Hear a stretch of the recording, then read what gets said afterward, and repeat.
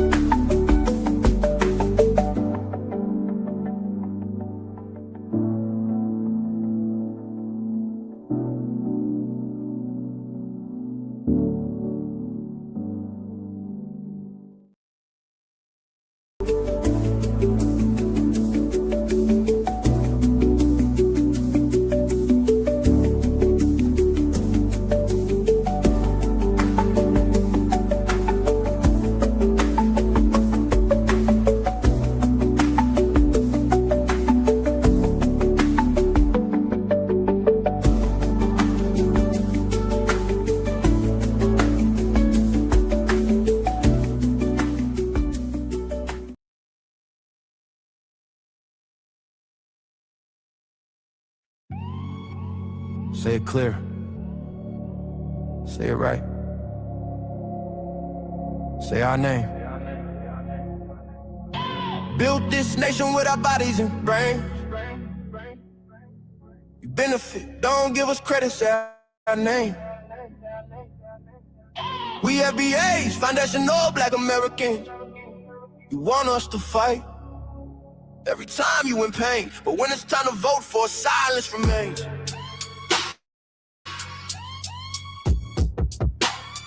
Yeah. They wanna be us, from the style to the hair, from the lips to the hips, body shaped in our glare. They cross borders, profit off the fight, civil rights paid in blood just to stand in this light. Asia to Africa, you walk through the door, but this land got a history you can't ignore. FBI fought. They're still fighting today. Made room in the system that kept us away. You ain't power that never chose you. Turn your back on the ones that broke chains just to move you. Say we don't know where we come from. That's why. North to the south, this land raised my child. Built this nation with our bodies and brains. You benefit, don't give us credit. Say our name. Say our name. Say our name. Say our name. We FBA, foundation law, Black American. You want us to fight. Every time you in pain, but when it's time to vote for, silence remains. We were renowned, check the glow for proof. Streetwear in Japan still mirror our roots. K-pop chase the cadence, study how we move. Rapper world language, everybody fluent. From Atlanta blocks to Mumbai lanes, Heinemann kind spitting bars, connected to the flame. That ain't hate, that's impact, that's reach. Culture travel worldwide when the source run deep. They copy the look, they borrow the sound. Respect when we still hold. Ignore the pain, celebrate the wave in name. This was home. Before permission. Before approval. Say our name.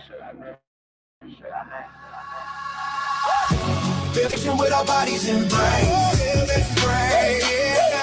We benefit, don't give us credit, say our name. Say our name, say our name, say our name. We FBA, foundational Black Americans. You want us to fight. Every time you in pain, but when it's time to vote for, silence remains. Say our name, say our name, say our name. Say our name. Say our name. Say our name. Say our name. Don't need your respect. Never needed permission. We built everything when we weren't even seen as human. Biting the hand that fed you. Surviving on scraps. FBA stopped begging. We learned to build from scratch. Learn to build from scratch. Learn to build from scratch. Say our name. say our name.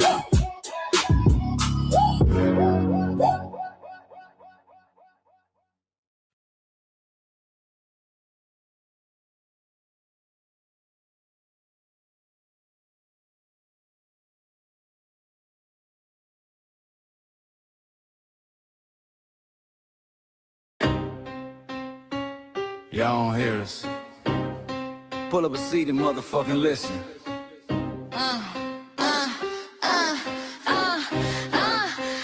Pull up a seat and motherfucking listen. Pack your bag, time to go home. Talking crazy on our soil where our blood and bones grown. This our grind, we outside on it. While y'all fools on the outside looking, y'all show no respect to Black America, so leave. Y'all don't get it, so it's time to go home. Get the hell up out of America, take your disrespect and just fly on. Y'all don't get it, so it's time to go home. Get the hell up out of America, take your disrespect and just fly on. You landed on the fresh off the boat, talking.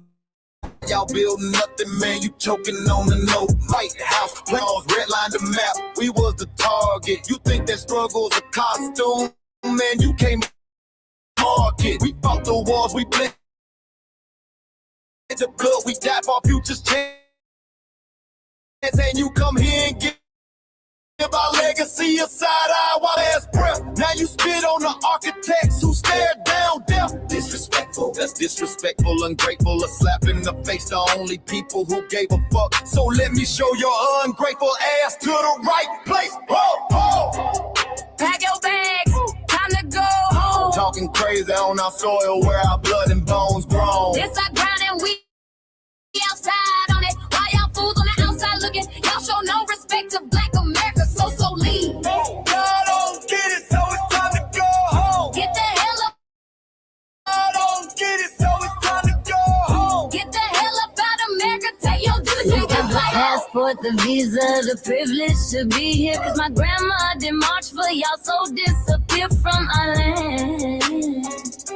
You cosplaying our pain. Think it's a trend you can borrow, but you ain't inherit the ghosts of our sorrow. We the foundation, the bedrock, the soil, and the root. You not no branch on our tree, and unproductive people always cosplaying me. Talking about we ain't do nothing, you lost your mind. We built this from nothing, time after time. From the beginning to now, we been the backbone and muscle. Why you look down on the struggle and cause a whole ton? So that energy spot was disgusting, it's whack.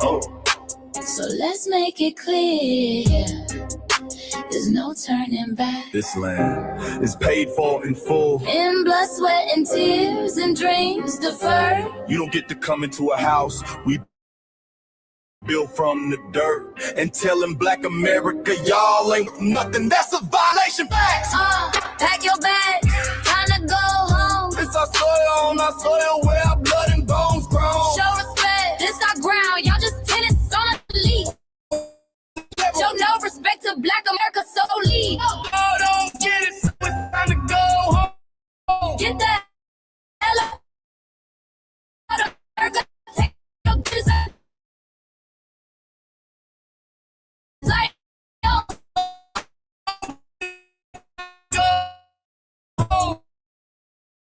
Out of America.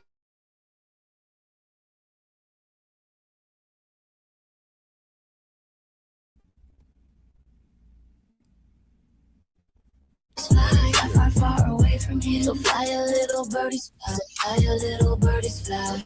Fly a little birdies, fly far away from here. So fly a little birdies, fly. So fly a little birdies, fly. So fly a little birdies, fly far away from here. So fly a little birdies, fly. So fly a little birdies, fly. So fly a little birdies, fly far away from here. Bye bye little birds.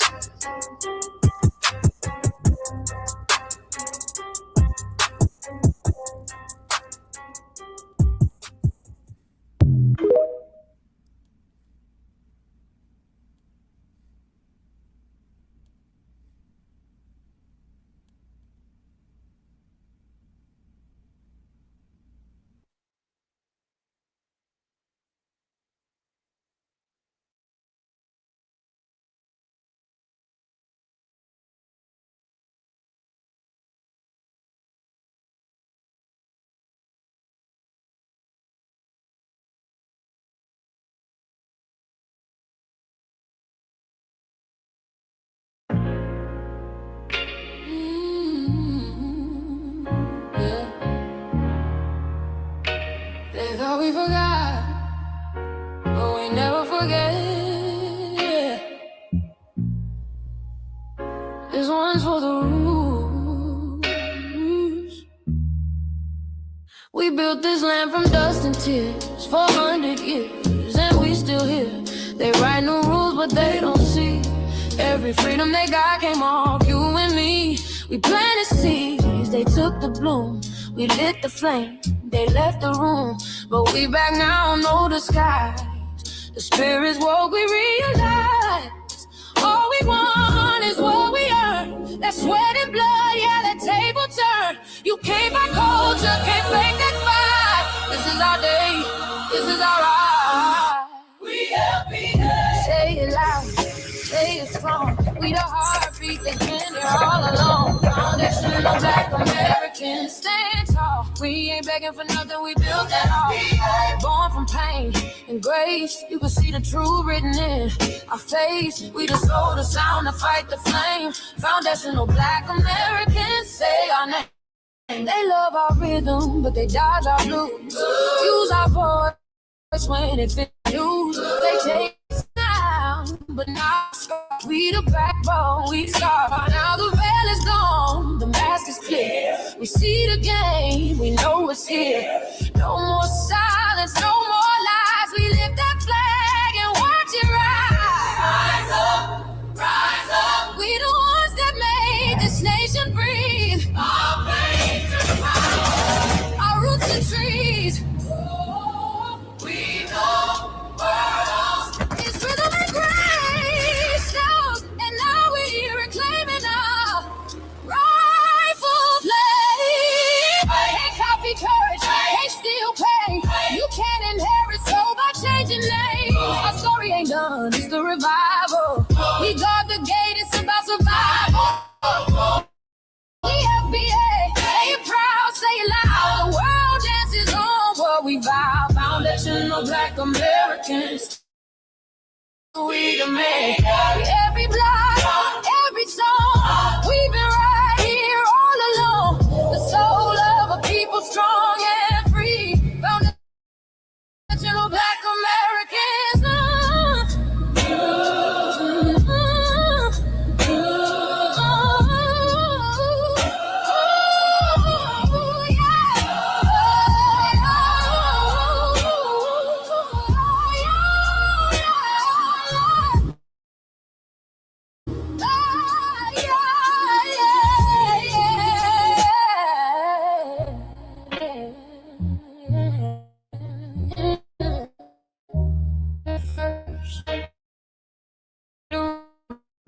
We the fire,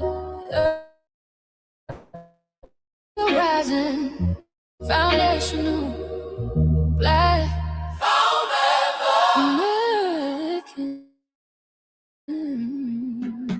We set the tone and they copy the cadence. Dance to our drums and deny the foundation. Wear the style but don't honor the source. Smile in the crowd and you distance and force. Say you not us but you rap like we breathe. Take the rhythm, then fuse the mirror, now answer it back. I ain't here to cancel nobody. Just keep it honest, keep it solid. If you eat from the table we built, don't act surprised when we guard it. Do you like that? Do you like that? When I flip your sound and I ride like that. Do you like that? Do you like that?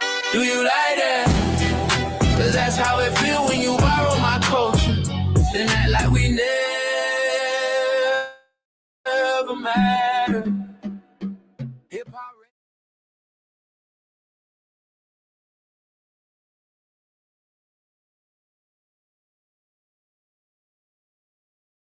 Mike Larry.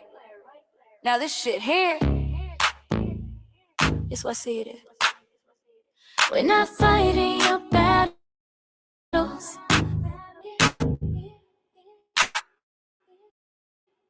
We're not lending our history to people who erased us while we were here. Just cause you're born here, don't make you FBA. That makes you a citizen, learn the difference today. This is lineage, not a look you can wear, not a costume you borrow when it benefits you there. You used our culture like an actor, our backstage pass, a street facade, but now to make your face. No, guys, and you're uncomfortable, looking truth in the eye.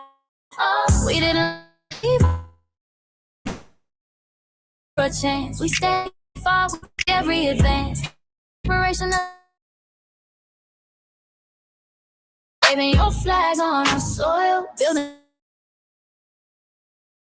comfort on a foundation you didn't know. We waving our flag, red, black, and gold. Stood ground, never stopped. Waving your flag on our soil, scared to build what you claim to love. Our humor, our move down the things we prove. Music we birth, language we shape, and a nation forged the constant escape. Warrior spirit means staying. Right the end, you call it success, but don't confuse the two. Ease came after what you went through. You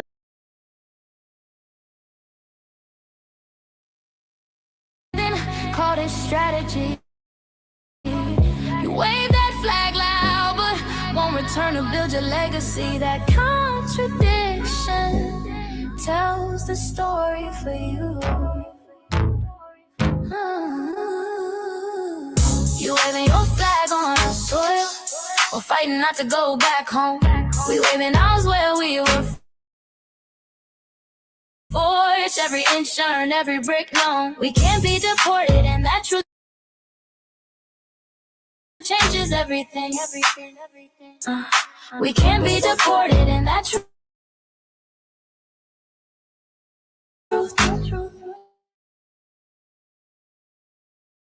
changes everything.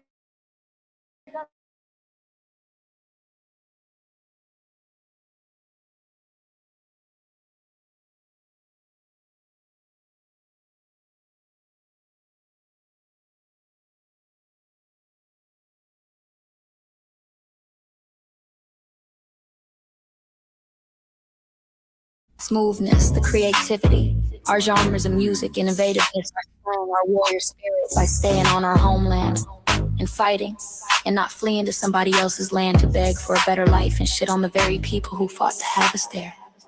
That's who we are. And we know who the hell y'all are, waving your flag on our soil and fighting to make sure y'all don't go back.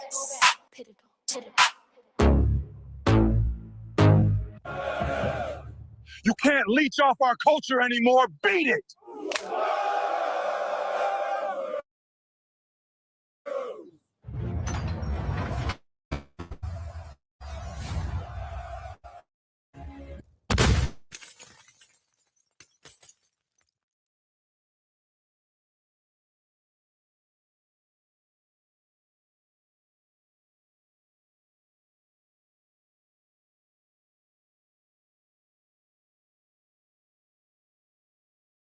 Boy, these guys are really freezing us up tonight.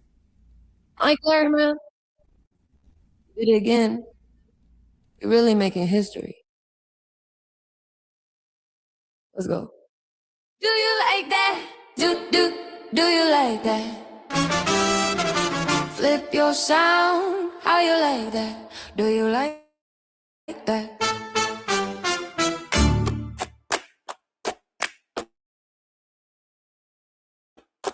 Do you like that? Say it loud, don't walk it back, y'all switch it up. Turn the carbon copy, y'all ain't black, what the fuck?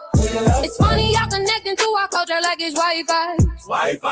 Surfing on our waves of our culture, no more agua. Killing my culture for all these years. Look how time flies, all these colonizers in disguise. Y'all hate, y'all still hate us outside. Study doctor, vampires, suck the blood of our guilt. They copy the flavor, sip the juice, love the results, hate the truth. Who?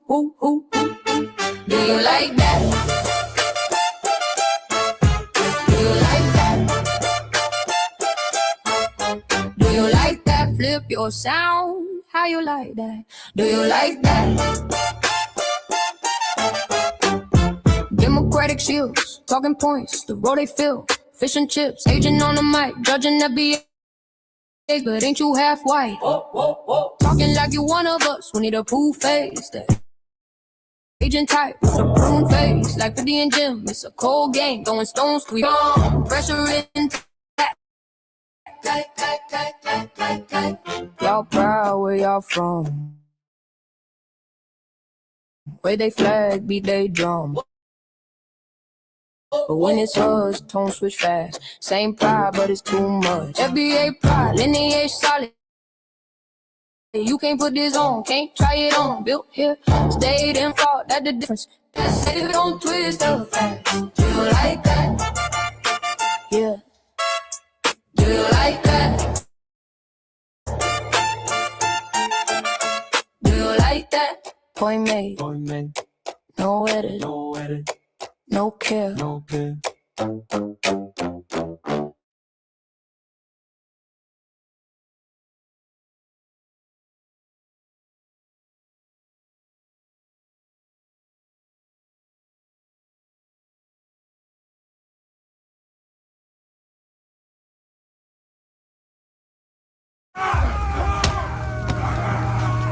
You know, erasing history is something that you have to do when it comes to conquest, domination, and destroying a people. If people knew who they were, what they were,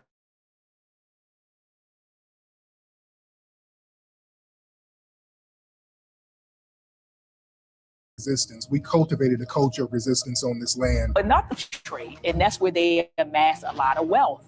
One thing that I think is unique about our culture as far as how we resist, how we fight back is just the environment we were put in from day one. Being only 13% of the population, the white supremacists were very meticulous about keeping that population at a certain amount.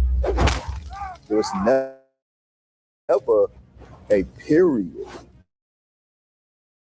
when we did not resist the encroachment of the white man. They have a natural hate. No matter at the store, we're not important. They don't even see us. We've never been able to excel. We've never been able to relax.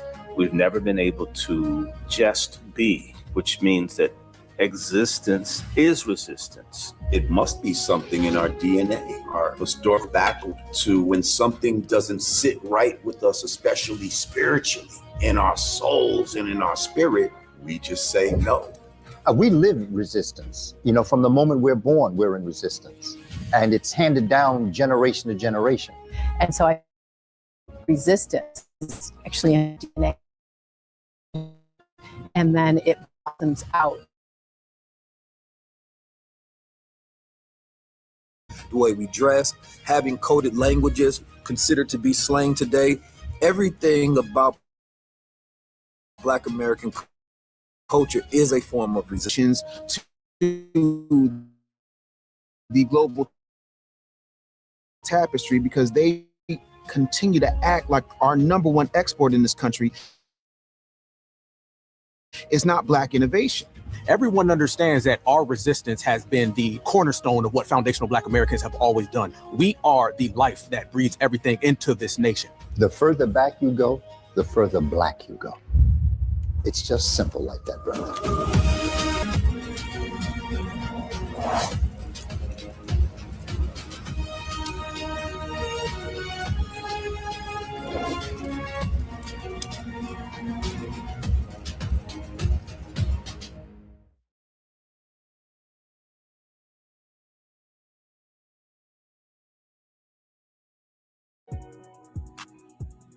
Introducing the B1 Rolodex, the easiest way to search for and support FBA and B1 businesses.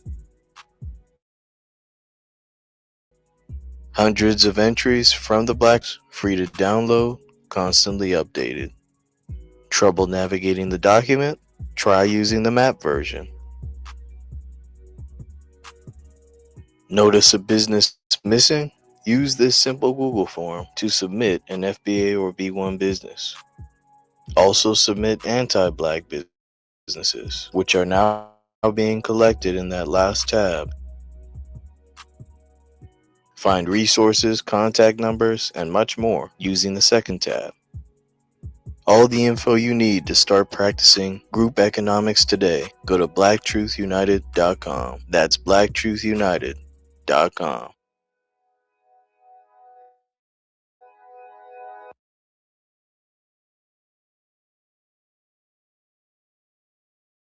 For tuning into another episode. Family and fellow soldiers, I'm your host.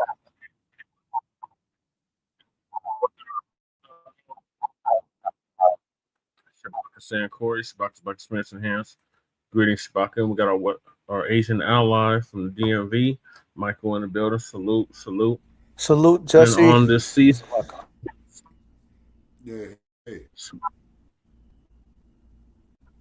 Episode 38, part 3, portray the Front Line Blacc News. We'll discuss several topics. Episode 38, part 3, the Front Line that we didn't get to in part 2. Sorry. Hunter Biden says cancer now in Biden's bones. Great news, great news. The hell with sleepy dementia Jim Crow Biden, the architect of mass incarceration. Goodbye and good riddance. On his way out. Yeah. Then we got Tupac murder trial for suspect. Yeah. Duane Davis, otherwise known as Chief ED, set to begin. Tupac murder trial, jury selection underway. Then we got emergency dispatchers confirmed Nolan Wells sinking boat call is real. FBA's counseled Tasha K for her KKK comparison. Whereas this caller really curious about FBA or playing a different game. Black Caucus to force incoming Dems to support Hakeem Jeffries. Hell no. Consistent torture. Keith LaMar speaks from death row after receiving 3-year execution reprieve. Dalton Eatherly, otherwise known as Chud the Builder, Chud the Bussage, released on $1 million bond. Hell no. Massive 7.4 magnitude earthquake rocks Colombia. Cops use Flocc cameras to track arrest black men buying legal weed in another state. I believe this happened in Michigan. Why Snoop Dogg's own cousin is exposing him. The prison industry made billions off FBAs. Now they have a problem. And last but certainly not least, we got Saucy Santana just said the most disturbing thing ever about kids. And we are based out of East Denver, North Aurora, Colorado. We get the news from a Frontline and Black First perspective. We are part of the New Black Media and also the signal boosters of the New Black Media. We have been around for 6 seasons now and counting. We have several platforms that are part of the Frontline campaign. Frontline Blacc News is one of the first, which started back in 2020, 2021. Please make sure y'all like and share the broadcast. Remember, family, hit that like, share, and subscribe button and that bell so you'll be notified every time we go live. And please join us on StreamYard, YouTube, Frontline Blacc News. The links to all of our channels are in the description, including Frontline Blacc News, Frontline Blacc News 2, our backup channel. Make sure y'all subscribe to our backup channel, Frontline Blacc News 2, just in case you try to take Frontline Blacc News down again. The link is in the description and in the chat. Then we got my personal page, Jesse Parrish, aka Chan Kruma. That's how we stream all the city council meetings for both Denver and Aurora, and the local Black events for both Denver and Aurora, and the Sunday morning food bank, which I did yesterday and I have been doing for the past 10 years consistently. Then we got Lady Chase backup channel, Seduction Doll, 5991. Make sure y'all sub to that so she can start going live on that YouTube channel. Then we got her main channel, the RBA. I do apologize. She was supposed to do an RBA today. It looks like she's going to be pushing that off until tomorrow.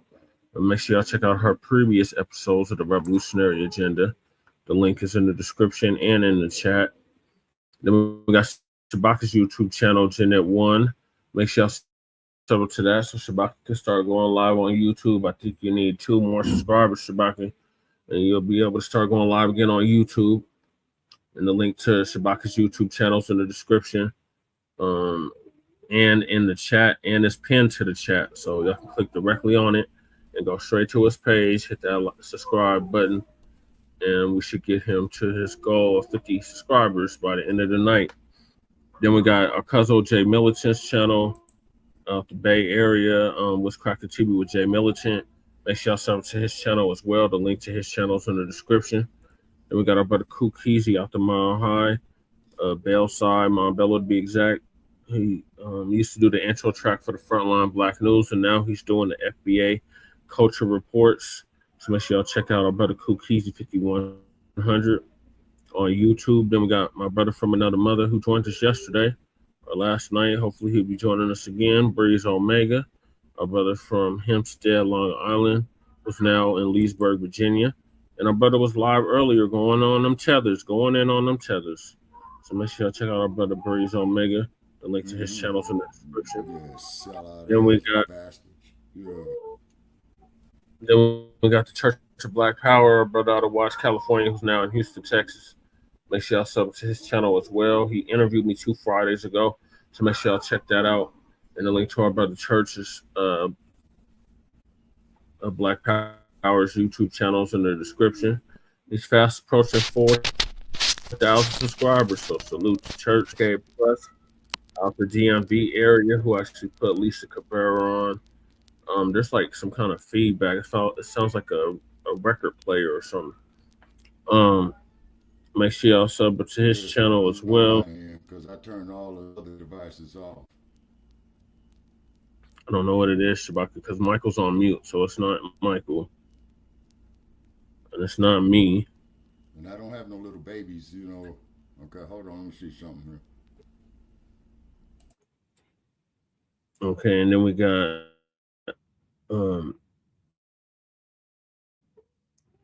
honorable mentions, Black Alpha Network, our brother Afro Elite out the Shy, who was live earlier, Sister Lisa Cabrera, our brother Professor Black Truth, our other brother Tariq Nasheed, our other brother Jason Black, our other brother Tim Black, Uncle Phil, Phil Scott, African Diaspora News Channel, who else?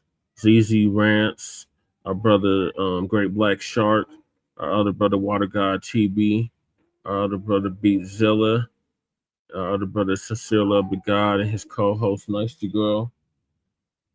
And the list goes on and on. Vicky Dillard, are all members of the New Black Media. Make sure you subscribe to their channels if you haven't already. And last but not least, we got our brother Black Truth United, who came up with the B1 Rolodex, which is a modern-day green book for FBA and B1 businesses alike. And the link to the Rolodex is in the description. The link to our brother's channels in the description. The link to the FBA threat database that was newly created is also in the description. And the link to submit your business to the Rolodex is in the description. Then we got the Freedmen Reparations Party merch that Church put together. That website link is also in the description. Then we got Council the Congressional Black Caucus and create a foundational Black American Caucus.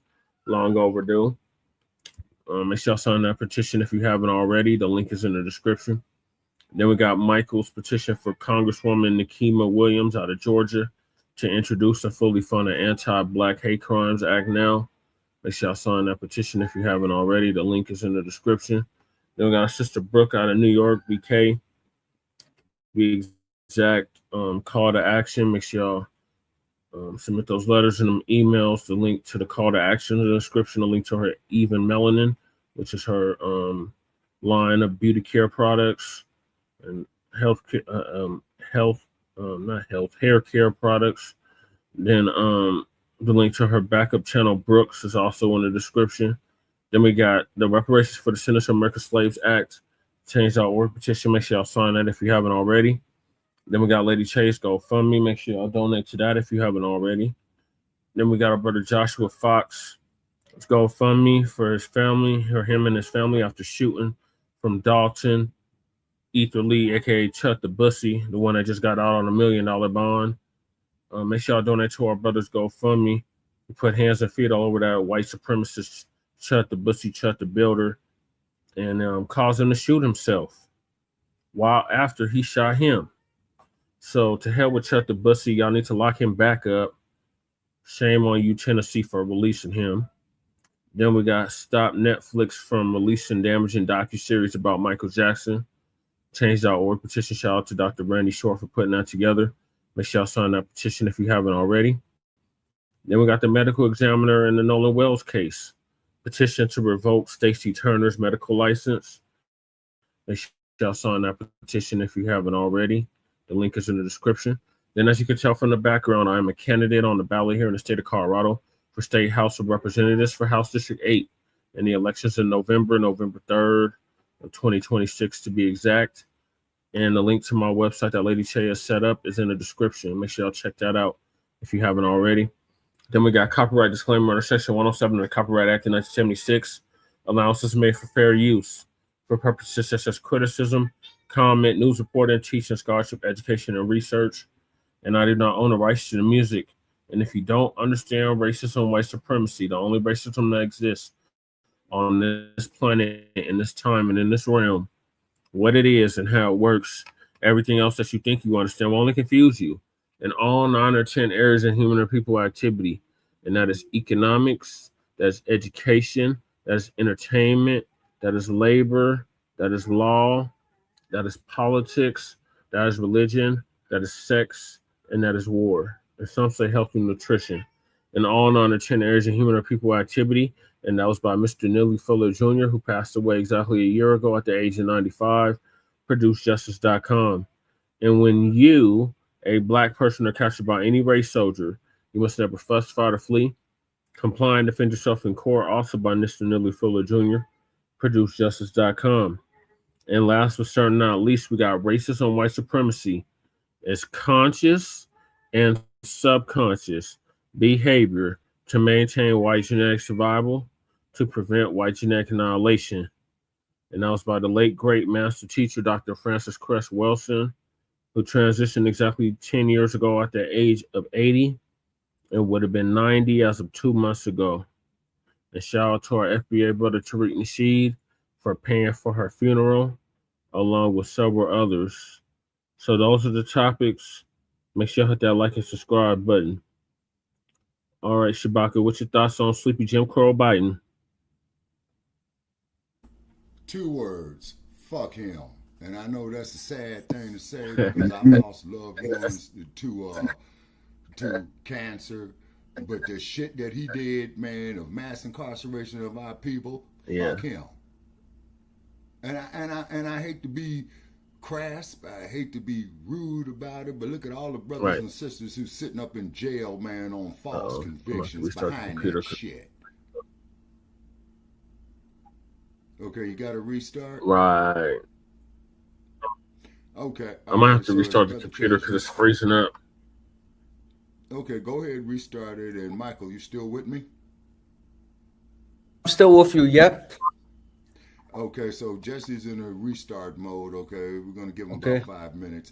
But as far as Joe Biden is concerned, okay, he has opposed every black hate crime bill. Every bill that was about preventing the hatred of black people and torturing them, he opposed. He has also backed all these mass incarceration laws. And then his son is strung out there on dope, but you saw how quick he gave him a pardon, right? Right. Yeah, you see. So if he doesn't have the interest of the quote-unquote people at heart as president, fuck him. You know, Amen. His damn son is on dope. You see, look at all the black folks, man, who went to jail behind that crack epidemic in the 80s and in the 90s. You see what I'm saying? Look what it did to the inner cities.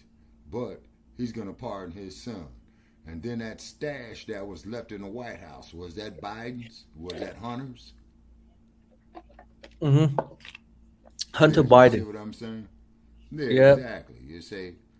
And then when you see this hypocrisy, man, of these individuals that we elect and whose salaries that we pay through the tax dollars, right? It's unbearable, man. You know, they want us to turn a blind eye to it, to say, oh, it's okay, oh, it didn't exist. That's like saying that shit does not stink. And I hate to put it in those terms, but those are essentially the facts. You see what I'm saying? Yeah. Those are essentially the facts. You see? And I hate to have to put it off in those terms. And then they figure we supposed to be so unforgiving that, you know, like I argue with idiots back and forth, you know, and I put the link up there on the like page, so hopefully some idiots will come in so they can get smashed with the hammer, okay? Oh, well, that did happen so long ago. Okay, now, Michael, you're a man of intelligence. Let me ask you a question. Sure. Okay, if your great-great-grandparents made an investment on a business, right? And let's say, man, not only did they invest in a business, but created a whole damn industry to this very day, right? Right. Would not that business not be in a position had it not had that initial investment? Correct. Yep. Exactly. Yeah. It wouldn't be off to the ground if it weren't for, you know, several people who invested money into the business, but also had also someone had to help them out with like seed money. Exactly. Exactly. And then on top of that, they passed that on down to generation after generation after generation, did they not? They did. Definitely for certain. Okay. Exactly. So that's the purpose of the reparations. And I will get up here and I will debate with any SOB who's against that on SBEE on Shabaka's Black Experience Enhanced. You see, and keep in mind, this isn't hatred. All we are simply is talking about is the basic law of macroeconomics, okay? And then, for those who do not understand what macroeconomics is, macroeconomics is the study of the economics of a society, of a country, of a government, of a region, of a city. Microeconomics is the study of the economics of a business, corporation, LLC, you see what I mean? Things of that nature right there. So therefore, what it is, black family, it should be an insult to your intelligence when people sit up there and tell you, oh, well, that happened so long ago. Because, see, the black experience is not their experience. You see? Yep. It's not their experience. Just like the Hispanic experience is not mine. The Asian experience is not mine. You know what I mean? I know what you mean, definitely. I respect y'all's culture and history, but why you want to deny me mine? See, this is what I don't understand. Oh, right. And then on top of that, okay, I'm back, Shabaka. That is an insult. Oh, okay. All right, so let me finish this here. Just two more sentences, Brother Tracc. Okay, so therefore that is an insult to your intelligence, and this is why people get shot in 10-cent crap games and 10-cent poker games. It's not the 10 cents. You trying to insult my fucking intelligence, making me thinking that I'm stupid. Right. See, that's the cause of all that. You see? So therefore, you people out there on the Shabaka's Black Experience Enhanced like page, the link is up there for you to come into the YouTube chat. You're more than welcome to do so, okay? And then when you don't, that there just tells us is that you cannot handle this truth. Now, I'm not the most brilliant person that there is, you know what I'm saying? But at the same token, I do know one thing. Shit stinks. Yes, it does. All right, so Professor Black Truth, thank you for holding it down, Shabaka and Michael. So Professor Black Truth going to give us an update on Hunter Biden. Says cancer is now sleepy dementia, Jim Crow Biden's bones. Yeah, man, that motherfucker be dead in 30 days or less, man. Truth. Family and fellow soldiers, I'm the Professor, and this is the moment of truth. The only thing that I say about my dad, about his health right now, is I wish he would complain more, because it's not good. The cancer has spread, is metastasized into his bones and further. It's very painful, and it's very debilitating in many respects. But he's still out there. He's still doing this thing that is, he so believes in this country. First Scott Adams. Now, to make this the subject of this morning's briefing, Hunter Biden, who is also a drug addict, but who never wound up getting the same treatment as, say, Andrew Gillum, he's saying that Joe Biden's fourth stage cancer has gotten worse and has now spread into his bones, and that he's in a lot of pain and that it's very debilitating. According to doctors, basically, when cancer gets to the bones, it's basically unable to be treated at that point. There's nothing more that they can do. And the way that Hunter Biden's talking about his father, he's making it sound like Joe Biden doesn't have long. He's talking about him almost in the past tense. When a politician reaches this stage, people in politics already start wondering about their legacy. How will they be remembered? First off, Joe Biden was mentored by segregationists, and he made it a point to run black people into the ground every chance he got. In the 1980s, he consistently supported all kinds of legislation meant to specifically target the black community, such as the 1986 Anti-Drug Abuse Act, which established the sentencing disparity between crack cocaine and powder cocaine, which came in very handy for Hunter Biden with his drug problem.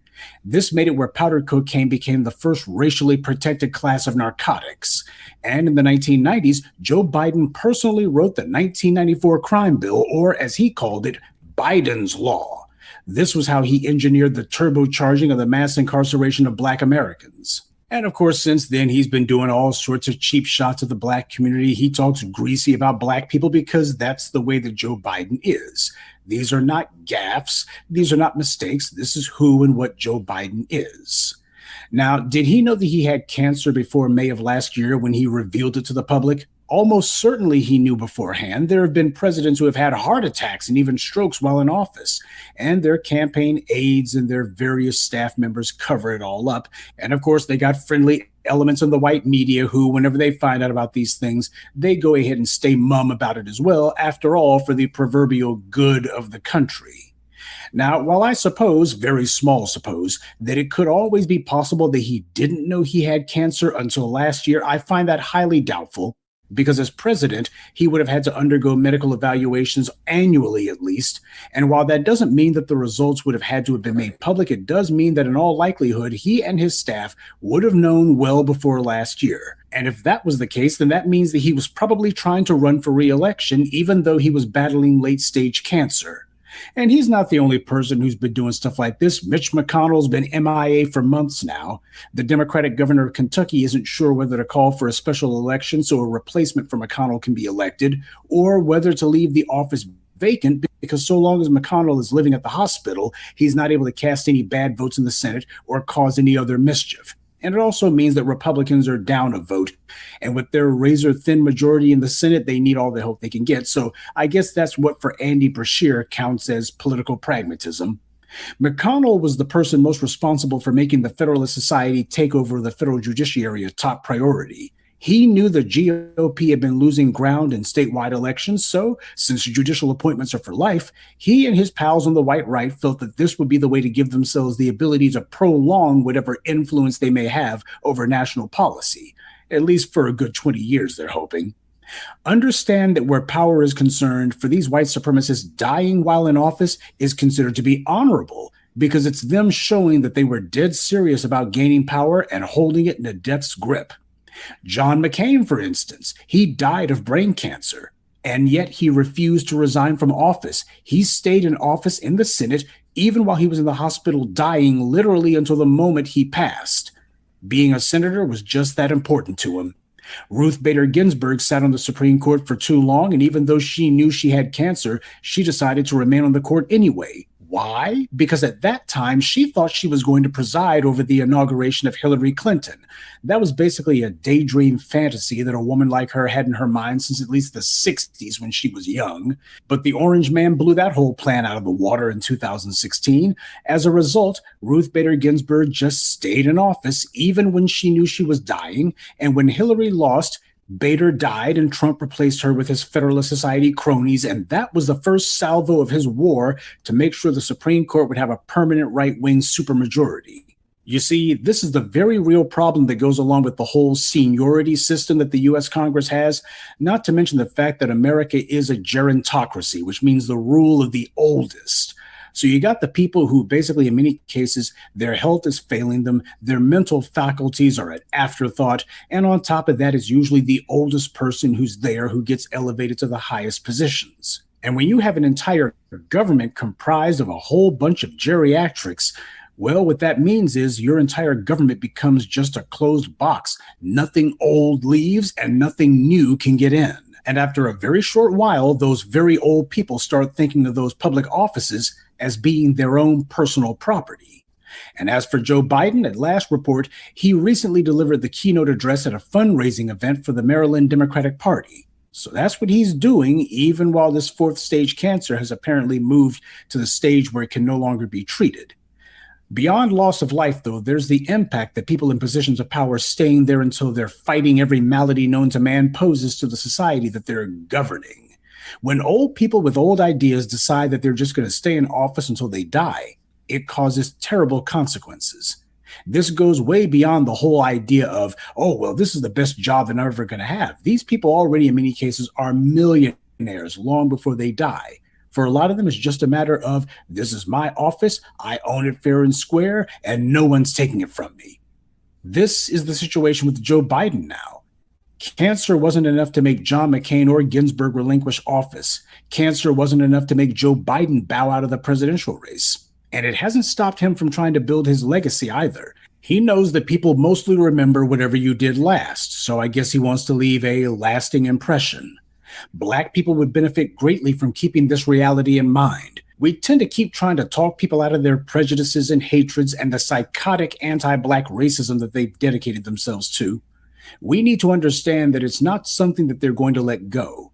The mission of the white supremacists is to ensure and promote their power, and that's more important to them than life itself. The dominant society will never accept that the real cancer that's afflicting people isn't biological at all. It's anti-Black racism that's the real cancer eating this country alive. And while there's no cure for medical cancer, we already know what the cure for anti-Black racism is, and so does the society. But unfortunately, they decided a long time ago that they prefer to let the problem linger until they expire. Good day, and be one. I'd like to take a moment to mention some of our contributors: Left Trabia Lawson, Regina Nixon, Naiva Bell, Deborah Cooper, and Jarvis Addison. Salute to them and thank you to everyone for listening, liking, and sharing this message. Black empowerment only exists because of you. All right, Shabaka, what are your thoughts on Sleepy Dementia, Jim Crow, Biden, and the octogenarians running everything in this country, and them not wanting to relinquish power? Hey, he's through, man. Been on that deathbed. Yeah, he's through, man. He's probably shitting on himself and all that, and I know that's not something nice to say. I lost both parents to cancer. So, Mr. Biden, you would have to forgive me if I don't give a fuck about you. Yeah, I lost my grandparents. Father to cancer. That bullshit ass condolences, brother. You know what I'm saying? And then not to mention the fact that he had signed all them damn federal crime bills, introduced them, that led to mass incarceration of Black folk, and not to mention all the Black folks who are in there, and a lot of them, in my opinion, are innocent. You see? Yep, that's why we're the number one example. So he's answering for that. Yep, this is karma. And keep in mind, now, what about all those Black inmates? Yes, sir. And then what about those Black inmates who are in there wrongly, who lost parents to disease, cancer, stroke? Right. You know what I'm saying? Yeah. But you don't hear him mentioning nothing about that. And then this bastard had the audacity to get up there and tell us that if we don't vote for him, we ain't Black. Motherfucker, the Black experience ain't your experience. Remember we lost H. Rap Brown to cancer.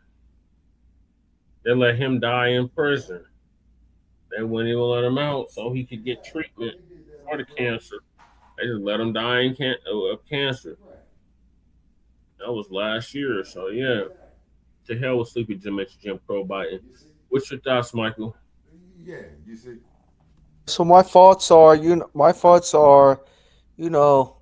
this is like nothing, my thoughts are, look, well, first of all, Jesse, I want to offer my condolence to your Thank grandparent. thank Yes, you.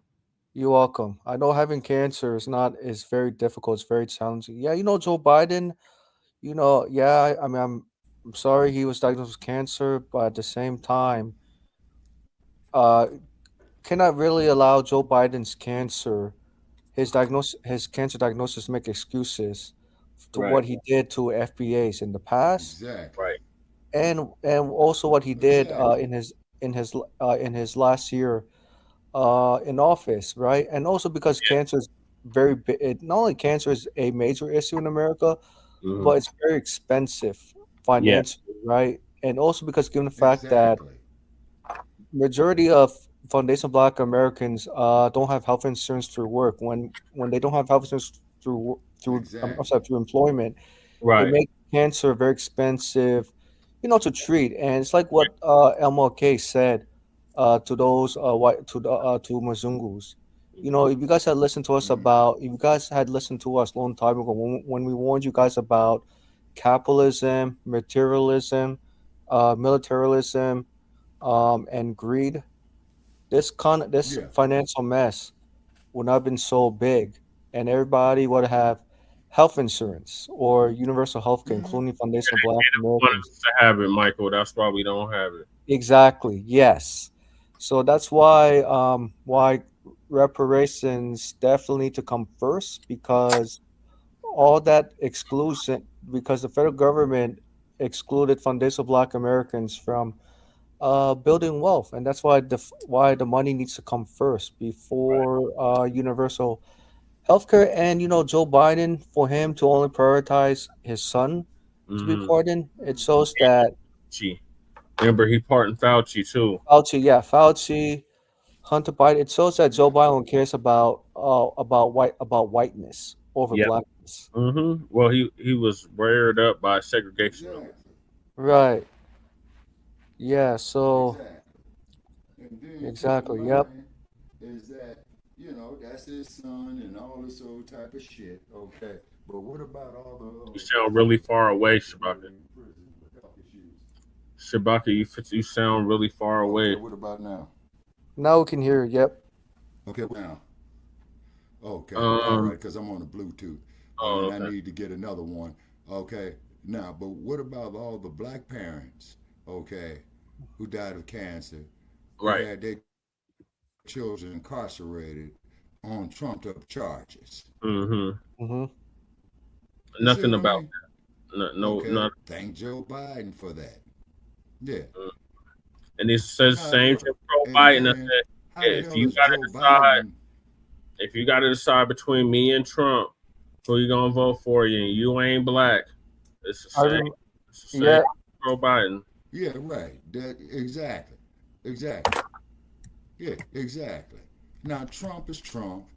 Trump is a crook. At Mm-hmm. least he's being honest about being a crook. Mm-hmm. But what happened to Trump?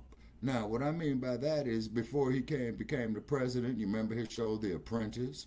Yep. Yep. Okay. You remember he was doing other things as well, too. The honest the fact, well, you all did build this country, you see. But Yep. however, let's look at that case of the Central Park Five, where he called for the death Well, penalty of that 5 was the innocent black men Democrats. because it's white. That was the Democrats, Shabaka, that was in the legislation at that time, and they was the main ones that was going Yeah. after them Okay. boys. Remember, Trump wasn't in no political Yeah. power at You that see? time. He didn't have no political power back then. Right. Mm-hmm. Right, exactly. And then what did Trump say? If he was to run for any political office, he would run as a Republican. Yep. Yep. Because why? Because they're stupid. You remember? Yeah, and that's what he said. They said those are Trump's words, not mine. You see what I'm saying? Mhm. Okay. And, When you and, say and, they are stupid, and is he this is referring to? The Republicans. Right. yeah, he was referring to the whole Republican Party, Michael. Yep. This You was in the see? 90s, And Michael. then, but keep in mind, Sure. yeah, it was about 94, I think. But keep in mind, it was the Democrats to the Ku Klux. Oh, you're breaking up, Shabaka. I don't know what's See? going on. A glitch and delay. Okay, all right, it's probably this Bluetooth, man, is gone out is what it is, man. I got to get some new accoutrements, because I've had this Bluetooth, man, at least 5 years, so it's frying out. Okay, can you hear me now? Yes. Okay, all righty, so therefore... Is that the AC in the background? You see what I'm saying? Is that the AC in the background? That's the refrigerator. Oh, okay. No, so the AC is off, but that's the refrigerator. Okay, hold on a second. Let me see something here if I can eliminate that. Okay, all righty. So therefore, man, when it comes to the spectrum, you know what I'm saying? I've lost faith in it, man, due to my old age. You see what I'm saying? Because I thought I was. So you've seen every president since. You've seen every president since Kennedy, right? Yes. And then I remember as a little boy, I told you this here before, is that I was looking at the news to find out November 22nd, 1963, where they were lowering this box off of this airplane, and to find out when I saw the same footage years later, that was President Kennedy's casket being lowered, off of Air Force One at the time. You see, and then I think I saw his funeral on television as well too. Okay. See? In 1960, I definitely remember 1963. Yes, as a child, and then of course I definitely remember as an older child in 1968 when his brother was assassinated in Los Angeles by Sirhan at the Ambassador Hotel, which no longer stands on Wilshire Boulevard. But what they did, they bounced a wrecking ball off the Ambassador Hotel, and they built Robert F. Kennedy High School over there on that same location. Oh, okay. All right, so the moral of the story is finish your thoughts about yeah, man. Yeah, okay. My final thought, my final couple of sentences on that is that Joe Biden, hey man, you're old as hell, okay? You're through. Right, he's 80. You're through. He's 84. Yeah. Yeah. He's through. You see what I'm saying? He's through. And then, all what he did, to the black community, same thing with William Jefferson Clinton. You see? When he goes over there campaigning into the in Compton, I believe, people was up there cussing him and Hillary out when Hillary was running the president because Biden introduced the legislation, Clinton signed it. Yep. If any damn thing, Clinton should have vetoed it. Yep. Wait, vetoed what? The 94 crime bill? Yeah, he could have vetoed it. He could. Oh, I agree. Yeah, but Bill Clinton he vetoed it, Michael. Yeah, but he did not. Yeah. He did not. So when he did not. Was running for president against Trump, and they were in Compton. A whole lot of the black community there were cussing them out. One young woman says, hey, my brother's still in jail going on 16, 15 years, got 25 to go. You know what I'm saying? Because of behind the shit that you signed. You see what I mean? And then you got the audacity to come to us and say, endorse your wife for president. You see what I'm saying? Yeah. Hillary for president. See, I mean, come on, man. Yeah, right. Yeah, come on. Remember, we were a bunch of super predators, welfare queens. Yep, I remember. DSB said, got DSB in the building. He said, and to add to what you're saying, Shabaka, Biden told us no when we asked for reparations. Yeah, he said we got to work with the Latinos. And you're right. And DSB said, yeah, screw Joe Biden. Yeah. Like, F him. Yeah, exactly. And only if the Native Americans get it first. He said only if the Native Americans get it first. Yeah, exactly. And it's like, who's more Native than us? Yeah, exactly. Right. It's actually American freedmen who are more native than Damn, boy, Native Biggie Americans. got 500 crunches in, trying to get 300 dips in. Yeah, cuz. Damn, Biggie, I'm gonna have to hire you for bodyguard services, man. Right. I'm scared of you. There, woo, shit, damn, Biggie. You know what I'm saying?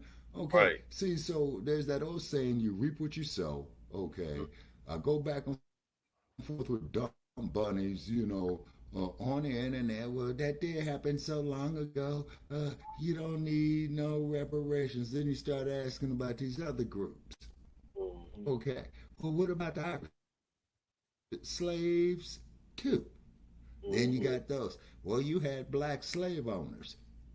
What you don't understand is that they were buying their relatives off of the plantation. Right. That part. But say that you hear crickets. You see what I'm saying? And then they want to sit up here and attack me on my page with all kind of foul crap and stuff like that. So I'm just letting you idiots know that come in there with your hate mail. I return the insult, then I block you. You see? That's what happens. That's why we only got 240 followers on that page. So, you know, we need some like-minded individuals to follow that page. You see? Yeah, okay. on Facebook, right. Social media, you know, with its tactics, playing its games again. Oh, yeah. And then Deuce and a Quarter says that he gave a fake hate crime bill to the Asians. Yep. Show did DSB. Yeah. You see what I'm saying? About stop Asian hate. You know, what was that? The coronavirus, what have you? Yeah. Yeah, I remember that too. Yep, Biden. Yeah. But the true hate crime victims are American freedmen, not Asian Americans. Right, we're the number one victims. Yeah, you see, exactly. You see what I'm saying? They used to kill us for recreation. Used to. They still doing it. You see all truth. them lynchings down in Mississippi. Yeah. Yeah. Yeah, and then Hey, the young Sabaka. woman, you know, who they lynched recently. Hey, Sabaka, I got to ask you from the 1990s experience, given the fact that we didn't have body cam, we didn't have social media, how could you tell if the news at that time was covering up police brutality? Like, did you have to go to a different source? Did you have to visit the police department? Okay, well, see, that's just it. So when a guy by the name of George Holliday filmed the Rodney King beating Michael. Yeah, on a camcorder. He did it on a camcorder. And Daryl Gates was the police chief. He's getting his reports from Stacy Coon and Lawrence Powell and Ted Brasino and all that shit, talking about, oh, well, you guys did a good job out there in the Foothill Division with that arrest on Rodney King. So shortly thereafter, you know, he got a knock on his door from the local news agency there. I believe it was KTLA. Don't hold me to KTLA. Because, you know, this is Big over 30 years ago. Yeah. So, yeah. And then, so they said, hey, Chief Gates, check this out, man. We got a main feature for here, man. Yeah, hey, guaranteed, man, to have a whole lot of viewers. So they went on and played it for him. And Gates, you know, waited a couple of days before he responded. In other words, to get his lies straight. You see what I'm saying? Now, this is the same person who says all casual drug users need to be taken out and shot. And his own damn son was the biggest drug user going on in L.A. County. Well, yeah, look at Biden's son. See? Yeah, right. That's what I'm saying. You know, same hypocrisy, different players. But the same Same hypocrisy, exactly. All right, so moving along, we got the Chiefy D trial. So they're getting ready to start the trial for Chiefy D, Duane Davis, charging him with the murder of Tupac Shakur. And they're doing jury deliberation or selection right now. So Live Now is going to give us an update on that. Welcome back to Live Now from Fox. I'm Shauna Kalafi. A live look over Las Vegas on this Sunday. Almost 3 decades after the murder of rapper Tupac Shakur in Las Vegas, the alleged mastermind behind his killing is headed to trial. 62-year-old Duane Davis is set for trial starting tomorrow in Las Vegas.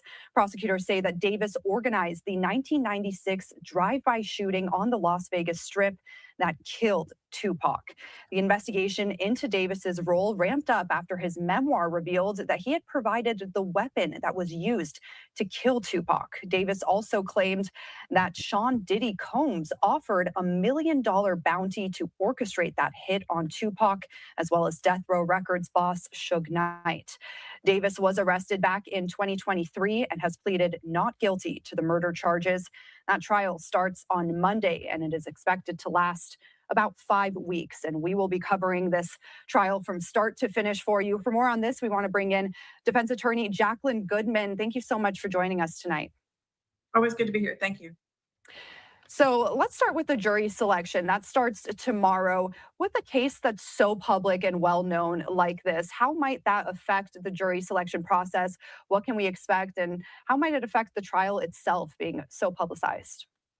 They're going to have extra potential jurors coming in because they're going to want to make sure that they have people on the jury that haven't made up their mind about this case. Keep in mind, this is not just a highly publicized case. This is a 30-year-old highly publicized case that is just steeped in mythology. And so you have people who are 70 years old, who were 40 at the time of this killing. So there are lots of people across a large swath of the community who are connected, who have opinions about this, who've seen the documentaries that have to do with Sean Diddy Combs. They have folks who have been, surrounded by other people who are pretty well versed on the facts of this case. And so for lots of different segments of society, there are people that have strong opinions. And so they're going to have a lot of people that they're going to go through and talk about. Even in the pretrial conferences, the judge was talking about taking people privately if they said that they had any kind of connection to the story or opinion about the story, and taking them and sort of semi-sequestering them away from the other potential jurors so that they don't poison those other potential jurors while they talk about their opinions of what they think they know about this case. And let's talk more about the age of the case. Tupac was killed back in 1996. With a case this old, 3 decades now, what are some of the legal challenges that could pop up with that, especially when we're talking about the evidence or the witnesses? Time is on the side of the defendant. So it is the prosecution that has the burden to prove beyond a reasonable doubt that all of the evidence that is in front of that jury has no other reasonable conclusion but that their theory of the case is what exactly happened. So they're the ones that have to take the ball all the way across into the other end zone. It is not the defense's burden. And so when there are problems of memories fading and evidence that gets lost and different things that happen over time that make it less certain, then that problem really inures to the benefit of the defendant. Here you have the problem a bit that the defendant himself is going to be the one calling himself a liar because he's the one that has been making statements much more recently, as a matter of fact, than 30 years ago. And so you do have a little bit of a twist on that general problem, but yeah, the time I think benefits the defendant. And we just saw a photo of the book that has been a big topic surrounding this case. A lot of details were revealed in Keefe's self-published book. It was called Compton Street Legend. His defense says this was just entertainment fiction, but we do know the judge has already ruled that it will be admissible in court. How much of a role might this play in the prosecution's case? It's everything. It's literally everything. In fact, it's everything. So the defense is saying, don't believe what we were saying in the book. That was puffing, that was exaggeration, that was bravado. That wasn't true. It was meant to raise my profile, which it did. He's now famous over that incident because of the book, largely. And believe him now. And the prosecution is saying the opposite. Don't believe what he's saying now. Believe what he says in the book. And in a proffer that was much more recent, but still a long time in the past. And the important thing to remember is that there's there's little other corroborating evidence. In fact, witnesses have passed away. According to the prosecution even, every other person inside that car has since died. So there are real problems of proof. Even if you put in all of the surrounding corroborating evidence, it's very little. What you have is the book, and the prosecution is saying, believe what he says in the book. When he talks about, book opens to his confrontation at MGM Grand, right? And so the book opens with this confrontation and the motive for the killing that takes place thereafter. It talks about the bounty on Tupac. It talks about all of the motivation and what and why and where and who. But besides the book, there's really not a lot of other evidence to support any of those facts. One other thing that the judge also has said can be played in court. Davis gave a recorded interview to police back in 2008. That was under what he thought was a confidential proffer agreement. Can you explain what that means? And now we know that the judge has ruled that prosecutors can play that recorded interview in court. How damning could that be to KPD's defense? It's a devastating blow to the Davis defense, let me tell you. But the proffer is a limited amount of immunity that is given to somebody to make a statement because they're giving that statement in connection with a different kind of crime. And so under the auspices of that agreement, Mr. Davis would have been giving a statement under the belief and with the promise from the prosecution that these statements would never be used against him. That immunity goes away under certain circumstances. And in this case, the prosecution argues that when he wrote the book, he waived his right to the immunity. There's other wrinkles as well, because it isn't, he's being tried in Nevada and Las Vegas in particular, and that proffer doesn't happen with those law enforcement officers, and they've made other kinds of arguments. I will tell you that the arguments made in connection with that particular issue are going to be probably something that either way the Court of Appeal may take a look at, because you have a major public policy question about whether we really want people to believe that when they give a proffer, that is a promise that the prosecution can withdraw later, because less and less people would be, and less lawyers would be advising their clients that they can be sure that the prosecution is going to keep their word and keep that private and keep that immunity intact. Here, they didn't, and it's a pretty high profile case. And so that can have far reaching public policy ramifications. And we are just getting started on this trial 3 decades later. On Monday, we're going to start jury selection in Las Vegas, and then the trial itself is expected to last about 5 weeks. Do you have any predictions on what we might see during the trial and what the outcome might be?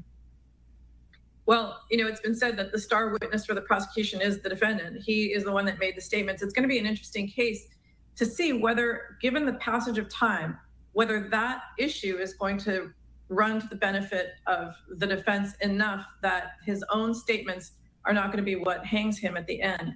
He made many, many statements, but I think the defense is going to be arguing that, he wasn't even famous until he created this book. He was someone who was maybe well known in Los Angeles, but not until all of the book and other sort of mythology comes out in these subsequent documentaries and movies and things that come out afterwards. And so the defense is saying, look, this is just entertainment. This is what he said to be puffing. The prosecution has that proffer that does corroborate some of what he says in the book. And so you're going to see whether or not that's enough to prove the case beyond a reasonable doubt. And there will certainly be a lot of eyes on this, watching this as it begins starting tomorrow in Las Vegas. Thank you so much, Jacqueline Goodman, for lending your expertise for us tonight. We really appreciate your time. You're welcome. My pleasure. And we will be covering this trial from start to finish here on Live Now from Fox. You can tune in for our coverage all week. Again, jury selection will start on Monday. The trial itself expected to last at least 5 weeks. We will have the latest updates for you from the courtroom and any live looks that we get here on Live Now from Fox. All right, Shabaka, what are your thoughts on that? Okay, it's going to be a interesting case. Okay. But also, too, they might have a bit of a problem. Now, you more scholarly in legal law than I am. But I'm thinking, man, they're going to have to pull up a lot of evidence up out of Los Angeles, out of L.A. County in particular. Yeah, to draw the gang connection, yes. Yeah, you see. So that's a hurdle right there. She says 5 weeks, man. I'm going to say, man, it's going to be drugged out to at least 2.5 months. Damn, they're going to take 2 months. Mm-hmm. Because, see, what they have to do is that they have to go get all that evidence out of the L.A. County against him. Okay? Who gave the order? When was the order given? Then the newscaster just said that They're saying that he gave the order. Yeah, and that, but then... And he supplied the weapon, the murder weapon. Okay, his uncle, right? He's the uncle. Keefe D is the uncle. Yeah, his nephew was Orlando Anderson. Who was the actual gunman.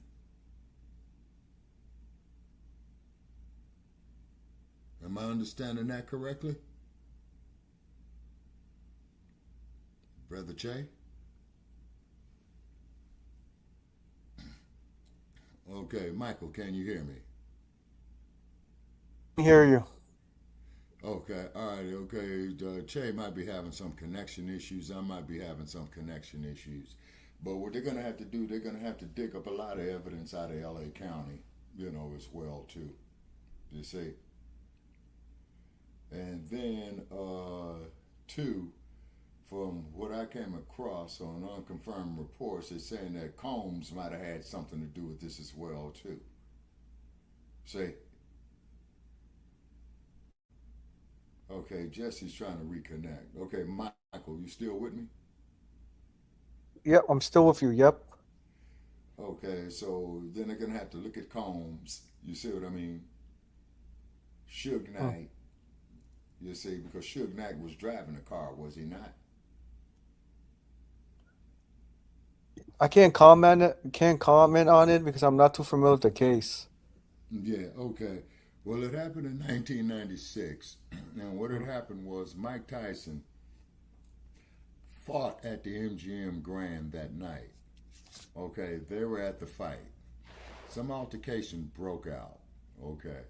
Then the cars were leaving, from what I understand, the MGM Grand. Okay. And then, of course, with these being public figures, so more than likely, it was out the celebrity car parking lots and stuff of that nature right there. And then from what I understand, he went on spot. Okay. All right. So then when he went on Colville, now you got to keep in mind, because I've driven down Colville. I've driven down Las Vegas Boulevard. Okay. And I've passed it and I says, well, gee, this is Colville, and the more that the case was coming out, they're saying that it happened on Las Vegas Boulevard in Colville. You see?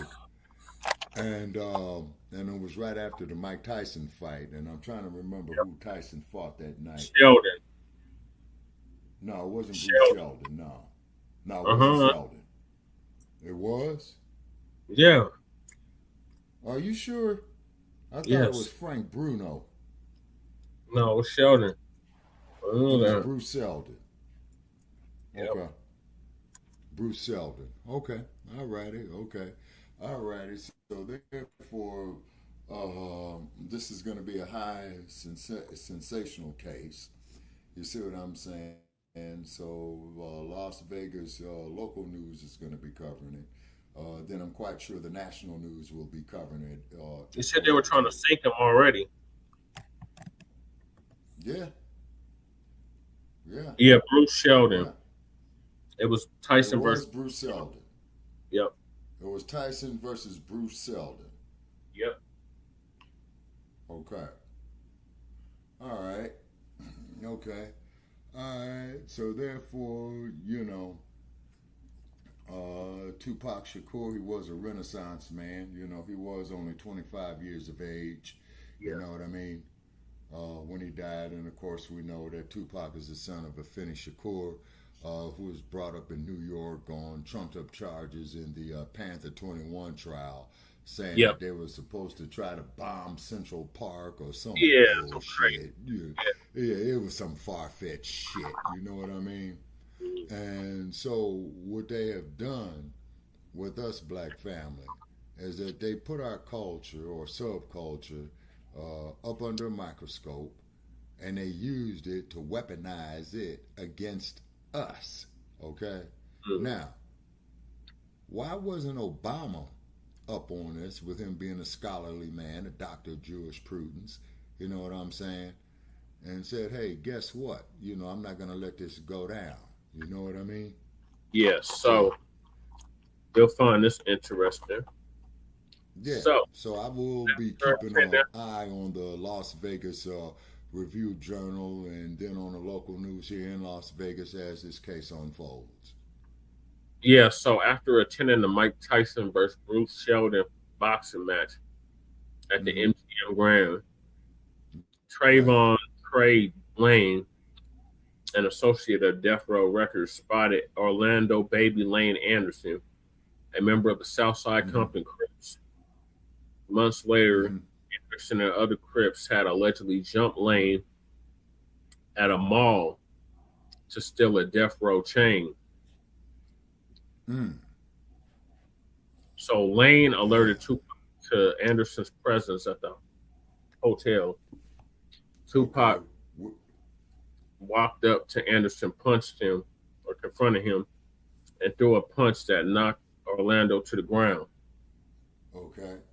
Then Death Row founder Marion Suge Knight and members of his entourage joined in, kicking and punching Anderson on the lobby floor before hotel security intervened and broke up the fight.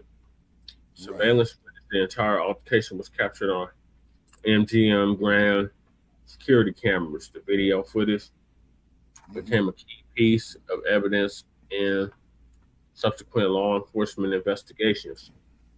Connections to the fatal shooting and retaliation, investigators and prosecutors alleged that the fatal drive-by shooting later that night was carried out in retaliation for the MGM Grand attack. Around 11:15 p.m. at the intersection of East Flamingo Road and Colville Lane, a white Cadillac pulled alongside Suge Knight's BMW and opened fire, striking Tupac 4 times. Tupac succumbed.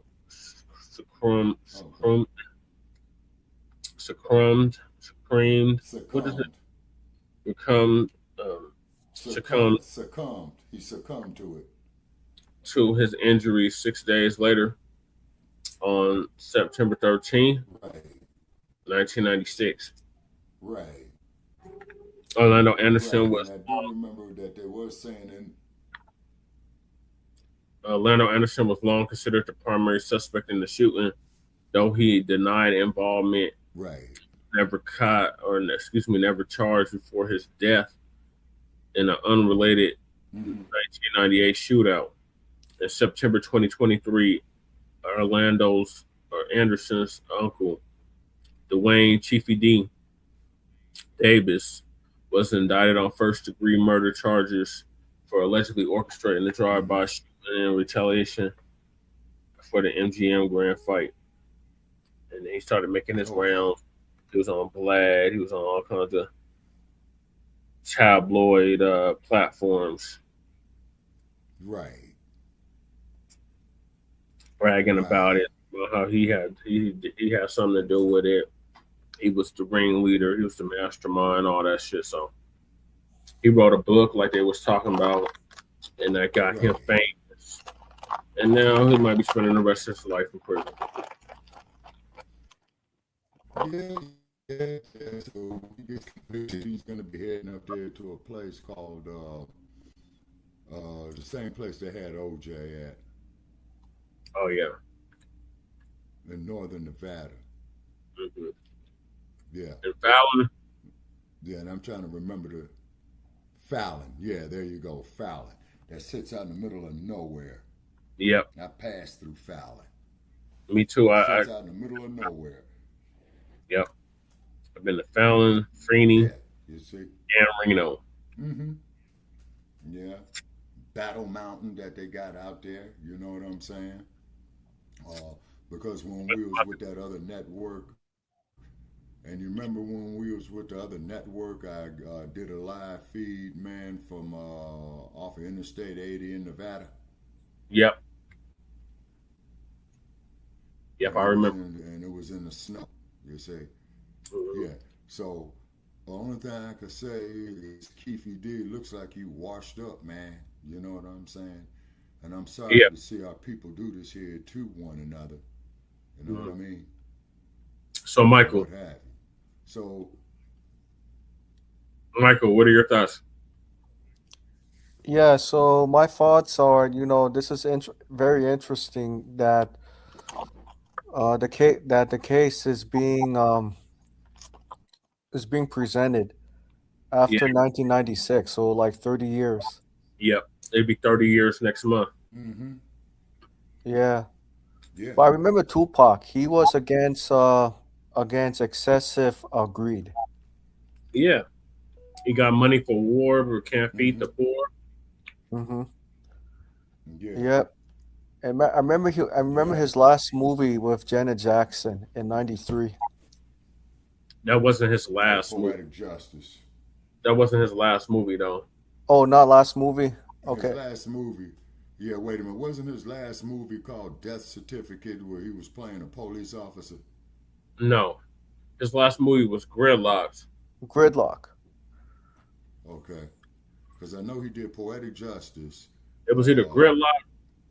It was Gridlocked or gang related. No, gang related was his last film. Yeah. I remember gang related. Yeah. And so I'm sorry, about Mr. Shakur's passing. He died at a young age. Yeah, he was only 25. Yeah, in the prime of his life, and then I'm just sorry to see that this industry that made so many billions of dollars for other groups instead of ourselves could not be used to upgrade the quality of life. That's why they killed him. He was going to unite the East and the West, like him and Nas was supposed to meet. I guess they had a meet. Okay. They're supposed to meet right the day after this happened. Okay. And he was going to come up with this One Nation, First Nation or whatever. And it was going to unite the East and the West, and they were going to come under one distribution company. That's why they had. Okay. That's why a lot of people say the industry has something to do with him getting killed. Okay, safe bet. You know what I'm saying? Safe bet. And I was then keep in mind this happened, and I just remember the whole hood being sad. Like, yeah, everybody in the neighborhood I was in was real sad. Yeah. And then also too, I was like, why are y'all sad? Like everybody crying? Like Tupac Shakur just died. They just killed him in Las Vegas. I'm like, what? Mm-hmm. Well, and what goes on in Vegas stays in Vegas, people. So they say. Yeah, But then, get to this jury selection part, because I got another clip to play about this. Okay. Now, very, very important fact, Brother Jay. Yes. He's to have a trial of his peers, right? Yeah. That means all 12 of those jurors got to be black. Yeah. To the earliest we could possibly get it. And I think we all agreed not to start till Monday, but I'd hate to tell her Friday. Has to be done earlier on Thursday and then have to wait Friday just to impanel them. Okay. Would you agree with that, Mr. Sampson? Yes, Your Honor. So Thursday afternoon, we have a full day. Yeah, I think Thursday afternoon. Okay, so have them come back Thursday at 1 for peremptory challenges. And then at that point, if we are ready to go, we will have everybody at least read the pre-admonitions to them, but not swear until we have them all here on Monday. Correct. That would seem reasonable. As long as I think we've all agreed not to open or call witnesses on Monday, that'd be great. Yep, that's sort of the plan that I've been sticking with as well. So no change to that. Anything else that we wanted to talk about the jury selection protocol, because it is different from how we usually do it? Hang on. No? Okay. Mr. Davis, my understanding is that Mr. Samt has made you aware that you have the right to have the jury sentence you if they come back on a first-degree murder verdict, and you have decided to waive that right. Is that correct? That's fine. Okay. So what that means is when I am talking to the jurors, I'm not going to tell them what the potential penalties are for first-degree murder. Additionally, I'm not going to ask them if they can abide by those penalties and come up with a sentencing agreement, or sentencing decision. And then at the end of the day, if that is the verdict, it would be me sentencing you on that as well as the enhancement. Is that your understanding of everything that would happen given this waiver? Yeah. So in general, the defense would have, the jury would be able to sentence you on the first degree murder portion. That carries either 20 years to life, or 20 to 50 years, 20 to life, or life without the possibility of parole. In any case, if there's an enhancement, and in this case there are two enhancements, there's both the gang enhancement as well as the deadly weapon enhancement, that is left up to the judge. In this case, if it's a first degree murder, that has to be an equal and consecutive 20 to life sentence or life without the possibility, 20 to 50 sentence, 20 to life, or life without the possibility of parole. So that would be up to the judge sentencing, no matter what the jury found. I'll give you a moment to consult with Mr. Sanders.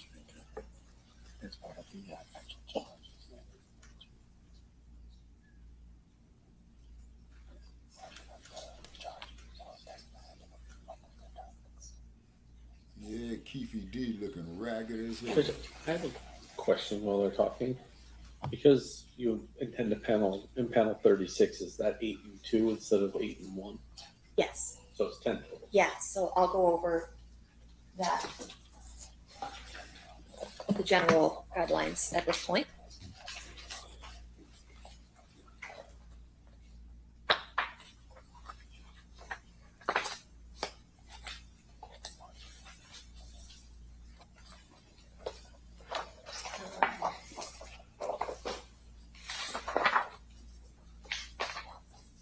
Once I finish with the canvas.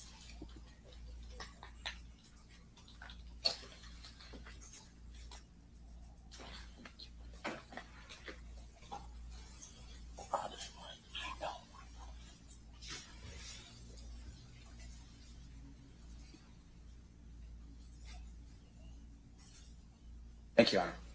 Okay, Mr. Davis, do you understand then what we've gone over? Yes. Any other questions that I can answer at this time? All good. Okay, and you wish to waive your right to have the jury sentence you on the first degree murder if that is their verdict?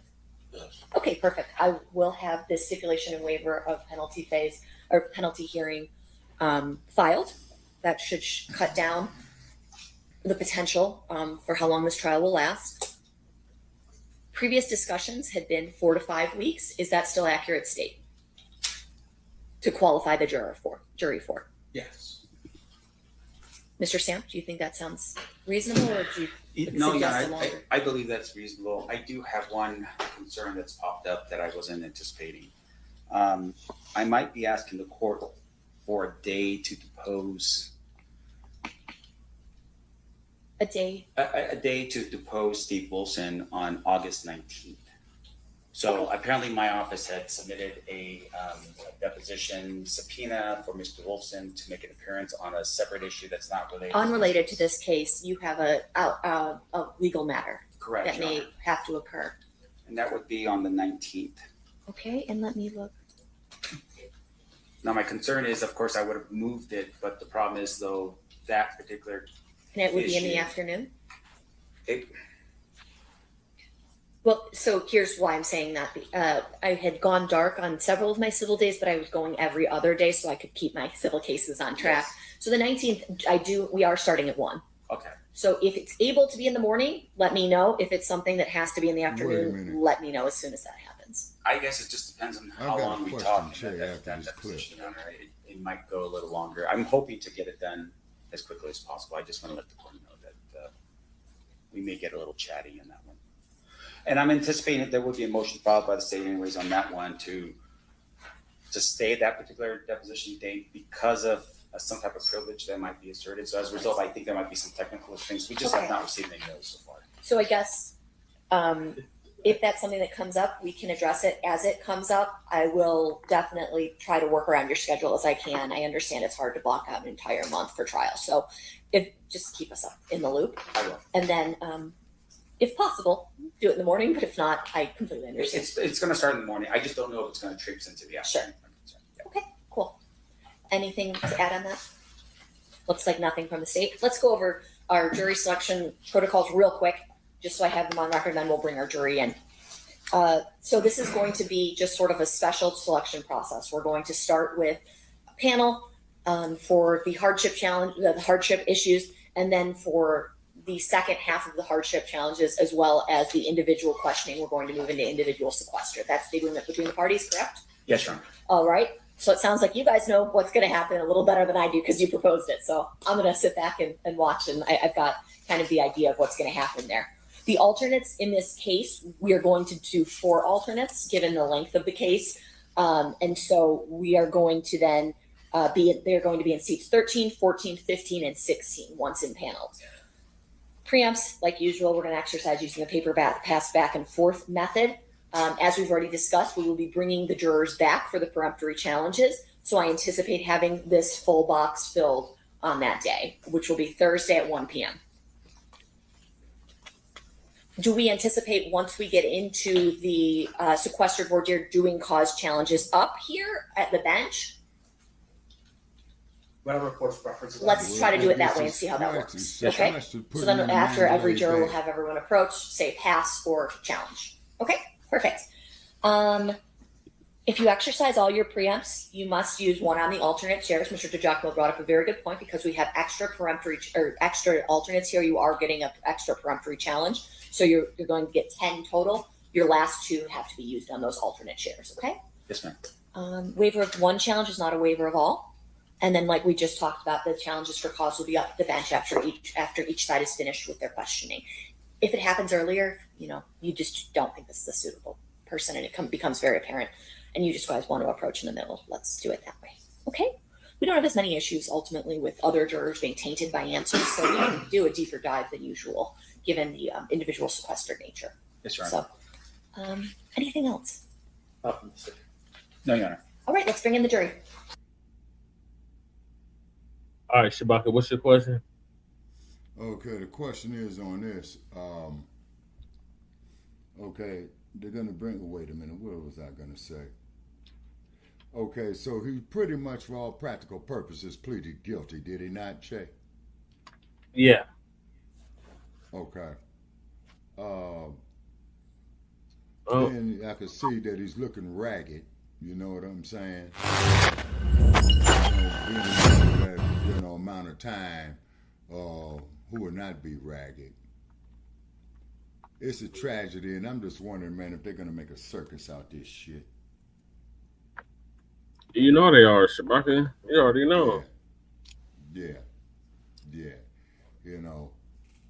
And no, he did not plead guilty, Shabaka. He did not plead guilty. He pleaded not guilty to the murder charge 2023. Okay, he pled not guilty. Okay. Yeah. I'll catch you guys later. Okay, thank you for joining us, Michael. Okay. All right, and then I'm going to be out in about 15 minutes myself, Che. You know what I mean? All right. Okay, Shabaka. Yeah, and so it's a tragedy, you know what I'm saying? Hard to go out to Tupac's family. Yeah. And the Keefe D's family. Well, to everybody's family. Everybody's family in there, man, you know who is involved in this, because it's lose, lose, lose all the way around for black folk. Mm-hmm. You see? But at the same token, you can't be going out here killing people, you know what I'm saying?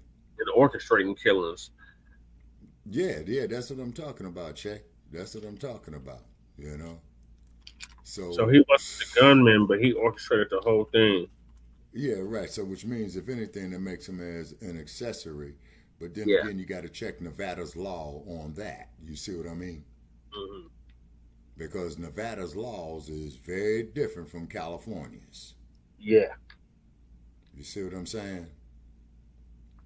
Yeah. So he's facing up to life in prison without the possibility of parole. Right. So we'll keep y'all updated on the Chief D trial, murder trial. Yeah. So moving along. Age group now, yeah. We got emergency dispatchers confirmed Nolan Wells sinking boat call is real. You should be have time enough to stay for that, Shabaka. Yeah, okay, I'll let this here. Yeah, I deal with this here, and this will be the last subject. Willie, for me tonight. I'm in a lot of pain. Willie be live. Willie D, the Democratic Shield, is going to give us an update on that. Willie D Live. What's up, family? The plot thickens. We are going to get to the bottom of what happened to Nolan Wells, one way or the other. All you people out there who got some information, you may as well come on now with it. I'm telling you. Because if you was involved, we find out later, you will pay. Oh yeah, I know you're in Mississippi and you think you're safe. I know you think you're safe. But there is a jurisdiction that is greater than Mississippi. That's right. That's right. Y'all think y'all safe in Mississippi. Keep on playing.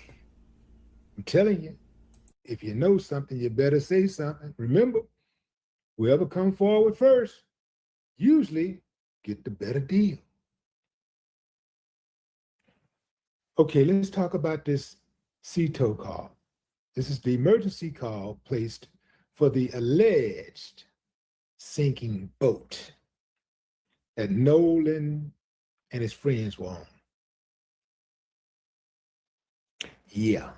Anyway, fam, we heard what we heard, and we didn't hear anything else. So y'all can stop all the gaslighting, talking about how the call was rigged. Rigged how? CTO is an independent organization. They're not riding for one side or the other. They're not with the so-called boys who are really men or Nolan Wells' family. They're just right there in the middle. If they were, we would have never gotten that call. You got to think about that. We would have never gotten to hear the recording. That recording, man, that recording set it off. And then when Janetta Brantley went in and cleaned it up, and we heard even more, that's what it is, man. I don't care what y'all say. You can bring in all the experts you want now.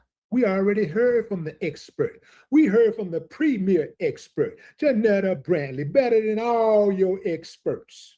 Yeah, and I'm only saying it because she beat everybody else to the punch. Well, that ain't the only reason why I'm saying it. She also got that black woman magic, so I'm gonna brag about that. Yeah, man, yeah. Yeah. No, y'all hate it. Y'all want to discredit her because she's a black woman and she outfoxed the foxes. Yeah. Show them her.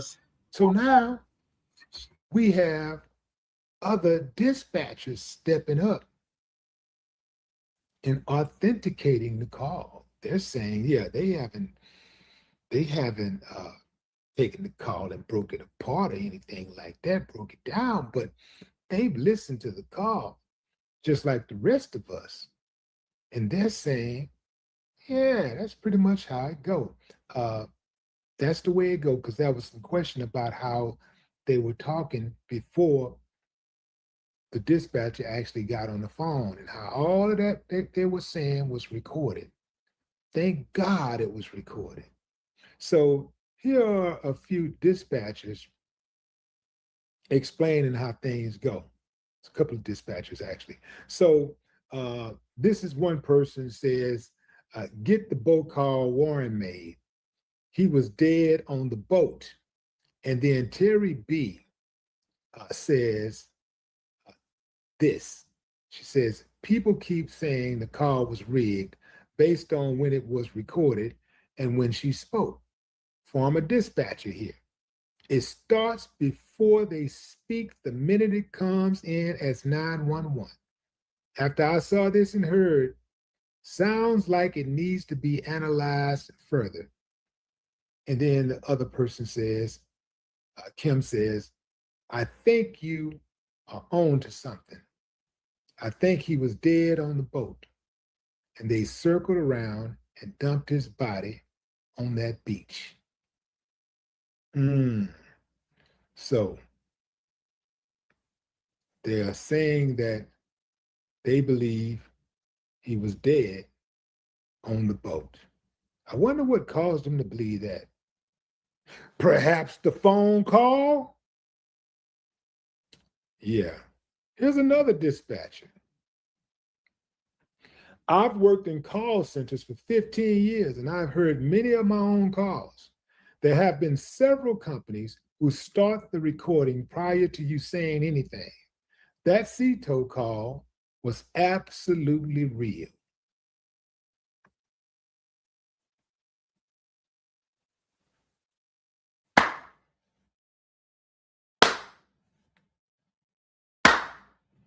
I ain't got no problem with that, but some of y'all do, so let's talk about it. Let's talk about it. How y'all gonna get around that call? How you gonna get around it? How you gonna get around justice for Nolan Wells? Yeah, you know when it's this much pressure, and it's this many people, usually it takes an act of Congress to stop it.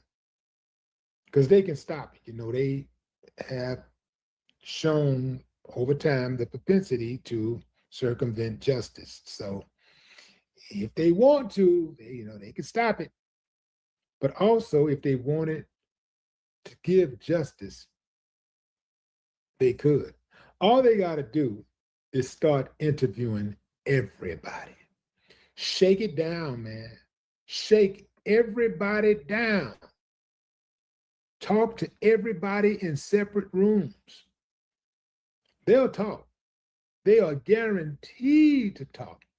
If they can get mob bosses and underbosses to talk, they can damn sure get little wet behind the ears teenagers to talk. They absolutely would talk. Their future would flash right in front of them. All you gotta do is start saying, you ready to go to prison for 25 years, 30 years, 40 years? They're gonna think about that. Oh, I'm 18 now. If I go to prison, I'll be 65. Okay, this is what happened. I'm gonna be honest with y'all. I'll just be honest. You know they're gonna cry because they love to cry, right? They're gonna cry. They're gonna cry. I'll be honest, this is what happened. You got to get people involved who are interested in seeing justice. Right now, I don't believe anybody in Mississippi in law enforcement that are close to the case, anybody that's close to the case, I don't think any of them are interested in seeing justice, except perhaps the CTO people. And they could end up, backtracking simply because they got to live in Ocean Springs. They got to live there. Man, all those people that's out there in Ocean Springs, most of those people with those businesses, all those people that live in their community, they're scared to death. They're scared to death of going against the grain, right? Going against the grain looks like being supportive of justice, being supportive of Nolan Wells' parents. That's going against the grain. The people who are suspected of harming him, they've lawyered up. They've invoked the Darvo method. They are saying that they are victims now. We got a real victim, right? We got a dead child. And now they've made it about them. They made themselves the victim. Oftentimes what happens is, you got people out there who are very good at creating chaos and playing the victim. This is an old strategy, man. This happened. This is an old strategy. Create chaos and play the victim. I believe it was dispatchers. The thing is that as one of the dispatchers said, this one right here, I think her name is pronounced Daria. Yeah, Daria. I think it's Daria. But this person says that those calls, the recording starts prior to the call, but not prior to the call, but before you get on, it says there have been several companies who start the recording prior to you saying something. So she's saying that the recording often starts before you start talking. That makes sense. So, and because that's exactly what happened in this situation. Now, it appears to me that some companies can decide that they don't want, depending on the service they have or depending on their settings, they can decide if they want calls to start immediately or once somebody picks up the phone and actually answers, right? But yeah, fam, that call cannot be ruled out. They don't know what to do. They making up stuff talking about the call is made up.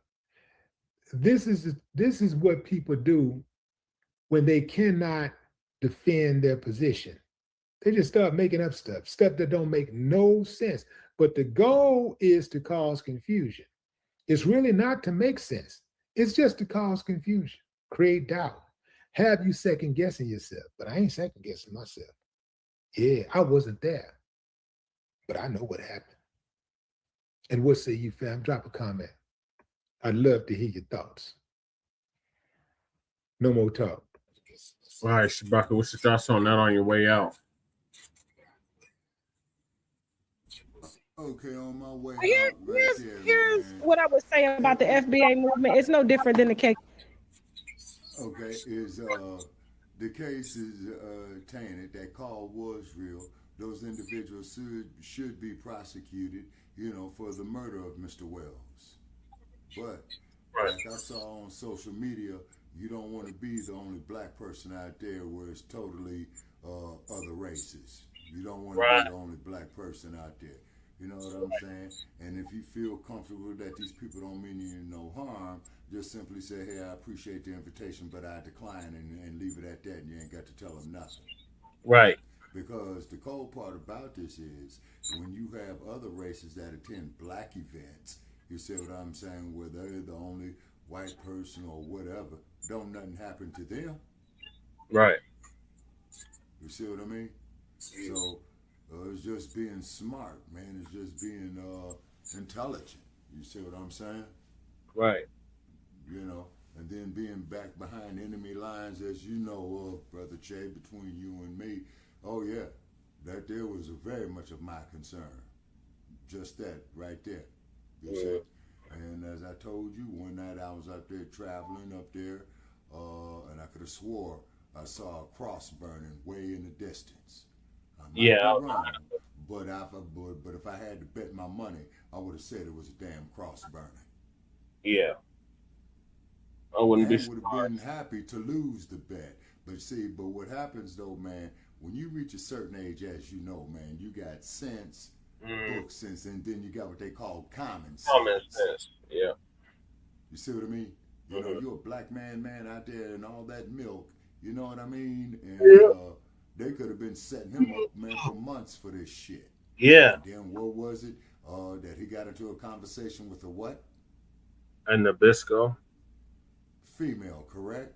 Yep. I rest my case. Yep, in the good old state of Mississippi. Exactly, and look at the history of Mississippi. Mm-hmm. See, man, we're not even going to mention Emmett Till. You know what I'm saying? Emmett Till, Medgar Evers, I mean, the list goes on, and we just have recently. Yeah, exactly. You like see, this year recently. Like this month recently. Yeah, and then, of course, you got the political fervor that it is, you know what I'm saying? They want us to believe that shit don't stink. Oh, pay no attention to the white elephant in the room, That type of bullshit, Yep. All right, Shabaka, we're going to bid you a good night. Okay, now what's this case right here? What's this woman here getting ready to talk about? Oh, Lord. She's a tether sympathizer, and she's talking shit about FBA. All right, okay, let me hear what she's talking about. Then is gonna be a night for me, man, because I'm starting to get in a little pain. Okay, I'm just wanna see this, yeah. Now, what's the brother over there? We're familiar with this host right here on the right. Yeah, that's Water God. That's Brother Rob. Yeah. Okay. Yeah, so he gonna give us an update on this Tasha K, who's she's like a Wendy Williams type. How she do gossip on her platform. And she's talking shit about FBA, comparing us to the KKK of all things. All right. But here's what I would say about the FBA movement. It's no different than the KKK. The KKK. You see how stupid these people sound? Meant to divide, meant to separate you, to isolate you, to have you looking at other races that look like you and hating them for no reason. That is the same foundation and principles that the Ku Klux Klan build themselves on, which is protecting their whiteness, their pureness. Yes. Might have to drop a dime on them. For sure. You know what I'm saying? You gotta stop it. I don't like that shit. For sure, bro. I don't like that shit.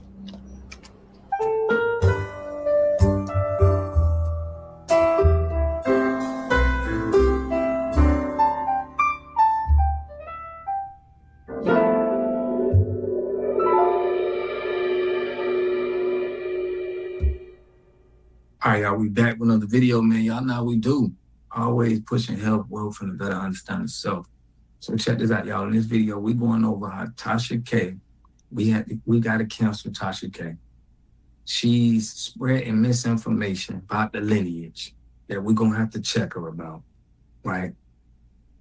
She's upset because, you know, she married an African, and I guess the rhetoric doesn't fit for her husband and her kids, so she feel like she gotta trash the whole lineage, which is not gonna be, that's not acceptable. All right, I'm gonna go over what she said. Make sure y'all subscribe to the channel, hit that like button, and push me in the algorithm. I greatly appreciate that. Front Line Blacc News. We gotta give Tasha K the business. So check this out. This is exactly what she said about FBA. Shout out to my boy Don Jeter for sending me this, man.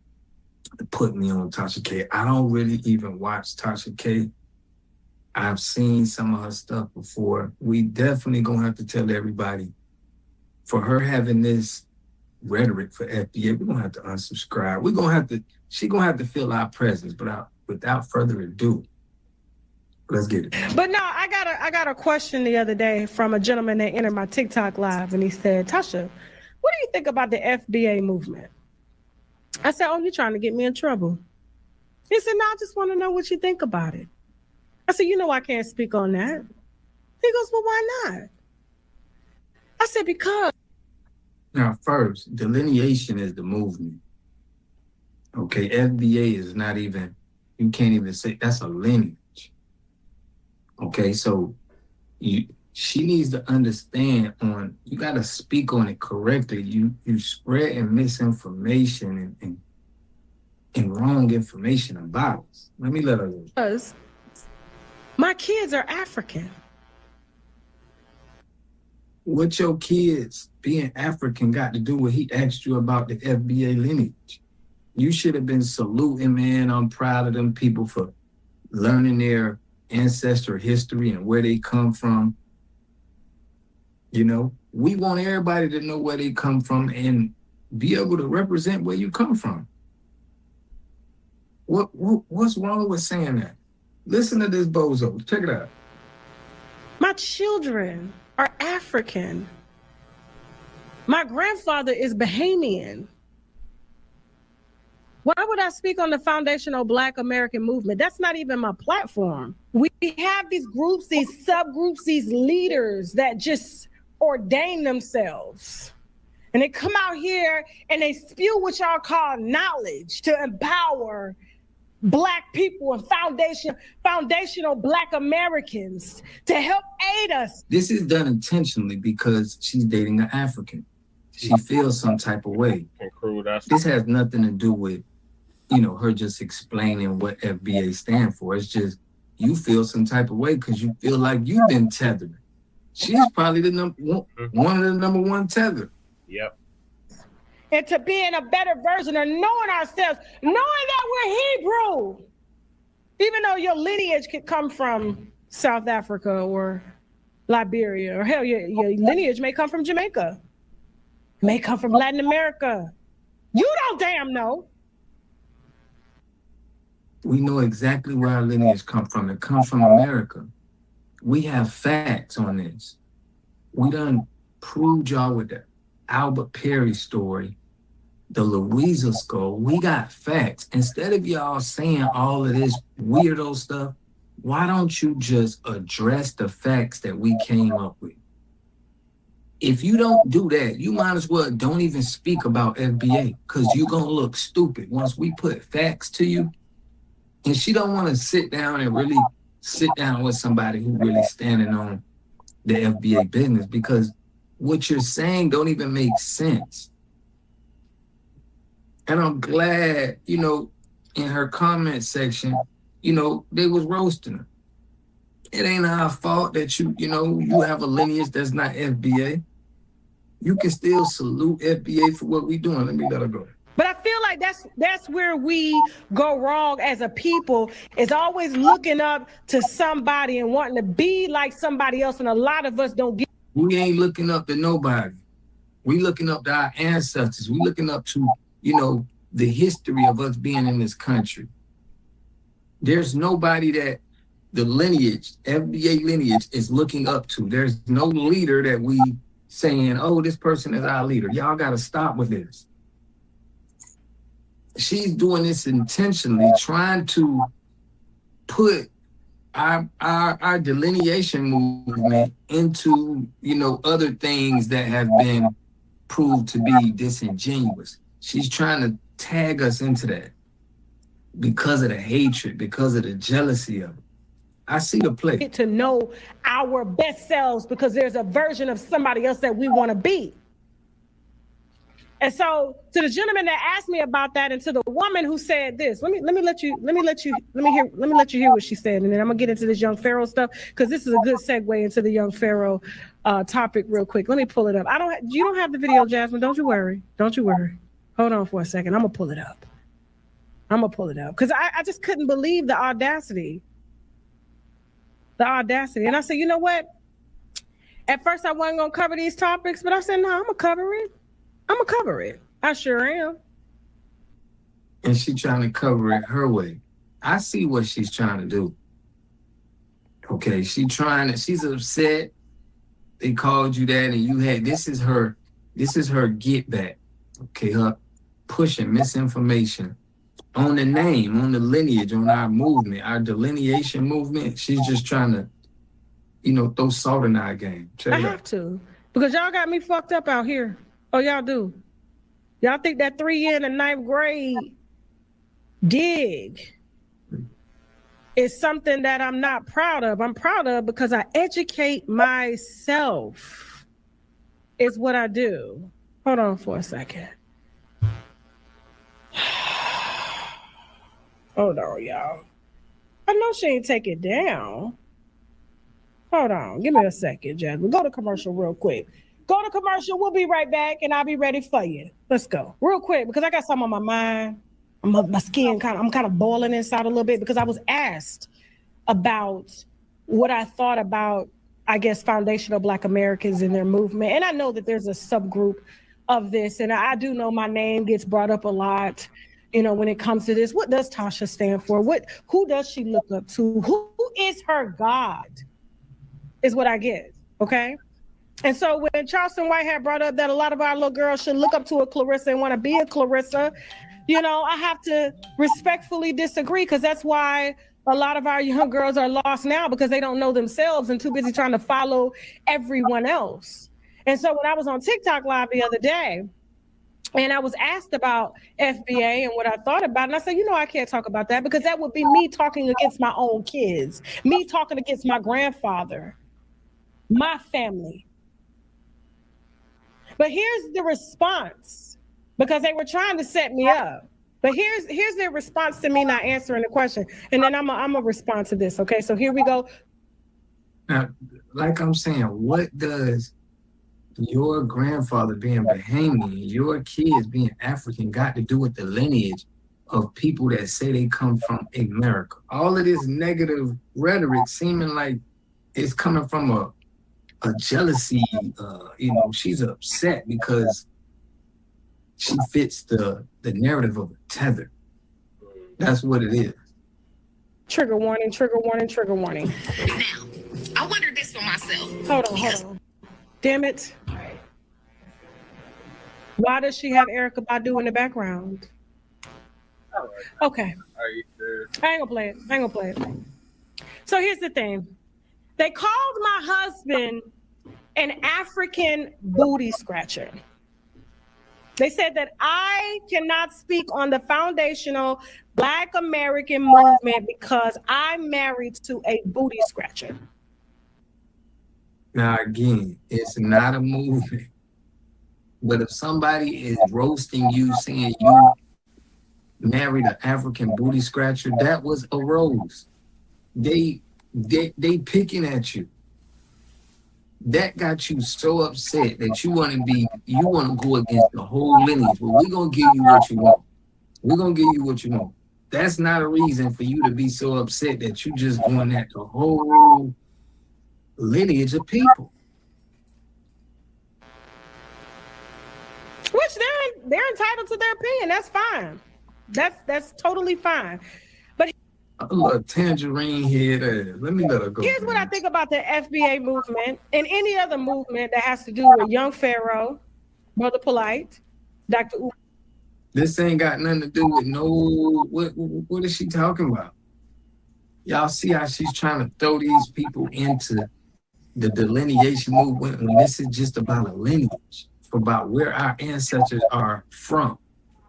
She just said in the show, she don't know where our ancestors is from. We telling you where our ancestors is from. LaMar Johnson, all of these movements that y'all look up to, all these men, okay? And those guys didn't have no movement. Well, Umar Johnson with the Pan-African, I don't even think you can consider that a movement, but this isn't even making sense. That I guess guide you to help elevate your consciousness in these movies. Even Tariq Nasheed, ain't his wife like half white or something? Ain't Tariq Nasheed wife like half white? But here's what I would say about the FBA movement. It's no different than the KKK. Lord. The KKK. You see how stupid these people sound? Meant to divide, meant to separate you, to isolate you. Same other argument. To have you looking at other races that look like you and hating them for no reason. That is the same. Who hates? We don't hate nobody. See, this kind of rhetoric is what makes our movement and you are spreading misinformation. Don't nobody hate. They just called you. They said you married an African booty scratcher. That's not hate or anything. Nobody is saying they hate you. We don't hate no other races. We don't hate nobody. Who is you listening to even make you think something like this? Foundation and principles that the Ku Klux Klan build themselves on, which is protecting their whiteness, their pureness. Cancel. Not knowing that they are not pure. It's a lie. And I don't get involved in these types of conversations because it's ridiculous. And it's very unintelligent to talk about, to even speak on, that I would deny my. You sound very unintelligent comparing our lineage to the KKK. That's probably the stupidest take I have ever heard of. Right. They can't even give no facts on this. The only thing she could say is somebody called her husband an African booty scratcher. And she feels bad. She feels so bad that she wanna feel like she can tarnish our name.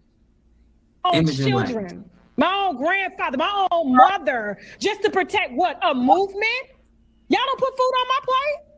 Y'all don't pay none of my bills? We ain't supposed to pay none of your bills. This is for our understanding of self. You ain't got to protect the movement. You could have just said, okay, they are under, you should have educated yourself before you even spoke about it. Number one, you should have educated yourself because you sound real. This sounds bad, y'all. This is one of the worst takes. She probably, I don't even watch her takes, but this is probably the worst take that she could have ever made. It's the worst take that she could have ever made. There's no reason why y'all always got to try to compare something to a white hate group. Y'all sitting in living rooms with bonnets on, causing division because you angry, trying to be accepted no different than a gang on gang crime when you got them little boys in Chicago or any other city taking each other out for what? Just because you look different, you said something, now we got adults actually doing this, which leads me to young Pharaoh, because a lot of people are shocked at his downfall. Listen, we ain't even gonna put young Pharaoh into this. All right? She had one of the horriblest takes. She can't make this make sense. The math ain't mathing. Right. But she's just upset because, you know, her lineage, she's not FBA. People get upset when now they can't tether off of the FBA lineage.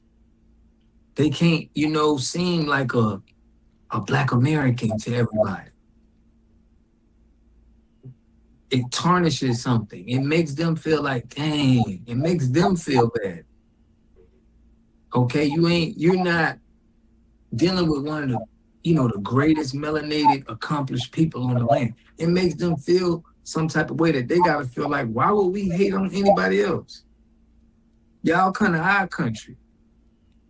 Y'all talk and want to act like us. Why would we hate y'all? But I want to know what y'all think about this in the comment section, man.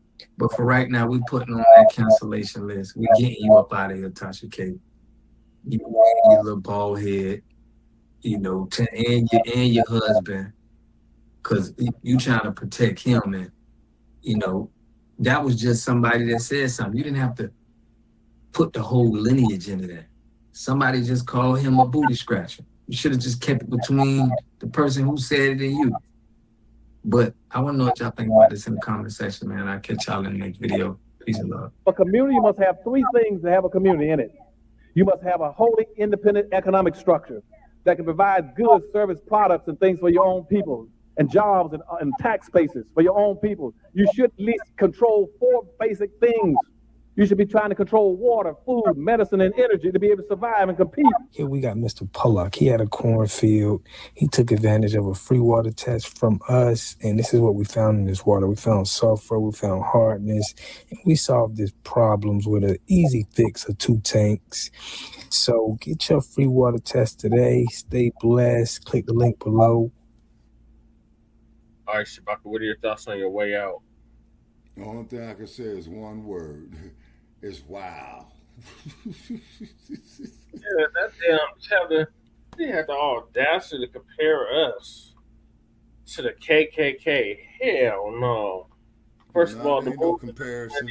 No, there's no comparison on that. But at the same token, no, I don't think they should have called the old man an African booty scratcher. Look at us, minor. That's little dozens games. That's when we used to play the dozens. We used to call each other African booty scratcher. They have no sense of humor. We got Lady Ch in the building. Salute, Lady Ch.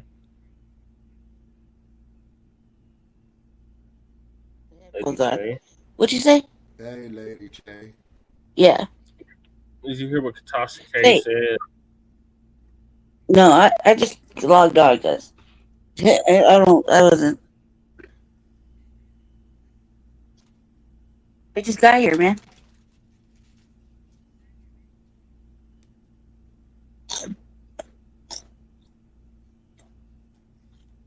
Are you buffering or not talking? Hello? I think he's buffering, Lady Ch. Yeah, I'm here. All right. Maybe I should put my headphones back on. Okay, I think Che's buffering, you know, because they've been playing games with us on the StreamYard, Lady Che. I just had to go through a bunch of hell and high water, you know, to get my Okay. the Um. laptop back in order, you know, instead of playing musical phones like I've been doing for the last 4 weeks, you know. So I guess Che's gonna go out, come back in, you know. And only thing I can say is wow. Okay. It's either way. It's like, I can see that. I can see this is my headphones is acting stupid too. You should be like louder. Okay, what kind do you have, Lady Che? Because I've had some headphone issues as well too. I had to go back to the Bluetooth, but all my equipment, Just standard. my accessories, Yeah, they're just standard headphones. Too, and they fried. Yeah, and they fried as well too. You see what I'm saying? You know. So Earth calling Che. We'll be back. Guess he had to go out. Yeah, I guess he had to go out. Yeah, because we've been having some problems, Lady Che. Because I finally got back up on the laptop instead of playing musical hot phones. You know what I mean? Oh, so what? So what did I miss? Okay, well, basically, we talked a little bit about the Nolan Wells case. We talked about the Keefe D case out here in Las Vegas that I'm going to stay on top of, you know, since it's out here in my region, you know. Okay, and then we have Willie D up there. Okay. Oh, there's Che, yeah. Yeah, there's Che. Oh, the house party keep dying. But I'm back. Yeah. All kind of shenanigans going on outside my window. Che, they playing that bullshit with us on this, man. You know what I'm saying? Yeah. Because, you know, my StreamYard link is still up here buffering, believe it or not. Mm-hmm. You know? Yeah, when it used to come in solid. You see, now it's still buffering. You know, yeah, so, you know, we might probably need to move away from StreamYard to find another platform. You know what I'm saying? Yeah. But, like I said, our experience is the most dynamic experience in the history of mankind, number one. Everybody wants our rhythm, but they do not want our blues. Right. Okay, so what? I just got on, so I was somewhere else. So what did you ask me about Tasha K or what? Okay, you're crackling a little bit, Lady Che. Huh? You're crackling. Yeah, you're crackling. Yeah, it's because I'm eating cereal. My fault. My bad. Okay, so what'd you say about Tasha K? And I don't know what. What kind of cereal you eat? Dry ass cinnamon toast crunch, which is totally good for late night snacks. Oh yeah. Mm-hmm. Cinnamon crunch. Oh yeah. Cinnamon toast crunch. Yeah. Yeah, I've had cinnamon toast crunch. Yeah, it's good as hell. Me too. Okay. And I just don't have no I don't have no drinks. I drink that almond milk stuff, and I don't have none. But it's okay. I need something to do with myself. So a snack would do. Yeah, but the most interesting thing I will say that I've said over the years, and I'll say it again. Our experience is the most dynamic experience in the history of mankind. All these other groups, you know, want us to go up there and cape for them, but the cape is off. You all got to go hold your own Johnson. You know what I'm saying? We can't do it no more. Right. And then when you tell us we don't deserve reparations, and even Trump said we built this damn country, you know what I'm saying? Speaking of Chewbacca, speaking of Jesse, what'd you think about your little speech today? Did you did that on purpose? It was really good, Lady Trent. I don't believe you. You don't even sound enthused. You did that all on purpose. You know, some days I don't really feel like fighting with this bride. And today was one of those days. Yeah, and then next week, I love it. You fight with this bride. She's another goddamn teller. But okay, so this is what happened, Sally. Right, so I was at No. No. This is what happened, right? So Jesse films on Mondays, and before they had this the Randy and Jesse dance. Okay, this is what happens every Monday. Every Monday I said, fuck you and city council. I'm not doing city council. This is how it starts, right? And it goes on for about 20 minutes, and he'll say whatever, and I said, but you said woo woo woo woo woo woo woo. And so since you feel like that, I don't want to do it. And he'll say whatever, and I'm like, whatever, man. Okay, I guess I'll do it, whatever, right? And he said, so how he wanted the conversation was, he was like, oh, girl, talking about reparations. You're number 7, right? That's how he started this conversation off. That's not what she was going to talk about today, okay? Now, since I wasn't looking at the computer to find out what she was going to talk about today, he's referring to last week Monday. All right, well, I have moved on from the time I did last week Monday, and I've been on a whole nother week of fucking nonsense and drama carrying on and doing whatever Brandy does best, right? So I got my little shit together in a matter of minutes. I got the most award-winning motherfucking shutdown breakdown speech ever, right? And I listen to Jesse, I'm rolling my eyes. I'm like, do, hurry up, get off the thing so I can start talking, right? Then she comes on, and she comes and kind of contradicts whatever the fuck Jesse said. And then I was like, boom, I switch into fucking defense mode. And I let her have it. Mm-hmm. I let her have the whole speech. I mean, I think I pretty much called her a tether or an anchor. I told her she probably has 4 blood in her streams. I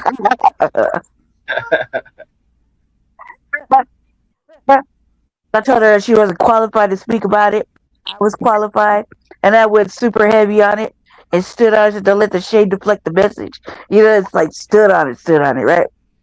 I mean, I kind of when during these little 3-minute speeches, I lose myself, and I'm in a whole nother place, and that whole other place is kicking ass. Ask a question later. So then, after it's all said and done, I sit back and reflect, and I'm like, see, don't start nothing, won't be nothing, right? Yeah. And what did Jesse do? Jesse started something, and I had to fix it. And now look what happens. Round 3, next week, Monday. We shall tap in and see what happens. Oh, yep. She said reparations been going on since before me. I said, bitch. I was mad. And I was like, why did you do this? I don't know why Jesse always does this, but like family. If you are involved with a mate like this and knows how to activate you, I suggest you shake him loose. Okay, I suggest you shake him loose. I'm too far into it now. I'm 6 years in. I cannot shake him off of me. Like, I ever tried to shake him loose since his goddamn birthday. New Year's Eve. Okay? And he thinks it's funny. You hear him laughing? And he just knows. If you have a mate like this that knows how to activate you, like power on, you push that button that powers you on, and you go on and carry out the mission, shut the mission down, and then back into the bushes like Homer Simpson. You need to shake that motherfucker loose. We got crew in the building. Salute, crew. What's up, y'all? How y'all doing? Hey, what's up, crew? How you doing? I'm tired as fuck. I'm tired as fuck. Jesse know how to act. Jesse over there pushing buttons and activating the motherfucking Aries rampage, and then just laughing about it. Because I'm like, I need to shake this motherfucker loose before he gets me in any more trouble. Why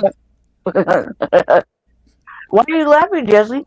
It's hilarious. Well, what was funny about that? I can say you all is grown, Lady Che. You know what I'm saying? What is funny about that, Chewbacca? He did this on purpose. Because after the fact, now I stood on what I said. I got to stand all the way on it. Hold on, Lady Che. Are we going with Goodfellas again? Am I a clown? Do I amuse you? So tell me, what the fuck is so funny about me? Look, you so funny, you laughing. Why did he do it, Black family? Why did he do it? Why did you do it, Jesse?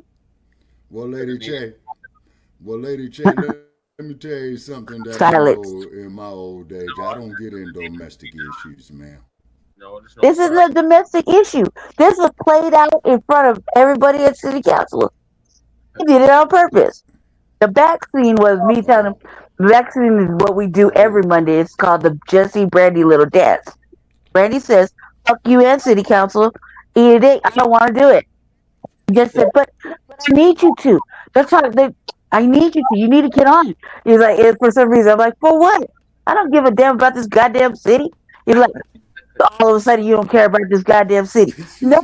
Yes, you do. No, you don't. Now you don't care about Excel Energy and the bills. Or you don't care about reparations. I didn't say that. You're twisting your words. This goes on all day. I'm For about glad 50 you brought minutes. up about Excel Energy. There you have it. Not cutting your wisdom. Fuck them not too. Cutting your wisdom, Lady J. Yeah, that's the next thing that they getting ready to go to raise the price on the high hill out here, boy. Mm-hmm. Because I've been terrorizing them for a minute. Air conditioning's on. Ah. You see, and they want us to continue to pay for it. They got money. They need to kick us back 20 years of bread. Right. That's just don't try to hide behind Crew and Chewbacca. Why did you do it, cuz? And why are you laughing? No, it needed to be done. That's why I did. Why you gotta be the one to do it though? Because somebody got to be the villain. Did you pull a Jessica Jackson? Mm-hmm. Oh Lord. Way better than that, dude. I do it way better. Hey, that's what I like to hear, Charlie. I do it way better with class. You talking about Jesse Jackson? No. Yeah, you know exactly what he's talking about. Hey, but listen. The way I did it, I called her a tether, her an anchor. So she probably has foreign lineage. I did it so cold, you would have had to been listening to hear all those words.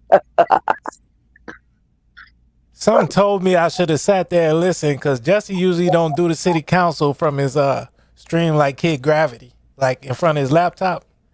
Yes, I do. That's Yeah, you do. I thought you'd be at the council meeting, like at the meetings. Oh, well, sometimes I'll be there in person, yeah. Yeah, he does. I really think that we should go together, but he be giving them the business too. But I did give you a like over there. I checked in, but I gave you a like. And oh, thank you. School is starting back up, so I just want to emphasize the school. I wish you'd show my bit. Student is period. I wish you'd show the people what I did today. This is something, an opportunity. It is struggling a lot of people. Right this moment, people are on the steps of the Denver City Capitol. Oh yeah, it's right after this. Listen, Belly, he got some kind of something in the background. This 10th, sounds like a fucking 5:10 p.m. Mountain Standard Time. Just a few hours. Yeah, you heard that too. I thought I was tripping. Nah, I was totally you. No, I ain't got the air conditioning. You didn't hear me after I went to go check my work. Not you. Listen, Belly, it's so cold. Look what Jesse's talking about. My shit is way better. Can't stop coughing, and they have bloody noses and can't breathe. With nauseous air coming out of the train driver, someone else decided to keep using that train company to ship their city's goods to other cities. The girl's office will not voice message. You can't get through to Phil Weiser. But left a message. This is an emergency. Call whoever you need to call. We have to get the people out of there by any means necessary. Thank you. Our next speaker is Jesse Paris. Yes, Skip past this. Council, those watching at home, those in the council chambers. My name is Jessica Sean Paris, and I'm representing for Black Star Action Movement for Self-Defense, Positive Action Committee for Social Change, as well as the Unity Party of Colorado, the North Park Hill Coalition, Front Line Blacc. You're ready to make me sit through this shit? The Revolutionary Agenda. And I am a candidate, as you can see from my background, for the State House Representative for District 8, historically Black District of District 8, and I resided the roach, bedbug, and now beetle-infested Legacy Loss, and Darrell Watson's district of Defined District 9, historically Black District. Shit, man, you really got to get out of there. What I wanted to discuss was the fact that this council had the audacity to push back on my former councilwoman's proposal for a labor acknowledgement. Like you have the indigenous acknowledgement, you need to acknowledge the labor that was brought to the state and the city to build it up into what it is today. And that was by the foundational Black Americans, the Citizens of American Child Slavery Freedmen, the people that built this country. I'm glad to see everybody starting to get on board with reparations community. I see you, but I don't see you at none of the meetings though when it comes to reparations. He pointed at everybody. I've been to reparations meetings for at least 10 years now, spearheading the initiative to get reparations for our people, foundational Black Americans, descendants of American child slavery. We got to get the language clear. It's not just the enslaved Africans.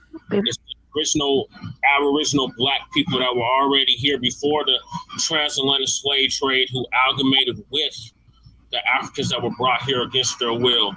I want to make that perfectly clear. I would love to see you at the Black Justice for Coloradans meetings, those that all of a sudden want to support reparations. After laughing at me for a good decade plus about the topic and the subject, saying it would never happen and this was a waste of time. We see you. And we're not new to this, we're true to this. The reason why the public comment is the way it is, despite all the background noise that I hear in the background while I'm speaking. Right. We have been banging the drum for reparations since 2019. Where were you? We had never seen you until 2024. So we're not new to this, we're true to this, and we're going to continue to get what's rightfully owed to our people, meaning the foundational Black Americans, descendants of American child slavery freedmen, the people that built this country. Thank you. Thank you. Our next speaker is Medina Schaffner. Good evening. My name is Medina Schaffner, and that's all the title I need. See, Jesse, the part that pisses me off about that broad right there. Right, Jesse. We're recording in progress. No matter how you show up, just show up. So I'm never going to judge anybody on when, where, and how. I'm just going to applaud you for showing up. With that, the last time I was... Yeah, so that sound was on your end. That was on my end. Yeah, I didn't realize it until after the fact.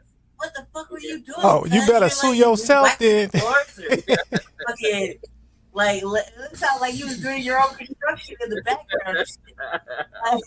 I was like, are you? What you had, the cleaning ladies there vacuuming or something? Allow you to sue. It was the kangaroo court is gonna allow you to sue yourself, man. That sounds like some shit in California. It was the KPD. It was the KPD trial. That's what was playing in the background. That's what they had in the intervention or whatever. They had that playing. I didn't realize that till after the fact, but yeah, I was like, what is all that goddamn noise? Yeah, that's all. That shit was giving me a motherfucking headache. But let's listen to what you're trying to say. Because after that, that's when I go heavy. But don't you all just love this business? One of the lucky ones to speak. I mentioned that democracy becomes smaller every time access to it becomes more limited. And I'm going to keep coming back until there is change. Because democracy should not depend on whether your name happens to be one. This bitch got the Aurora City Council shut down damn near. She coming over to Denver with this bullshit, but Lady Che gonna put her in line. One of the first 10 people who signed up to speak. And I'm also going to offer a glaring reason why your rules limit your ability to actively govern. So I'm going to challenge you all to think about trust. Here's an example. Over one recent weekend, 15 people were shot in our city. There were families who were traumatized, and communities were searching for answers that they did not get, not even from the mayor the next day. That's a light Tuesday in the burbs out here. And yet, when that pain surfaced across the entire city. Oh yeah, that's a normal weekend in Chicago, yeah. Oh no, not in Chicago, in the burbs. That's a Tuesday in the burbs. Yeah. That sounds about right. Well, we're not used to that here, crew. Yes, we are. Not like that. 15 people? No, that's like a one time. That's like a one-off thing. It don't happen all the time. I've been saying it all summer. At least 3 people are dead every day. 3 and 15 is 2 different things, Lady Shay. It still ain't Nigeria. You're lying. It still ain't. We coming with our religion. Okay, it's 30 girls over there. They got to go. Yeah, we still ain't Nigeria. The public conversation did not naturally flow into your chambers. People were not looking to city council as the place where their grief and their frustration and their ideas could be heard. And that really should shake each of you as leaders, because the community did not engage in conversation and expression. They just didn't see your platform as a place to bring it in. So when people believe an institution has room for them, they're going to bring their concerns there. So we shouldn't think about the lack of individuals coming into the chambers as if that's affirming that your leadership is on point. It actually really should question, are you an accessible leader? Are you an accessible body? And the reality, your public comments or your public comment rules is created for your city a very narrow entry point into democracy. And the pain of that weekend that I talked about, unfortunately, just didn't fit in your 30 minutes. Those voices literally were not the chosen 10. So this council continues to ask people to squeeze their lived experiences through an opening that is far too small. And when you make yourselves available, you make democracy available. But when you limit democracy, you make yourselves irrelevant. So I'll see you if I'm lucky enough next week. Thank you. Our next speaker is Brandon Majors. Have you heard? Yes, I'm ready. I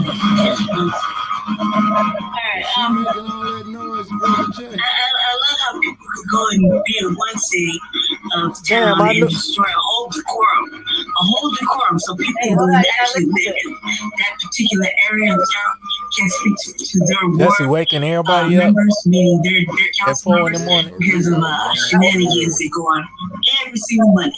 But that's neither here nor there. They need to go and try to make rules and change statements. Stop it, really. All right. I'm about to say something. The signal that I'm about to say is not for you to hijack. Okay? It's simple. Tonight I'm going to draw a line. And for approximately 6 years, there have been very few people consistently having these serious public conversations about reparations, and not just saying the word reparation, but asking the uncomfortable questions. Who qualifies? What is lineage requirements? What constitutes injury? What is the remedy? Who administers it? What does actual repair look like? These questions matter because reparations is not a performance. It's not a chance. It's not 5 people standing together repeating the same ingredient sentence until the room mistakes repetition for policy. It's damn sure not microphone opportunity. And I spent years doing the work. This parent and I have been working on these conversations for years. I've helped build these conversations, amplify the information, and push the people toward places where they can actually learn, organize, and participate. This is what Black excellence looks like. And I'm not speaking from the sidelines. I'm an actual signal booster for the Black media. The Black political dialogue and discourse is in my hands. There are now multiple broadcasts dedicated to this work because information has to travel. People need to know the history. You're correct. They need to understand the terminology, which you clearly don't. They need to understand the eligibility, which you clearly don't qualify for. They need to understand lineage, which you're not part of. Being a tether or an anchor for a lineage does not qualify you for even to have the discussion. I don't know, don't let the shade reflect the message. But I do qualify. Okay? They need to know where the conversation is actually going. That is what Black excellence looks like. Information, organization, documentation, and execution. So let me make something very clear. Nobody owns the word reparations, but nobody gets to walk into a conversation that people have been having and spent years developing, strip away the substance, leave out the parameters, leave out the demands, and leave out the legislative framework, which I'm doing, and then expect the public to confuse theatrics with leadership. No. If you want reparations, define them. If you want legislation, write it. If you want eligibility, establish the criteria. Thank you. Thank you. Our next speaker is David Roybal. Or not. Or not. Yeah. Oh man, I would give anything to see her face. Fuck that bitch, cause she's a witch. Oh my god. She's like, damn, lady. I'm like, K. fuck that witch. Cause as soon as I said it, and I changed Jesse, I was like, and that's how you drop a winch. Yeah. Like that. Because I'm sick of this broad, man. And in my defense, Jesse activated me. Oh, I'm laughing. He did. In my defense, I was like, fuck this shit, fuck city council. I don't give a fuck about this goddamn city. Like every Monday we do the same dance. Doing that, Jesse? For like 6 years. 6 years. And then after I do it, I'm like, he was right. I do feel better.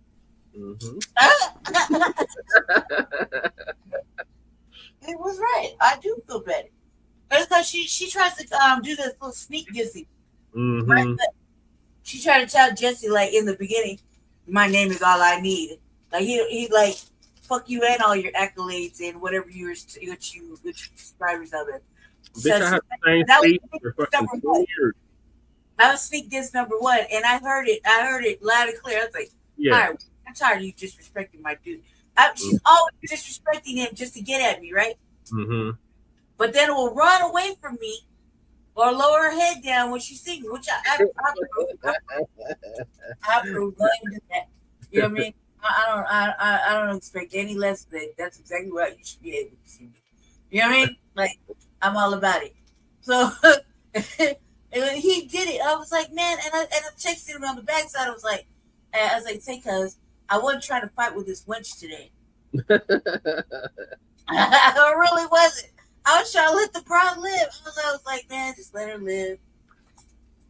And he's like, she's talking about your hard work. What? And I'm like, oh my God, you're right. I can't let that happen. Right.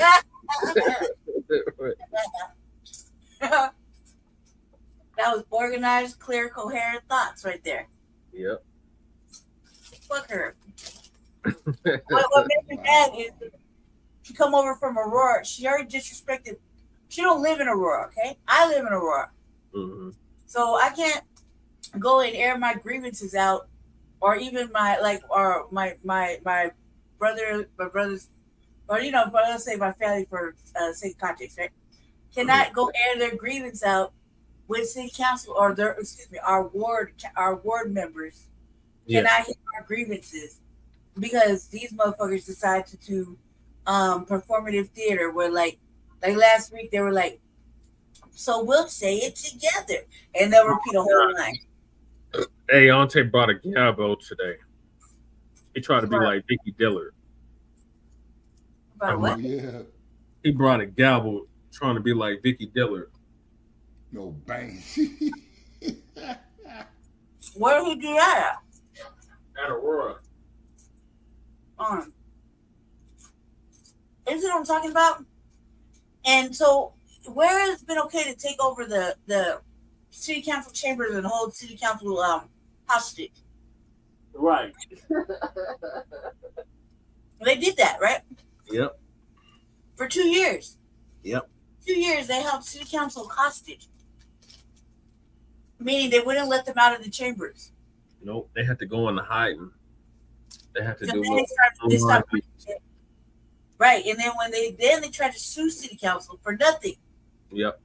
So like I've been watching this shit, and like if I let's say hypothetically I ran for a political office, let's say I won, right? City council member from my district, right?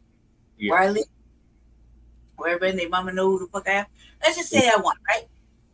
The first order of business would be to ban them fucking clowns. Yep. You show up in my anywhere near the building, your ass is going to jail for a week. I'm serious. Anywhere near the sidewalk. It's a lot of ground space. I don't know what you do. You hold your little meetings on the sidewalk. Don't call. Don't. You can't. You're not allowed to call in. You're not allowed to come in. You know what I mean? I would ban you. And for the first time I saw you even near the building on a blade of grass, I would make sure the officers come and arrest your punk ass. Well, Lady Che, what about democracy? Not a constitutional republic on a home rule. No. We're in a small municipality with a home rule. There's all kinds of loopholes and gray areas, but when it comes to certain things, they really need to stand on it. You know what I mean? But not in Denver. So you don't come over there to fuck around and then tell Denver, as in Aurora, they got like an hour and a half, I'll quote me on time. Either an hour or an hour and a half of public comment. Yeah. That's a lot of people you get through in 3 minutes. Yeah. But nobody wants to show up because it's performative theater. Performative black theater, yeah. And then if you say something about it, you're racist, right? Yep. Even if you are black, that doesn't make sense to me. So, the reason I say that is because if you have a genuine grievance with the police or the hospital or whatever, then yes, by all means, air your grievance out. But now, when all you wanted was a motherfucking apology, they didn't apologize, or they can now apologize. They don't apologize still. And what the fuck are you holding? What are you doing this for? Where's it going? What's the outcome? How does it end? Can we get off this ship already? You know what I mean? Ambulance chaser. Right. And the reason I said I was black, I said I was black excellence twice in that speech. Yeah, that was nice. Especially since her bullshit nonprofit is called the epitome of black excellence. Right. And then I told her she wasn't qualified, and I told her, don't let the shade deflect the message. I am qualified. Yeah. You tell the witch. I was like, maybe I went too far. But then I was like, oh well, it's out there now. Now you really got shit out. Yeah, this informative shit last week talking about we're owed reparation. Oh, all of a sudden. I mean, it's true what Jesse said. That's why I almost brought that up. I said, you talking that shit? I was like, and allowing this shit, I'll sink your battleship like I did Candy C. the Buckets. Right. Let's not play the game. I was like, not with me, not over this. Dude, that was like I wouldn't have came so far from then. But that was when it was making its way from the California. California was making the national news. They just started making the news, right? Reparations thing. And they thought they could remix it. And I was like, oh no. Not on my watch. Right. But they were laughing at it. They were laughing at us. Either they're laughing at us talking that black shit, or they're laughing at us talking about something they think is impossible, it can't happen. Mm-hmm.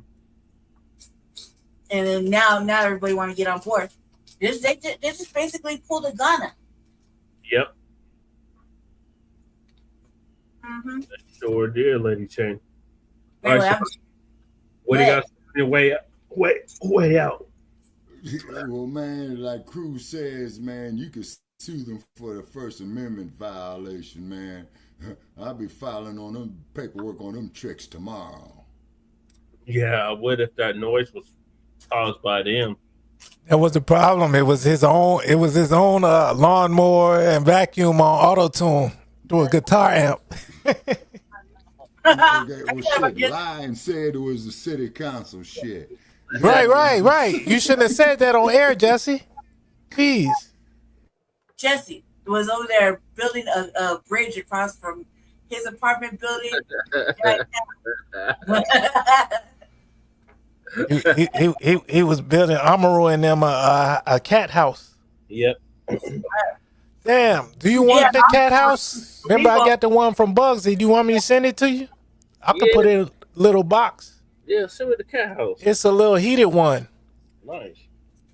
So I don't know if you're in an apartment or whatever, but even in the house, you know what I'm saying? Just don't plug it in and they won't cook. Okay. But like, you know what I'm saying? It's for outside because, you know, I had Bugsy outside. Yeah. So, but Bugsy made it through the winter, didn't he? Yeah, he did. I don't know where he's at now. Maybe in a Chinese restaurant or something, but. Oh my God. Damn. In a lunch. Jesus Christ. God damn. Maybe he's some General Chow's chicken. Damn. Kung Pao chicken. Kung Pao chicken. Because he was battling the elements. Lord. Battling the elements. And another cat. You know? Well, I think y'all double teamed it like Afro and Jessica. Yep. Or Danielle and Jessica. Yep. Me and Jesse have been doing this dance of ours. Like, The Dance of Fire and Ice. That reminds me, I did watch my House of the Dragon this weekend. Yeah. man, I know you need to get on it, man. That last episode. Hey! Don't make me mute you. You're gonna make me break my earbud. I want 5 seasons of my life back from the boys. Oh, why? You didn't like how they did Homelander? Oh my God, how they did. No, fuck Homelander. But this the whole overall experience. I want my life back. Yeah, if they took that from you, you'll go sit back down there for 5 more seasons. I know, man. I was like, if anybody has like what man up, it's like, oh my God. Look, I watched all the Game of Thrones, right? Like the whole series. Then I got locked up and read all the books. Oh damn. No. And I'm like, wait, why the books cut off before the series cut off? And a lot of this shit in the books is different from the series. The series done fucked up. The books was way better. That's what I said. That's how it always is. Yeah, that's it, crew. Anytime that they make a movie or one of these AI pieces of shit from the book, they always fuck the book up, man. Yep. They always fuck it up. Yeah, What's Hollywood next is time famous for that bullshit, you know? The first one was the Bible, right? Oh, I gotta rewind what Tasha K said because Lady Che missed it. I don't fuck about no Tasha K. Yeah, we was blocking anybody that mentioned her over in Tariq chat. Hell yeah. Oh, you missed what she said, Lady Che, so rewind. What did you say? But here's what I would say about the FBA movement. It's no different than the KKK. The KKK. Ooh. You see how stupid these people sound? Meant to divide. Meant to separate you, to isolate you, to have you looking at other races that look like you and hating them for no reason. That is the same foundation and principles that the Ku Klux Klan build themselves on, which is protecting their whiteness, their pureness. Yes. Might have to drop a dime on them for sure. All right, Lady Che, that's what she said. She sounded like motherfucking Vivek. Yeah, fuck Vivek. Be the KKK. Yeah. Whack. Yeah, the hell with Tasha K. Council. I guess she had tethered or something. Right? Yeah, she said her granddaddy was from Bahamas. There you go. That's what Tariq was saying. Yep. What are your thoughts, crew? I think she needs to be deported. Stupid. Deported where, crew? Back to the Bahamas with her granddaddy.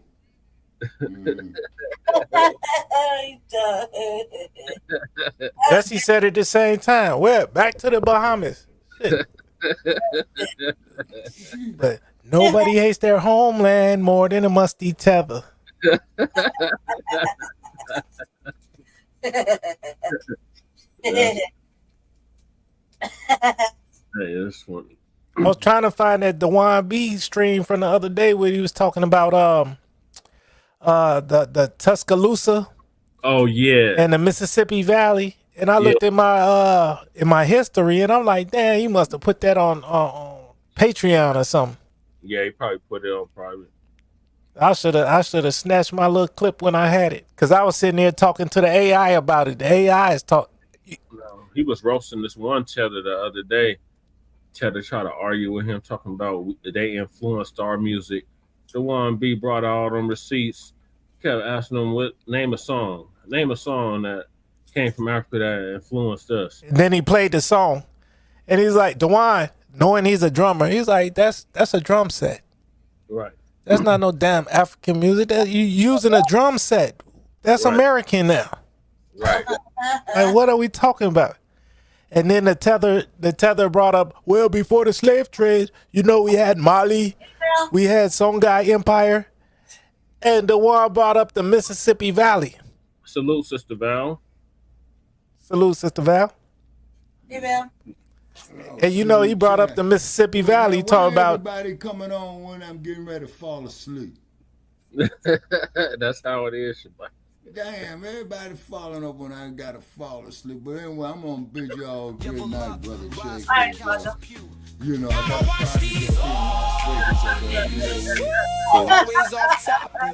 We are the descendants of the Africans, yes or no? I had to get that to you one time. Gotta watch these, because they finna fall asleep on you. Lord. Shit. All right, boy, shit, I've been ripping and running. Thank you for having me, man. So we back up and running. And for once, Brother Che, when I was playing musical phones, man, I was having to throw one in the freezer to cool it down, get on the other one, then throw the other one. Man, that shit was ridiculous, man. You know what I'm saying? It was just fucking crazy. But I'm up here looking at my thing that Sister Akshita did for me, Brother Che. Yeah. Brother Che, did I share the thing with you that Sister Akshita built for me? It's on the I know she did a thumbnail. That's all I know, but I didn't see it, but I know it's good. It's on the thumbnail. Okay, what it is here. Okay, here's what you got. Okay, here's what you got, y'all. You got the people, the power, the purpose, the stories continue. Shabaka's Black experience enhanced. You got the black cat on the left side, and then you got the greatest of all time on the right side. You know what I'm saying? Float like a butterfly, sting like a bee. May Muhammad Ali rest in power and peace. He sacrificed his prime years when he didn't have to, but he did it anyway. You know what I mean? Yeah. And whatnot. So what I'm gonna do, I sent you the mural, Shabaka. Did you see it? Okay, no, not yet. You sent it to my phone? Yep. All right, okay, I'll pull it up. And then on top of it as well, too. Just go angry. You might want to wait. Oh, I know it. Go angry. I know it. Okay, you sent it to 323, right? Either three. I think so. No, it says Jesse Image. Oh, hell no. Yep, I told you. Shit, no. Man, y'all ought to level that motherfucker, man. You know what I'm saying? Oh, he should have seen the other thumbnail with the edges. The edges. Remember the one he played at 1 o'clock? Oh yeah. The shorty with the man. That was, I don't know what he's doing with his AI, but his AI is enhancing some shit. Oh God. That shit look better than my video games. Lord. And then on top of it as well too, right? They got the goddamn sign bass backwards. It should be Ali versus Liston, not Liston. Right. See, the champion doesn't versus the challenger versus the champion. And then after that fight, then Liston was the former champion. You know what I'm saying? And then, oh, hell no, man. Shit, no, hell no. This is unacceptable. I'd much rather see the damn ponies win a Super Bowl than this bullshit. Broncos, goddammit. Well, preseason is coming up, Brother Che.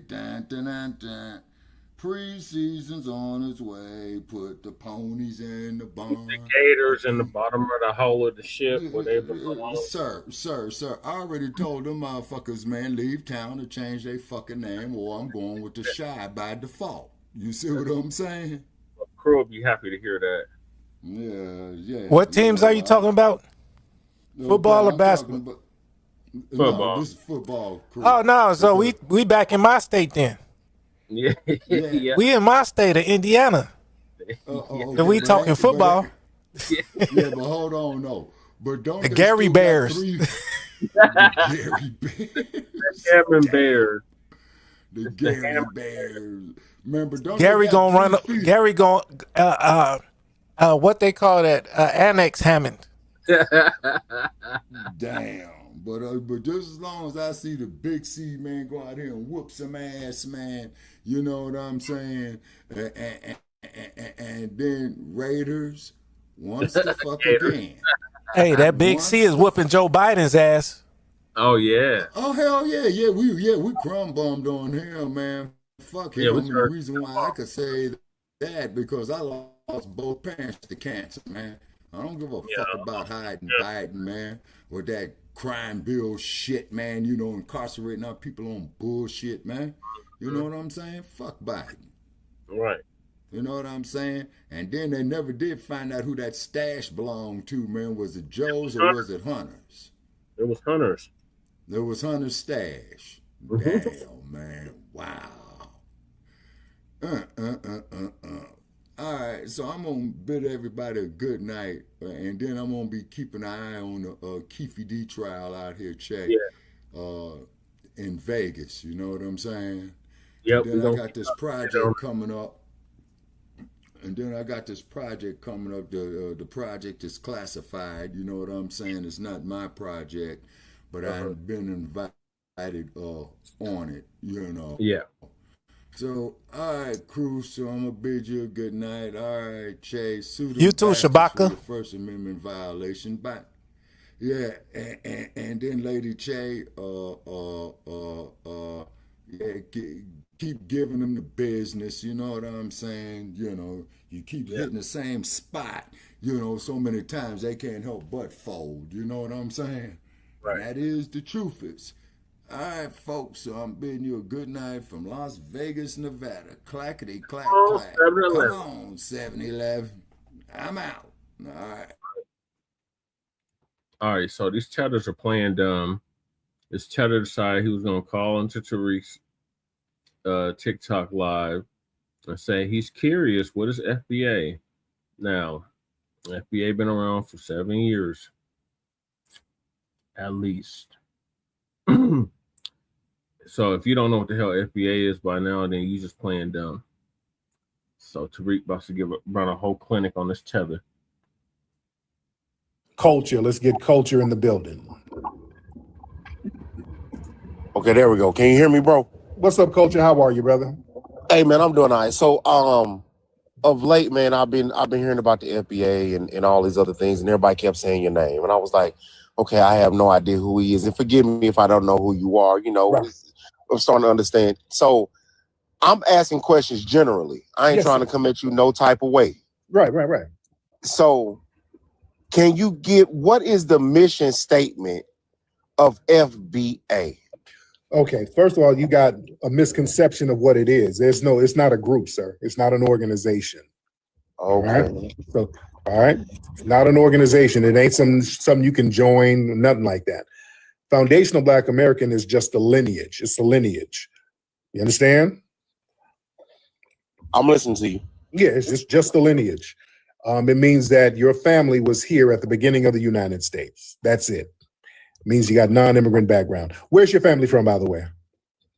My mom is from Oklahoma. My dad's from Nigeria. Got it. Okay. So your dad is non-FBA. But your mom, if what you're saying is correct, would most likely be a foundational Black American based on her lineage. So it's a lineage-based designation. The problem is a lot of people who are not of the lineage have an issue with us delineating So they try to create straw mans about what the lineage is and try to pretend it's a group and an organization with a leader so that they can try to attack it, because they can't really attack lineage. So there's a lot of non-FBAs who try to put out a lot of misinformation about the lineage, but it's a lineage. That's it.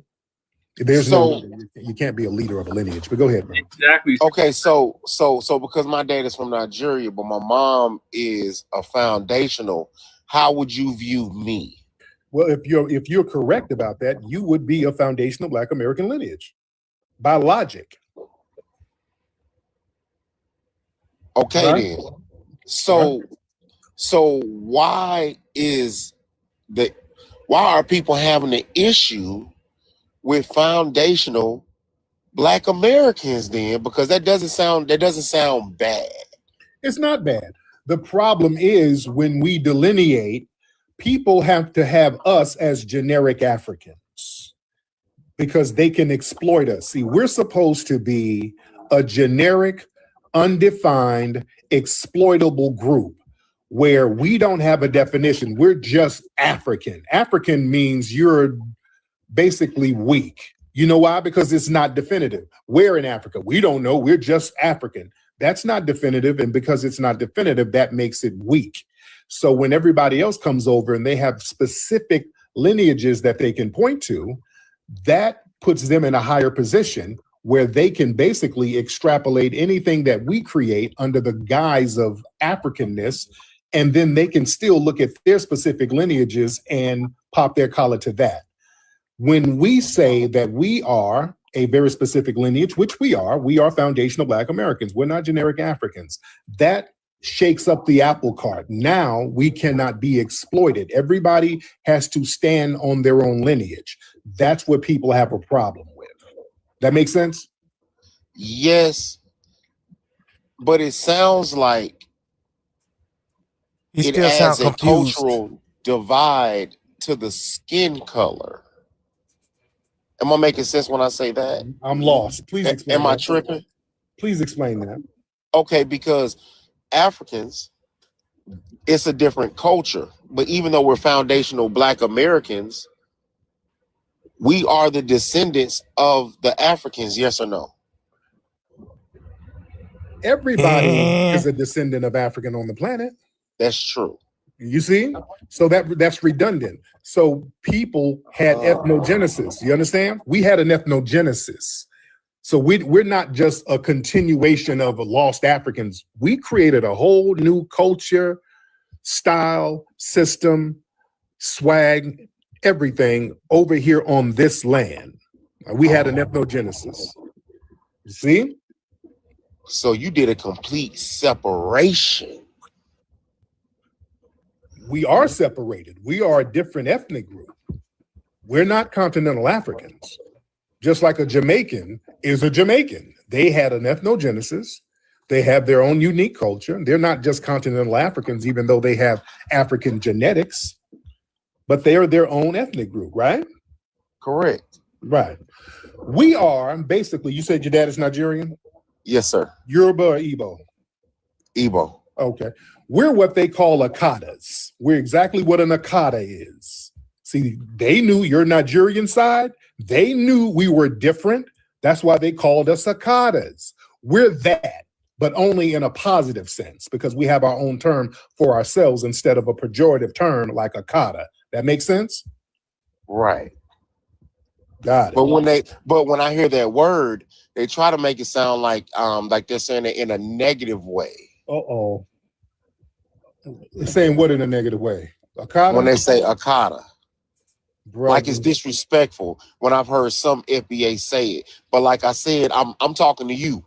So it's different. That's why I'm having a conversation with you. But sir, you know Akada is a negative term, right? Exactly. Okay, got it. Okay, I didn't know if you're gonna try to, because a lot of people who got Nigerian ancestry, they'll try to lie and say Akada ain't negative. Yes, it is. I could have swore you just said, but in a good way. No. Listen, no. Okay, we're getting lost. No, I said we are what they call an Akada, but we're using our own term in a good way, which is foundational Black American. That's the good way. That's what I mean in a good way. Okay. Yeah, let's I don't want to get confused. My bad, bro. Okay, yeah. Akada's not good. Akada's not good. Akada's a negative term. It's a term that your African folks use with us, knowing that we're different from them. Correct. Right. And I'm saying, yeah, you're right, but we're not Akadas, we're foundational Black Americans. All right. Last question, and then I'll move along and let you do your thing, how you do your thing. Yes, sir. So for some reason, they are now this could be a TikTok thing. So it's some ignorance to me. So don't be too hard on me with this. Mm-hmm. They are trying to tie the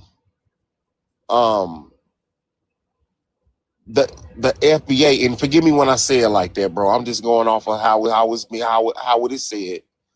They automatically tie them to the Republican Party. Is that something that's always leaned that way? No, I'm not a Republican. I didn't vote for nobody Republican. Okay, then. So that's just some bullshit that they say. That's a bad faith question. That's just people saying shit. And usually those are Democrat operatives, because a lot of Democrats don't like the fact that we've delineated, because that messes up the Democrat voting block. So a lot of Democrat operatives are in these spaces, and they're paid by a lot of these DNC think tanks to come in and spread a lot of misinformation. Anytime you hear that FBA is Republican, that's some DNC bullshit. All right. Foundational Black Americans is 50 million foundational Black Americans, and most of them vote damn Democrat. All right. So people just be saying shit on some of these spaces. Got it? All right. Last thing, when they talk about reparations, mm-hmm. where do you see the foundational Black Americans when it comes to reparations? Do you believe that y'all should be able to say who is deserving after FBA? After? Well, we know the only people who's supposed to get reparations for slavery is foundational Black Americans. We're the only people who's supposed to get that. Who else is supposed to get it? I'm just asking. I'm ignorant. Just logic. Who else? This is the logic. That's not beating up on you. Logically, who else?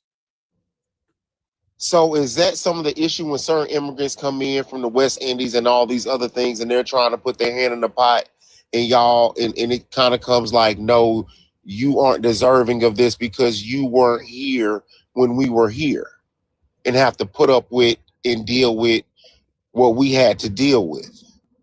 Well, they know that they're not qualified to get it. It's logically nonsensical for an immigrant from the Caribbean or anywhere like that to get reparations from the U.S. government. That's logically ridiculous. That makes zero sense. I'm agreeing with you. I'm not disagreeing. Right. I'm just talking to you. Okay. Yeah. Right. The problem is you have a lot of people who are Caribbean who get into the political sphere, and then they try to sabotage reparations for us. You have people like Wes Moore, Byron Donalds. Wes Moore has Caribbean ancestry. Byron Donalds, Caribbean. Winston Sears, he's Jamaican. They get out here and start talking about how we shouldn't get reparations. That's a problem. And that's one of the reasons why we started delineating, because we got people who would jump out here talking about what we shouldn't get.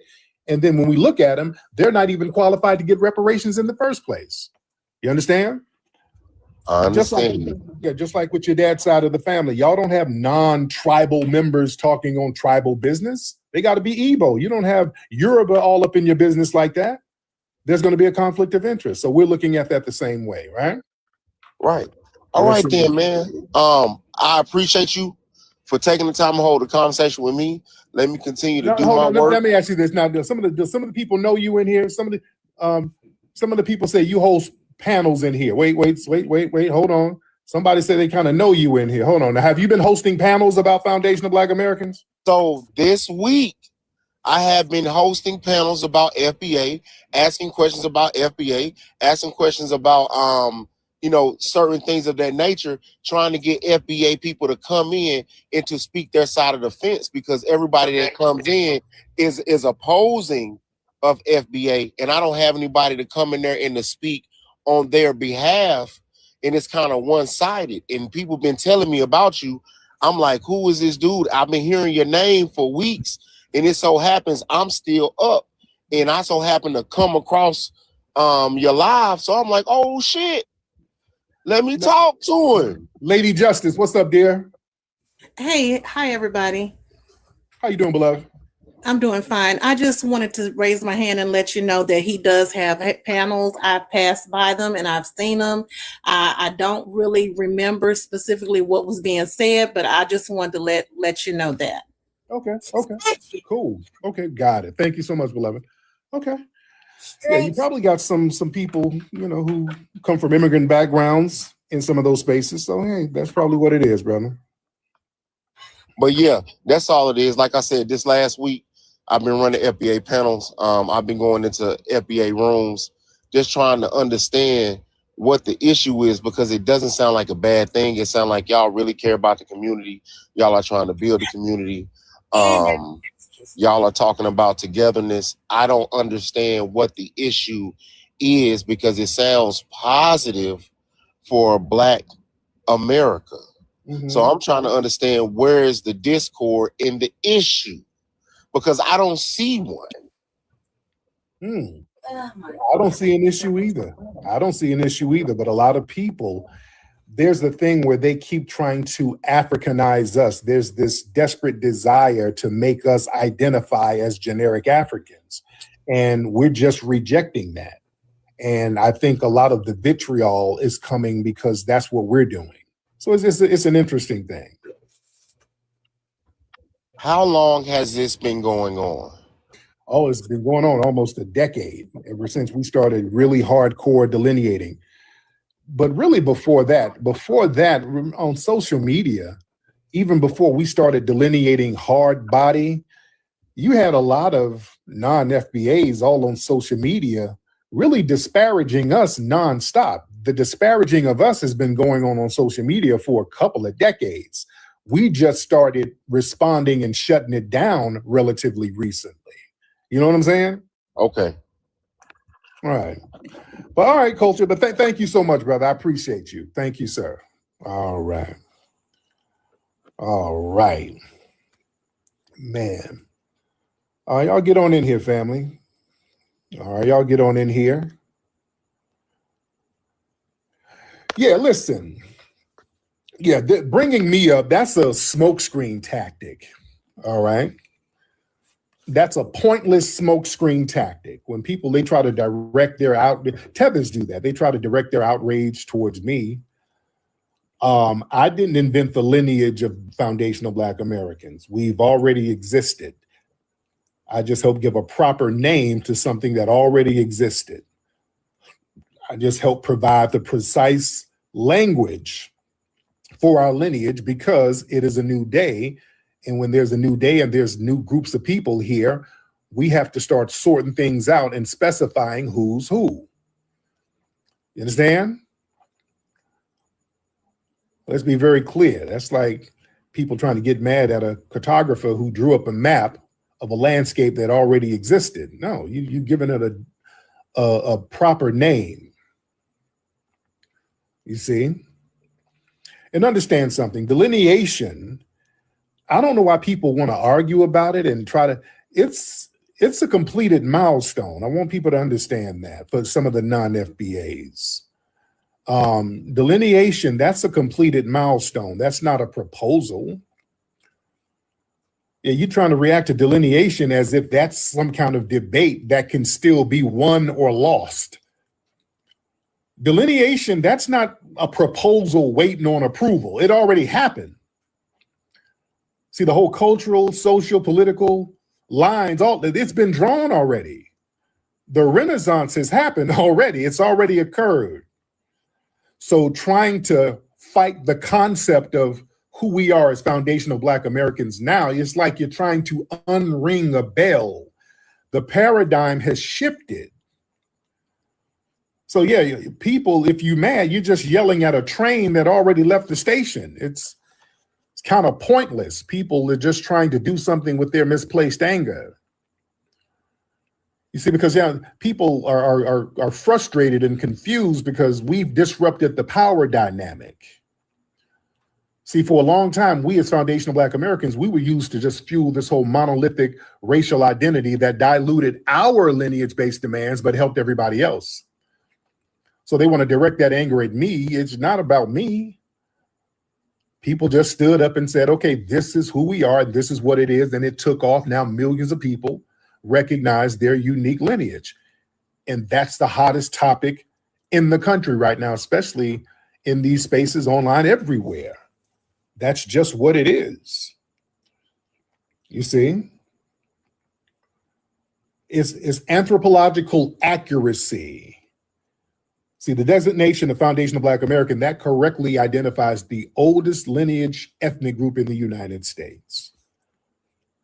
We're just talking about anthropology. This ain't about an ideology. This ain't about who you like, who you dislike, and none of that stuff. It's not a trend, none of that. We're talking about our descendants, the people who are in the ground. We can go to Tombstone. Look, another 12 minutes. 12 more minutes.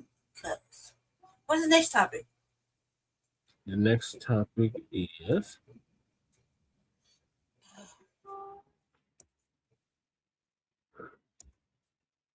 the Black Caucus is trying to force incoming Dems to support Hakeem Jeffries. Okay, yeah, I gotta go because I can't. I'm already over this episode. Okay. Like he already came to the point of it. It's like every episode, this is like it's the same shit he says every day. Like do you want to rearrange the outline to get to what Lady Che want to talk about, and we come back to the other shit later? Why are we gonna come back to this? Like everybody knows what he's talking about. Everybody knows it's about delineation. Everybody knows. No, we know that. Everybody knows. Jesse is keeping the documentation. I realize that's why he does these streams all night. So when everything is settled, Jesse can download all his videos, and we got the documentation of everything that was going on. Right. Every time he does this, man, this kid play. He'll let it play at home. Like I done heard the same fucking speech like fucking 20 times in one day. And it'll be the same fucking. And this is why they're because like what was the point of this whole? The first 15 minutes is like the substance, and then after that everybody gets lost. Like you know what I mean? Lost. I'm lost. That's the first 15 minutes of it. Now I'm lost. Now he's got some old time wasting conversation and bringing him up as this like this and da da da. It's every episode, guys. It's the same shit. It never changes. You ever watched him on TikTok live? Don't need to. I watch him with him. No, I'm saying go watch the TikTok lives and hit the request button. Why? Because maybe just like you're over here, just like you're over here. How you gonna tell me what to do on my shit? This is my shit too. My shit too. How you gonna tell me how to run my shit? I'm not telling you. Exactly. So go. See how that works? This is my platform too. I'm just giving a recommendation. Dope. Here's the thing. For me, it's tedious and you lose the substance of it. So like that's what I'm like. How much more if you got of this particular episode? And what's the next one? Is the next one a treat good or at least a compare one? Like, but that's why I was asking you that because it sounded like you had to go somewhere. So I was like, let's get to. God damn it, yes. A motherfucker does have a life, yes. So that's why I said let's get to the points that Lady Che want to discuss. That was my point. I just wanted to end this and move to the next topic. That's all I wanted to do is end it, move to the next one. End it, move to the next one. Why? Because all this other surface shit is like adding extra lettuce and tomato on a burger you didn't want none of that shit on. See what I'm saying? Just breaking down FBA. Hope it wasn't from Burger King. Who are we breaking it down for? We already know what it is. If we this ain't for us. It's for the rest of the people that don't know it. Who else is it for? The tethers, Lady Che. Or the other FBA, that ain't on code yet that might just run across this and like it. the same way we all got into it. We were just scrolling through YouTube, probably watching some nonsense. No, because it's sports. No, I'm talking about when we got into this. Go ahead, press play, Jesse. Just press play. And point them out. No matter how much you cry, whine, kick, scream, that's not moving our family about them tombstones that can go back to the 1800s and 1700s. We can go and point them out to you. Nothing you do as far as whining and complaining and ooh, Tyreek did it, that ain't gonna get them bones up out the ground. I'm sorry. Right. All right. And we're recognizing and honoring those ancestors. That's right. This is a renaissance. Understand, a renaissance of self-realization, that's irreversible. This is a cultural renaissance that we're in right now. A lot of Black people are now tracing their genealogy, reclaiming their specific American heritage, because we've done that before. If you look at some of the writings of our foundational Black American ancestors in the early 1800s, they sound just like we sound right now. Harriet Tubman, Frederick Douglass, and those guys, they were all about lineage business. This ain't nothing new. Right. You understand? We're reclaiming.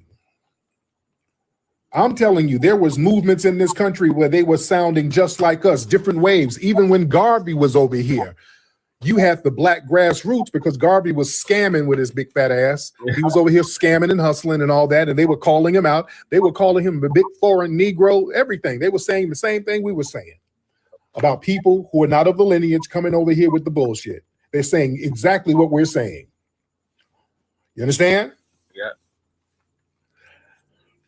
So the thing is, man, a lot of the backlash, they want to try to frame the delineation movement as exclusionary or hateful. That's a deliberate mischaracterization. They try to say, okay, if we don't want to be generic Africans, we hate Africa. That's a bad faith argument. Right. Because nobody hates Africa more than a damn immigrant who fled there. Right. From there. You're not going to project that onto us. We ain't got no hatred for Africa. I love TikTok shop.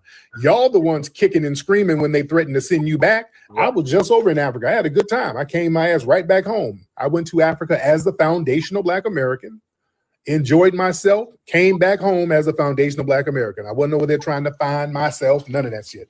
Right. I go vacation there just like I was in Japan. I wasn't trying to find myself in Japan.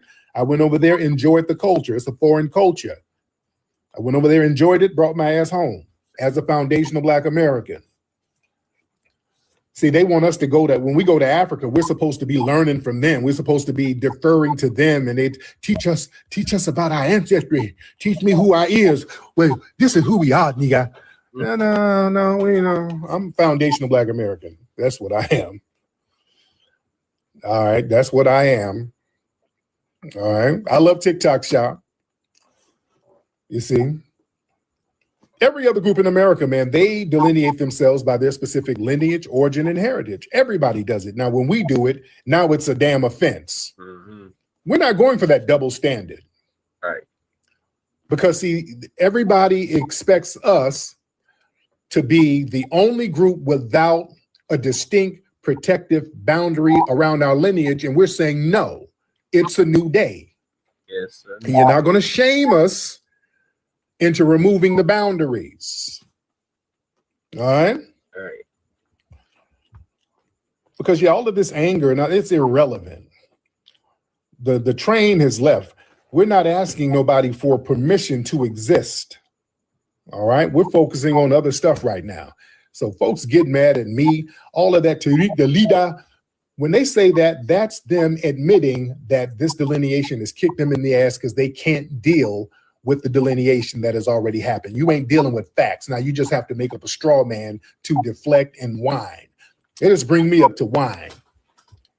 They don't have nothing logical, just like the punks calling up. Tariq, your wife, you got the white woman over there, Tariq. What you got? How much money you got? Did you get some scholarships? You know, that's whining. That's hoe babble. These dudes are babbling like little hoes. That ain't no damn, that's not no real debate. That's nothing logical. Grown ass men hoe babbling because they're frustrated because they can't glom onto the lineage. These old young Miami niggas, Run that shit. Spin that shit, Tyreek. Spin that shit. How much money you got? How much money? Get the hell out of here, grown ass man. You do some scholarships? Get the hell out of here. All right, let me get some family in here. Let me get the family in here, ladies and gentlemen. Well, we got a lot of folks. Tap the screen, man. We got 100,000 hearts. Let's get, ladies and gentlemen, let's get 500,000 hearts in the next 10 minutes. I think we can do it. Y'all tap that screen and let's get up 500,000 hearts. Let's get those taps up. Like and subscribe. All right. Let's get those taps up, ladies and gentlemen. All right. Yeah, dudes emotional. Yeah, these dudes argue with their girl. Yeah, these old sassy punks. The hell out of here. All right, who is this? Yeah, 500K. Yep, we can do that. We had we had over 1 million hearts last week. Oh yeah, we had over 1 million hearts last week. All right. Let me see. Miss Honey, let's get Miss Honey in here. Okay, hold on. Some of these accounts, I can't let the people up. Let me see what I can do here. Let's try Miss Honey. Hop on, Miss Honey. Miss Honey, hop on. Hey, Terry, can you hear me?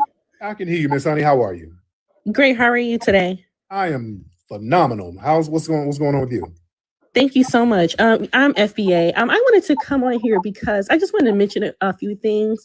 Like what you were saying earlier about a paradigm shift. I want to say I totally agree with that because I've been watching some documentaries on what's going on like abroad too, like in like Ireland and like the UK. And it's the same thing. Like they're all trying to shift over to lineage as well. So it's not just something that we're doing. They're doing it globally in Asian countries as well with regarding to African immigrants. So I think they're just trying to, throw these terms out like CIA and everything like that when it's a global thing that's happening. So I wanted to mention that too. I want us to know that this is not just us, this is globally, and we need to stick to the program. Also, I wanted to ask you, what do you think about seeing them in like historically Black spaces, like Jack and Jill, our sororities and fraternities? Like, what do you think about those spaces not being gate kept? Yeah, well, a lot of those are like boule spaces, so that's a very interesting thing within itself. But a lot of them are coming around the HBCU realm, and a lot of them are getting into things like legacy media like Essence and Jet.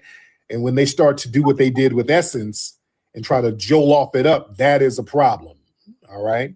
That is a problem. When they start sending the roll-ins and the boule class and all that to try to come at us and talk at us, because I want y'all to understand, man, a lot of these people, these non-FBAs, a lot of them, man, let me be very honest, they try to talk down at us because they think Black Americans collectively are dumber than them.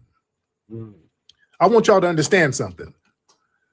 In their mind, because they lie so much, they think being a pathological liar is something, and that's a form of intelligence. And the fact that they run game on us for a long time by having us feel like we're generic Africans, they've run a long game on our ass for a long time. So they feel like they're kind of smart. They feel like they're smarter than us. That's why, notice every time they talk about foundational Black American lineage, I want y'all to understand, they're not attacking me, really. They're attacking the Black community. Because they always try to make it seem like y'all were just a bunch of dummies and I just came along and tricked everybody. So that's them insulting the Black community. They try to infantilize Black intellectual agency. You know what I'm saying? I want y'all to feel me on this. The Black, you out here manipulating Black people like y'all dumb, like y'all can't think for your damn selves. See, that operates on the insulting, xenophobic. You want to talk about xenophobic, the xenophobic assumption that Black Americans lack the intellectual property to evaluate information and weigh our options and make conscious decisions. Y'all talk at grown black men and women like they're gullible children who needs an outsider to rescue them. You know what I'm saying? Yep. No, black Americans, they see what's happening. They see how y'all act, and people came to a conclusion. Hey, man, we're different. You think black Americans didn't hear y'all calling them a cotta and all that? You think they don't see Myron Gaines? You don't think black Americans started putting two and two together and start saying, hey, wait a minute, a lot of these foreigners are talking real slick. You think they don't hear you? Yeah, you think they don't see what y'all do on your job? They see when they go on a job with you and there's a Jamaican supervisor. 3 months later, there's 20 Jamaicans working up in there. You think they don't see that? You think they don't see you go down to Atlanta and there's a Somali working at a parking structure, and then a month later, there's 30 Somalis working in the parking structure? Right. You think they don't see that? Say what you're doing are y'all project your own manipulative nature. Because see, a lot of these people, these non-FBAs, they're used to running game, manipulating our spaces, extracting resources from our culture. So they try to project that everybody's doing the same. Because they view us as a resource that needs to be exploited. That's why they just remember that Nigerian dude, he was found unalive because he was scamming a bunch of foundational Black American NFL players. He was scamming a bunch of NFL players recently. Mm-hmm. So they look at us as a lick. You understand? And they're mad at me because they think, okay, I done woke everybody up and I done stopped the licks. That's what they mad at me. They try to, oh, damn it, why did you hip everybody to our scams? No, people just kind of woke up and saw you for what you are. Right. All right. Let's be very, very real. All right. Oh, yeah, that dude down in Florida losing. Oh, yeah, the dude down in Florida. The guy who voted for Trump, I talked about him the other day, who has them Haitian restaurants. All his employees are Haitian. He ain't got no Black American employees. And his business is getting shut down because his employees are all getting deported. Chef Creole. Oh, yeah. Yeah. That's what. Yeah. They know how to look out for each other. They know how to damn delineate, but they're going to look out for each other. They're going to look out for their ethnic group. That's what I'm saying. When they open up a business or whatever, they prioritize their ethnic group, ladies and gentlemen. Yep. And then when we prioritize ourselves, well, what is this xenophobic, nigga? What is it? We all in this together. The police put me over. They're not going to ask if you're FBA, nigga. Oh, shut up. Right. Stop. Stop.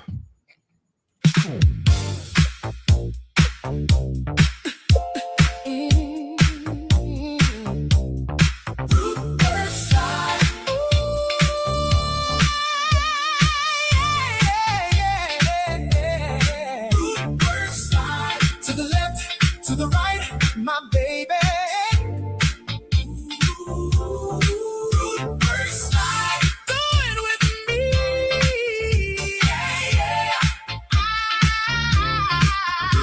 I'll be right back, Che. I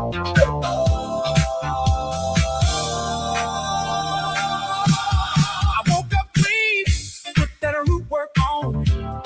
Now I'm feeling fresh from dusk till dawn. Arms in the air, confidence wide. I hit the floor and do the root work slide. No funk on me, I'm smooth with pride. Fresh under pressure, fresh outside. Everywhere I go, they feel that vibe. They say, what you got? I say, root work slide, root work slide. Ooh, yeah. To the left, to the right. This commercial is getting more and more hilarious. All right, Lady Che, what are your thoughts on your way out?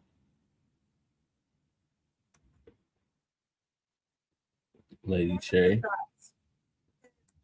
What the fucking topic was in the beginning. That was the whole point of what I said earlier.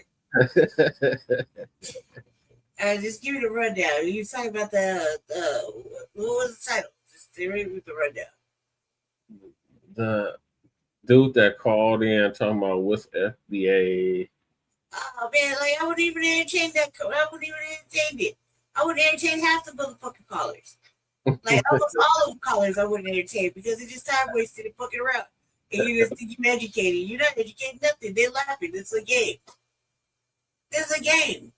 And you got motherfuckers call in and be like, he do be holding class. He do be holding it. And whatnot. Oh, snitching ass. Yeah. I'd be helpful. Oh, we having panels. That ain't helpful, cuz. He do be having panels. You know what I mean? Yeah, he just like he got what he wanted. Anytime you can make somebody sit there and explain something that is clearly known, a clearly known thing for the last 10 motherfucking years, easily. 6 if we're counting, okay, based on our shit. Well, 7, yeah. 7, 6, 7, no, 6. 2019. No, 6. 2019, Lady Jane. Whatever, cuz Jesus fucking Christ, you're fucking semantics. Look, it's obviously a game. Like just playing semantics is a game, right? You just play with my fucking mind so I can get upset. Like that's what he's doing it on purpose for. This is obviously a game. You got motherfuckers explain it to me, Tariq. Hey, right into the narrative, cuz. I got 10 years of motherfucking video history. Go through that. Not to mention, I got a whole museum and 6 motherfucking, or 5, almost 6 documentaries plus 3 boosters. Go through that. Read a book. Shit, learn the code. What's the code? I'm not telling you. It's right there. At this point in time, everybody's playing stupid. You see what I'm saying? And then you get risky and then you want to talk about it. And then you want to say, who's this and who's not each other. Okay, well, according to your daddy, you don't count. If we go off your mother's lineage, yeah, it depends on how far it goes. Like, you're like, come on, man. You already know they know. I'm just barely hearing your name in the streets. I barely hear your name nowadays. I barely hear you. I gotta see who this nigga is. Are you serious, cuz? Where have you been for the last 30 years? Right. You barely hearing it, and he's like over there describing it, talking about it, and feeding into the fucking delusional grandeur of this life. Oh no, I'm cool on it. Like I see past the bullshit. Right. You know what I mean? And then for you to sit through the whole thing, cause like advanced, it's like I've already been through this course. I graduated like fucking 6 years back. Right. It's all remedial bullshit. And I say that because the people calling in find it amusing to play games with him. Yeah. And then get all the other callers all wrapped up into it. That's what and no one's seeing the play, or is it just me to see the play? And I'm over here rolling my eyes like, here we go again. Another day, another explanation. See what I'm saying? Mm-hmm. That's all I'm saying. That's all I'm saying. Nothing he's not wrong for saying. But like, goddamn, man. I mean, for me, I've already heard it like 20,000 times in 1 week about the mediation and how everybody's on this other side. You know, like I already heard it, and they hate him and they want to blame him on this and this. I mean, first of all, he caught when he said, dude said something about what is mission statement. Yeah. Busted him out already. Cole busted him out and said, well, let's back this up. This is no mission statement. Woo, right? Yeah. That right there was the answer. Dude was fucking with him. Yeah. Dude was fucking with him as soon as he asked him that. Yeah. There you have it. See? Hey, Che, Lady Che. Welcome back, bro. Yeah, I think Lady Che is Canadian. Oh my God, stupid. You know, because I'm gonna talk like a tether. You get me? Yeah. But how was that tether talk, cuz? Because she can't be from down south or where FBA from, light skinned like that. She gotta be from way up north, like Canada or Alaska, right? What you mean? Kissing ass. Like, I'm only saying the exact truth. When Cuz got on there, Cuz said, what's the FBA mission statement? And Tariq answered it coldly. He busted him out coldly. No, Right? I'm agreeing with you, Lady Tay. Like I'm agreeing with you. I'm just taking it to a different level. That's all. I'm using their logic, like showing how stupid it sounds. Right. It is, because it's this way. Like for us, we already know the code. We already know what delineation means, what the lineage is about, what's being talked about, asked about, what's being focused on. Who's a Taylor? Who's a migrant? Who is it? Right. So all these things are like they're thoroughly engrossed in us, right?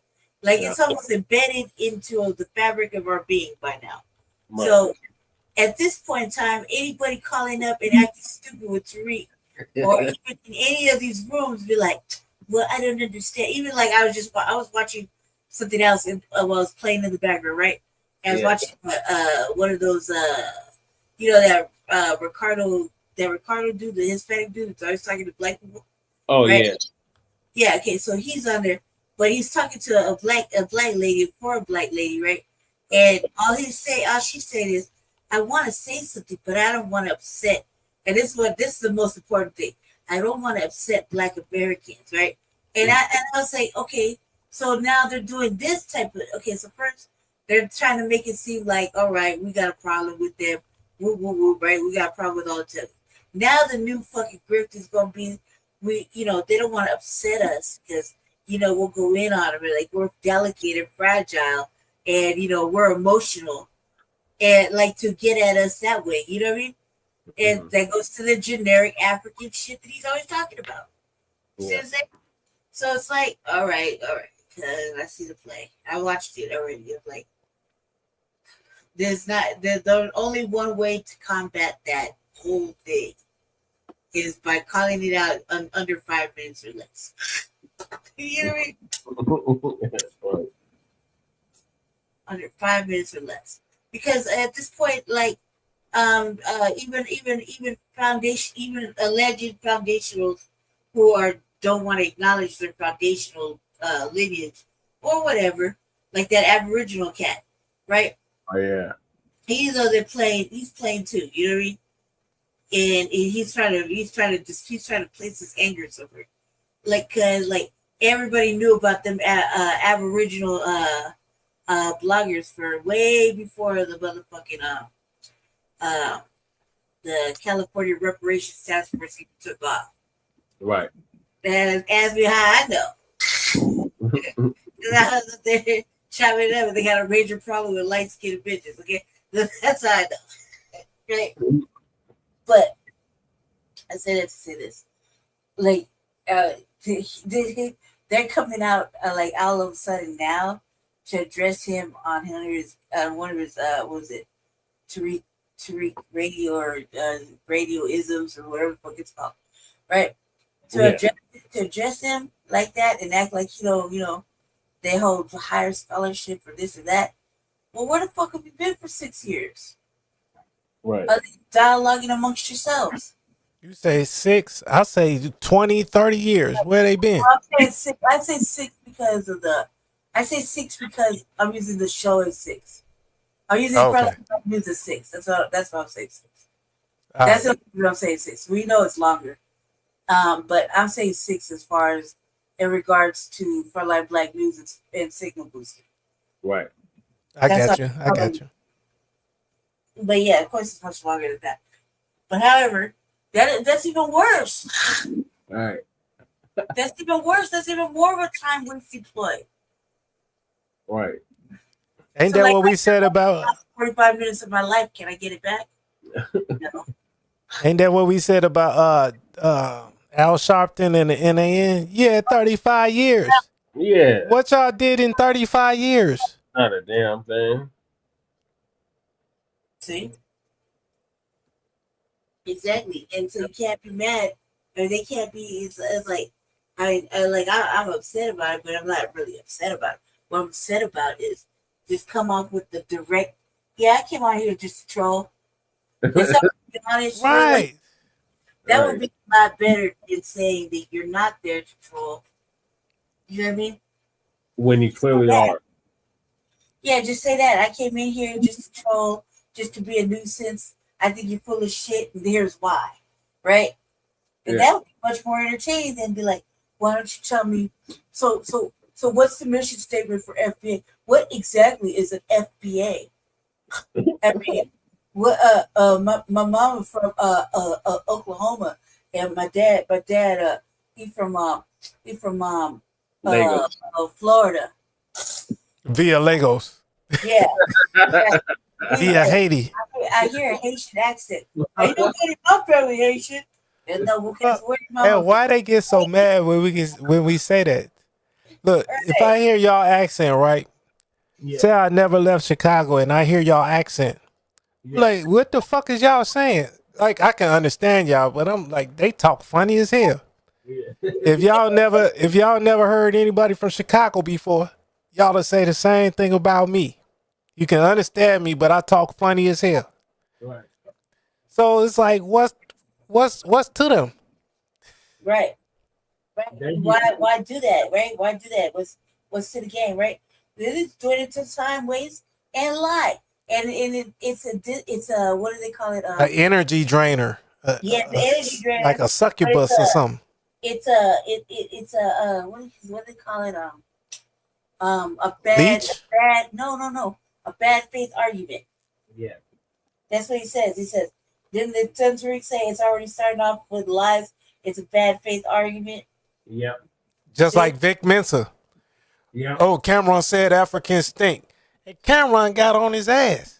Yeah. Like, what do you mean? I never said that. So how we gonna believe you about 2,000 years if you can't remember last week? Right. Right. And again, so what? At least he cleared it up. And not that he not only cleared it up, but other people cleared up the fucking the facts. Right. See? And even if it's so what, I don't think Cameron would have did that. That shit was funny as hell, but I don't think he would have did that. No, I just love seeing FBA going on tethers, especially FBA that don't call themselves FBA. Right. You give me just a regular old descendants of freedmen, black Americans, and when they see a teller get out of line, ooh. Mm-hmm. I love seeing it. Right. Yeah, that's all I had to say, Justin, is that, I mean, like, for me, because I'm so burnt out. I'm burnt out of all this stuff, because Jesse got to play 24/7 in the house. I can't even get him to watch a movie or anything, like, fucking substance ever in the last 5 fucking years. I'm tired.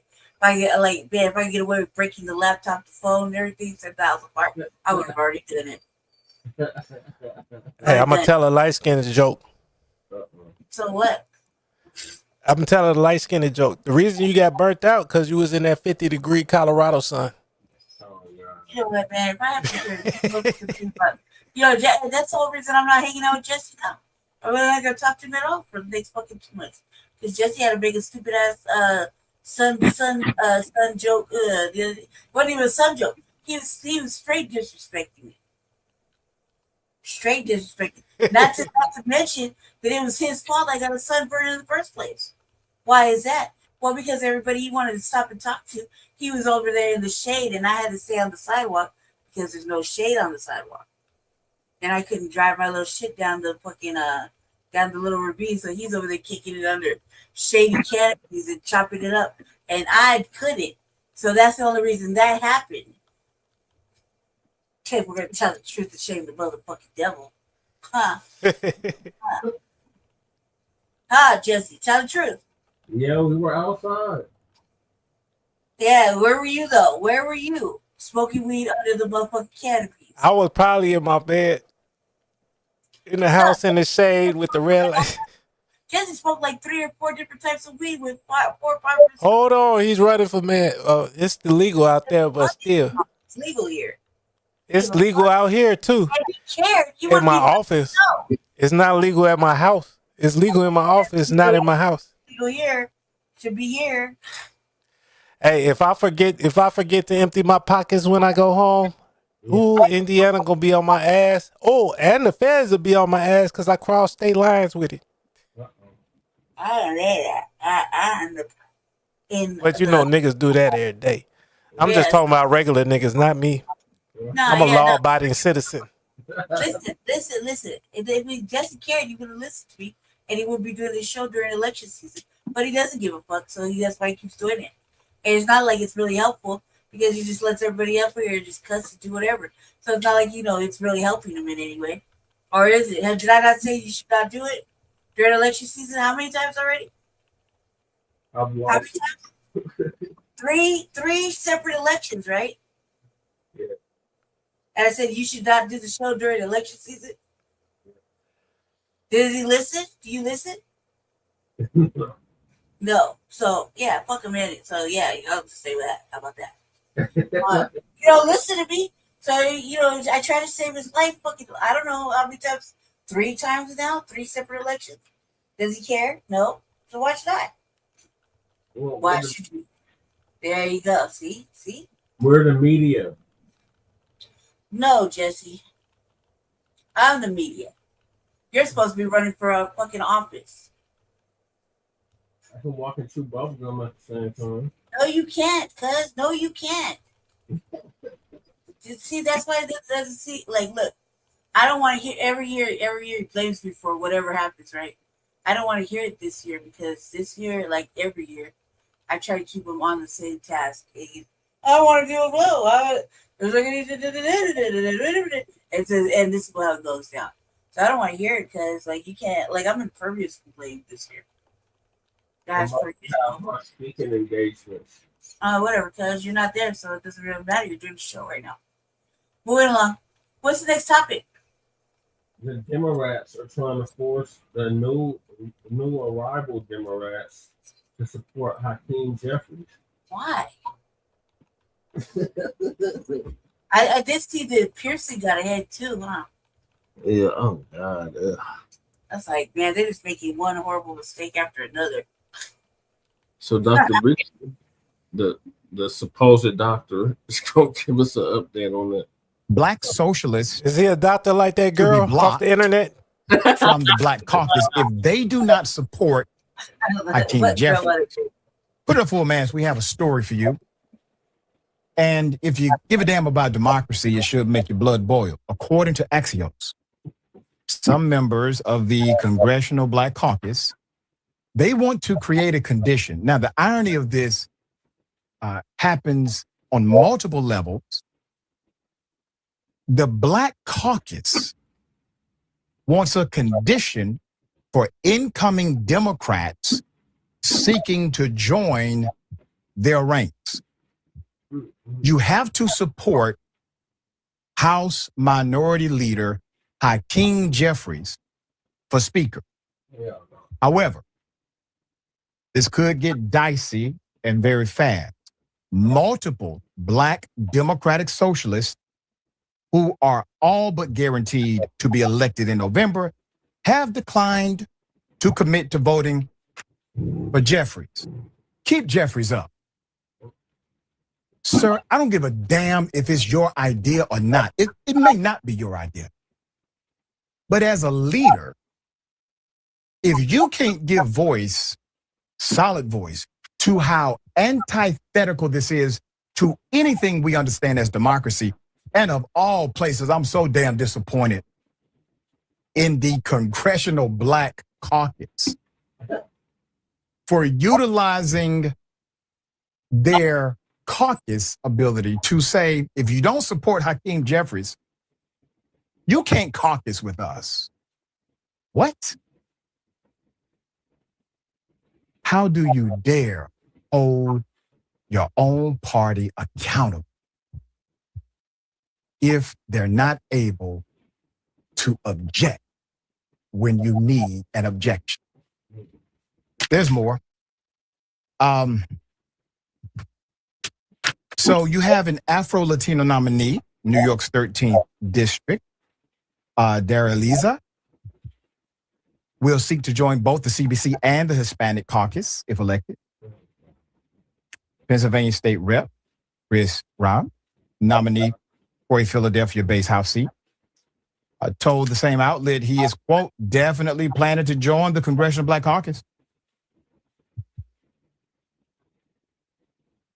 Kairos of Colorado, another Black Democrat running in a safely blue district, said, quote, I absolutely plan on joining the Black Caucus. But all three DSA-aligned candidates have declined to comment to voting for Jeffries as Speaker. That's their right. They're not elected for him. They're elected for us. They're not sent to Washington to serve Jeffries. They're sent to Washington to serve us. Period. And this is a damn shame. And it's more shameful that you don't have people saying something loud about why this cannot happen. If I said absolutely nothing, I would be just as wrong, just as unethical politically as those on the MAGA right who decided to say absolutely nothing when they decided to utilize their political power in order to shut up folk who were objecting, at least at first, to Trump. And I'm not comparing Hakeem Jeffries to Trump. That's why this action is so damn shameful. Multiple members of the Black Caucus speaking on the condition of anonymity. And why do you think they're speaking on the condition of anonymity? To offer frank remarks about likely incoming colleagues, said criticism of Democratic leadership could be an issue. One senior CBC member, when asked if Avila would be allowed to join, told Axios, quote, not if she doesn't support Hakeem along with other issues, end quote. Asked if that would apply to all incoming members, the lawmaker replied, yes. You all are making your own bed. And can I be 100 with you? And I got friends who are members of the Congressional Black Caucus, and I love them to life. You all are not that effective. Okay? Don't act as if when people get to DC, they must caucus with you in order to get legislation passed. I'm keeping it a buck with you. Okay? Hey. The appearance of this is probably worse than the substance, because you no longer have the moral authority to hold any caucus accountable for inclusion based on their right to elect or not elect a particular leader among the political rank. Avila said, quote, absolutely will not be welcomed if she doesn't support Hakeem, said second CBC member. Under no circumstances would anyone be welcomed with a warm embrace if they are going to undermine the brother. Just no path. Loyalty to Democratic leadership isn't a formal criteria for CBC membership. In other words, there's no statutory language, no bylaws, etc. A source familiar with the matter told Axios, but it may be a de facto one, meaning they're making it up in real time. This has nothing to do with him being a brother. This has to do with his policies. I don't like his policies on the Israeli military industrial complex. I don't like his policies on who he decides to take money from. And I should be able to say whatever I choose to, and so should those that we elect to go to the U.S. Congress. There's some things, obviously, I support Hakeem Jeffries on, and others I do not. But that's because all of us are independent thinkers, including the people we send to D.C. Quote, support for Hakeem is not a written rule, at least not yet, the source said, but it would be a challenge to accept someone in the CBC who doesn't support him for speaker, the source added. The CBC has far left people squad members, DSA members, but they are committed to Black people and the Black agenda. Hakeem Jeffries, as Speaker of the House, is about progress for Black people and the Black agenda. Quote, you can't come to the CBC and blow up the point of the CBC. It does not make sense. What happens when he's not supporting the Black agenda? What's the Black agenda? Is he supporting reparations? That's a Black agenda for sure. Is he the champion of legislation for reparations for descendants of slaves in America? Oh, well, that means he's not for the Black agenda then, right? My point is, policy is nuanced. It's supposed to be. It is supposed to be nuanced. You want people to be monolithic? You want individuals to follow a leader because they're in charge? Hell no.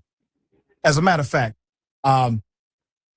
if now I have no desire to ever be in politics, but if I was going to the Congress, and even if I supported Hakeem Jeffries, if you would have said some mess like that to me, I promise you, he would be the last person I supported, because it sends the wrong message to everyone else, especially those who put you in power to serve them, and not a king, not Hakeem, and not DC. One has to wonder if their criticisms of Israel will be a factor when you consider this.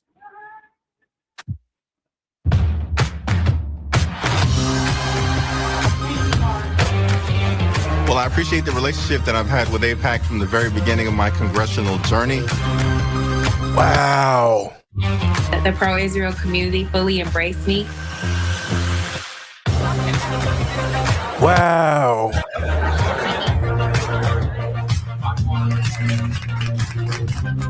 AIPAC played a very important role in my political campaign. I think it really helped it take off.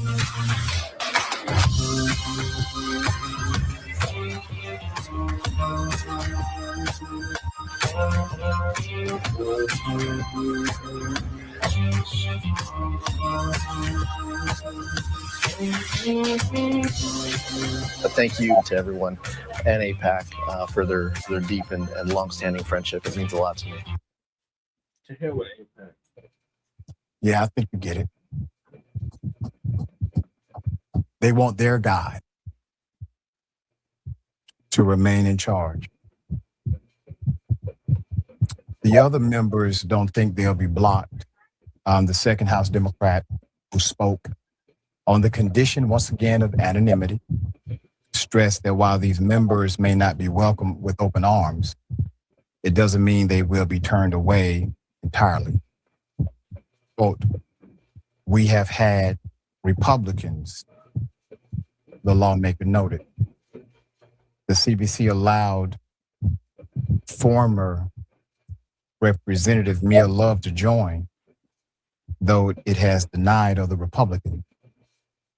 The group has also rebuffed some Democrats. And obviously, the irony is, if you will allow any Republican at any time, why would you deny someone who's left of you at any time? It starts to make you question, are these guys two sides of the same coin? And obviously many of them are. Democratic leadership source strongly pushed back against the notion that any incoming Black Democrats will be denied entry to the CBC based on their vote for the speaker. Quote, I don't believe the CBC decides its membership based on one's pledge to support leadership, the source said, adding that Avila will get the same review process as everyone else. I don't think it's a thing at the end of the day, the source said. And I agree. I don't think it's substantive as far as the membership. I think the message you're sending is much more damaging. And if they can do it with this caucus, they would do it with others. And I don't believe it's coming from inside of the caucus. I believe these are influences external. It's a damn shame.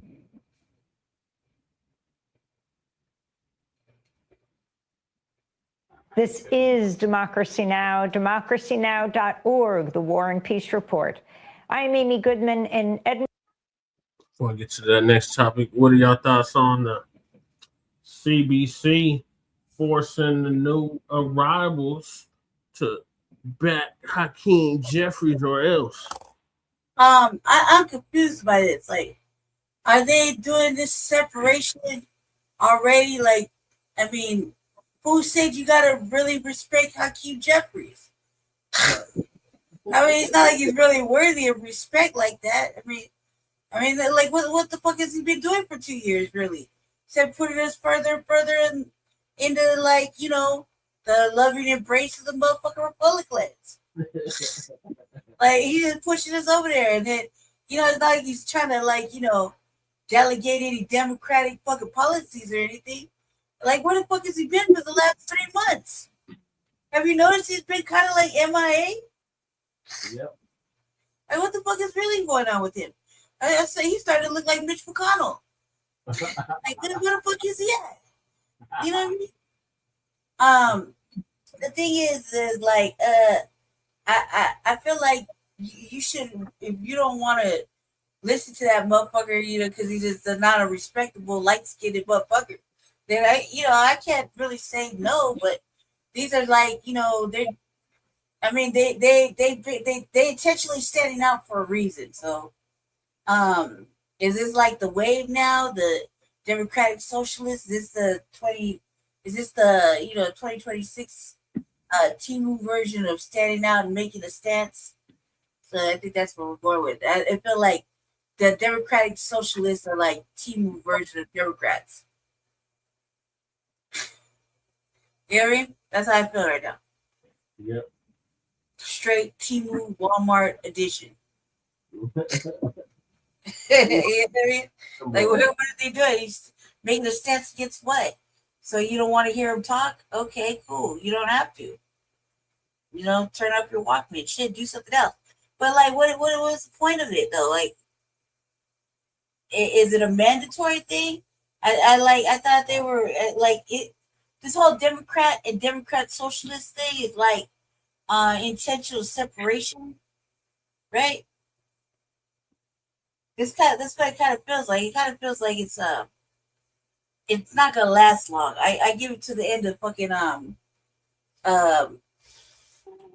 Trump's term if this goes on. It's like the pushback, you know what I mean? Is this the like? Look, the people don't really respect. If it's all about what the people want, the people really don't respect anybody right now in politics, and they sure as hell don't respect Jeffries. We're gonna be serious about it. The people don't respect nobody on the Republican side. They don't respect no Democrat for sure. Because if that's the case, a lot of these legacy people would still have a job. You know what I'm saying? And these Democratic Socialists, they definitely ain't getting no real respect because, I mean, look, half the city of New York, almost the whole city of New York really hates Badami. You know what I mean? The only ones that respect them is the Muslim community, maybe the Jewish community, maybe. You see what I'm saying? But regular Americans, really aren't really respecting his get down. See what I'm saying? Am I wrong? Am I the only one here talking about myself? Completely wrong. Am I wrong? Am I wrong, crew? Hell no, you ain't wrong. Okay, because I thought I missed something. Yeah, and there's no respect for any of them right now. So, and Jeffries, woo boy, we done lost respect for Jeffries since the start. Look, their whole party is fucked up. Right. Biden got cancer. He was ready to run for fucking president again. Yeah. Mitch McConnell, ain't nobody seen him in weeks. That's what I'm saying. But have you seen Jeffries either? I don't know. No. He probably over visiting Bussy Gillum. The answer is no. We haven't seen Jeffries. Jeffries hasn't been out to make a contrarian speech against any Republican shit in like 3 months. Easily. But why they saying that the Dems gonna take the damn Congress and they might take the Senate? I think that's overflated hype. Right, like the memory crisis, the AI bubble, right? Mm-hmm. Like they think they were in the Madonna, not the fucking Mandela effect. Like we didn't see it or hearing it, and it's actually not happening in front of our eyes. They want us to go with their narrative. the narrative is they're all lying. Well, hey, Lady Che, you know that's why that's my name, reality. Because my reality is different than whatever anybody else says. I don't give a fuck what nobody you get me? I don't care what nobody else is saying. Like I see, like to me, I see what it is, right? So, like a lot of people be sounding like tethers to me. I ain't saying you and Che. You get me? I'm just talking about like in general. Like, how come y'all don't know this? How come y'all ain't? You get me? Y'all didn't even have to read the book or anything. Like your eyes work, your ears work. What's going on? You don't see this? Exactly. That's what I'm saying. I can't go along with what they're talking about because it sounds like lies and propaganda and bullshit. Everybody, not just them. Everybody's providing that lies nonsense, and they think that nobody's paying attention. But no, I don't want to like if I have to bang the drum, I don't want to bang the drum to propaganda. No, especially not to the colonizers' propaganda. Right. We can do our own FBA propaganda, our own reparations propaganda. There's nothing wrong with that. It's free speech. Right. As long as we ain't getting paid by George Soros to do it.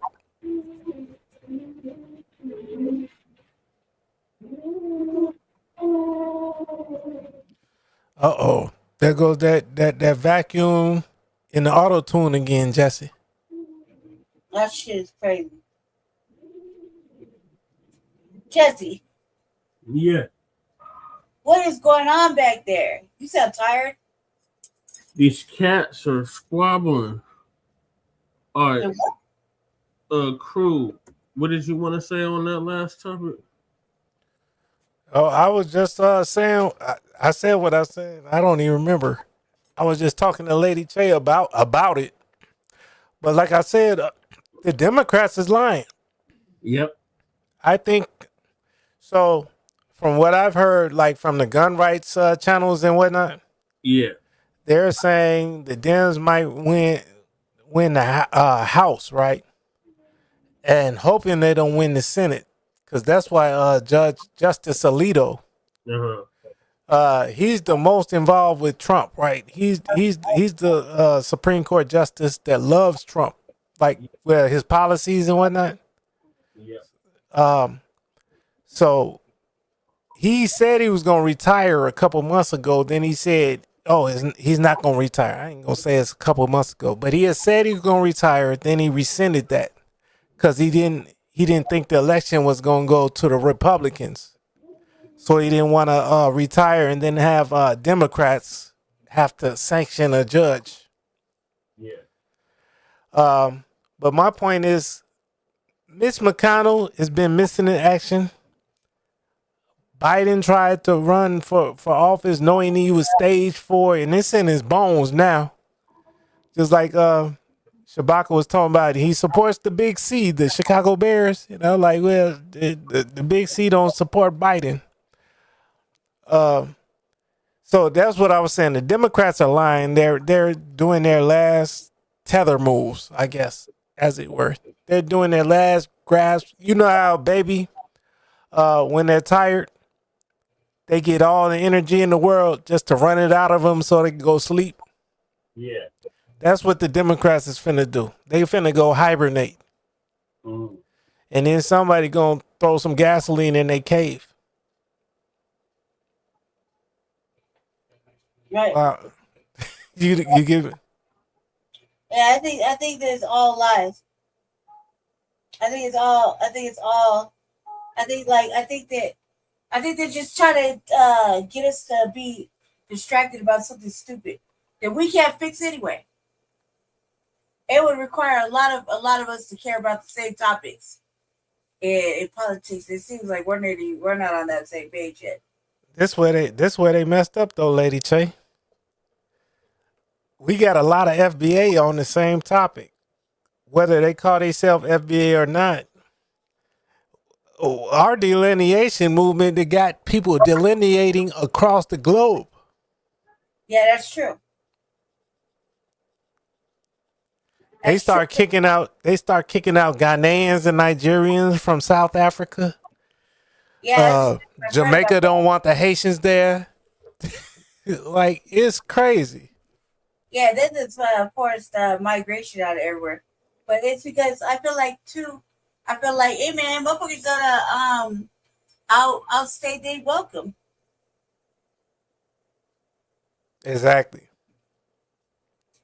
They outstay their welcome. And here, I don't know, I have to do my show, so I have thoughts of different things, but I don't like being lied to. And what I'm gonna show on the RVA is them fucking lying to us. So I don't like them lying to us about whether they deported a motherfucker or they didn't. I don't want to see you shift them around the United States. I want to know if you deported them back to their country. They were lying. Lies. Straight lies. Yeah, but that's it. That's all I gotta say about that, Jesse. Jesse, Oh, can you end the show because you're sleeping? no, it's the cats. It's you. You're sleepy. No, I'm not. It's the cats. Yeah, because just end We the got show. Breeze in the building. I can't end the show End yet. the show. He's not even on here. End the show. Breeze. End the show. Salute, Breeze. Hey, look, me and Breeze will run the show. Please do it because he's gonna go to sleep and then there's nobody to be able to end it. Look, damn, you can't hand over the staff. You can't hand over the staff to me or Breeze. No, cuz he needs to end it. He won't You know, let me Breeze gonna be playing some music. go. End it. End it. Okay, End Lady Che has spoken. I think she need to talk to. I think she need to talk to. What time is it now? What time is it now? 3 o'clock? 2:30? 2:30. 2:30. It's early for y'all. No, it's not actually. I woke up. Jesse was still streaming at damn noon my time yesterday morning. Yes, but he didn't have to be. It was never like this. The only one who does late night streams is me. And then he took it to where I can't do it no more. That's why I haven't done it all. Jesse. That's why I haven't done an RVA. Because he eats up all the motherfucking time and all the topics. No, just end it. End it, Jesse. Lord, man. All right. Well, I'll see y'all then. To man the station, and not only that, but I would have to do it. You couldn't do it. I'd have to do it. What you mean I can't do it? You can't do it. I'd have to do it. That's just the way it works. I'd have to do it. And I don't want to, man. Like, You know I know how to stream, right? no, yeah, do your own shit. You're not a fucking regular over here. Do your own shit. No, because this is irresponsible. Like, just do it. Just either stay for the how many topics you got? Like 9? Yeah. Fuck no, Jesse. Y'all think it's just me talking shit now and I'm overreacting. He knows why the fuck I'm mad and why this is like this. He's doing this on purpose. He's like, haha, she gonna get mad and everybody gonna act like I'm the victim. No, there ain't no victim here because like they did this on purpose. This used to be a 1 day show for 2 hours. And now it's an everyday show for 9 hours. Like, that's not fair to me. That's not fair. Look, here's what I did, Lady Che. You can't say anything because it's not fair. You can't say anything. Me that's lived through it for 6 years. You can't say nothing. You can't take away the feelings about it. 6? 6. Damn. I knew you in Fargo, Jesse, didn't I? Shit. Yeah.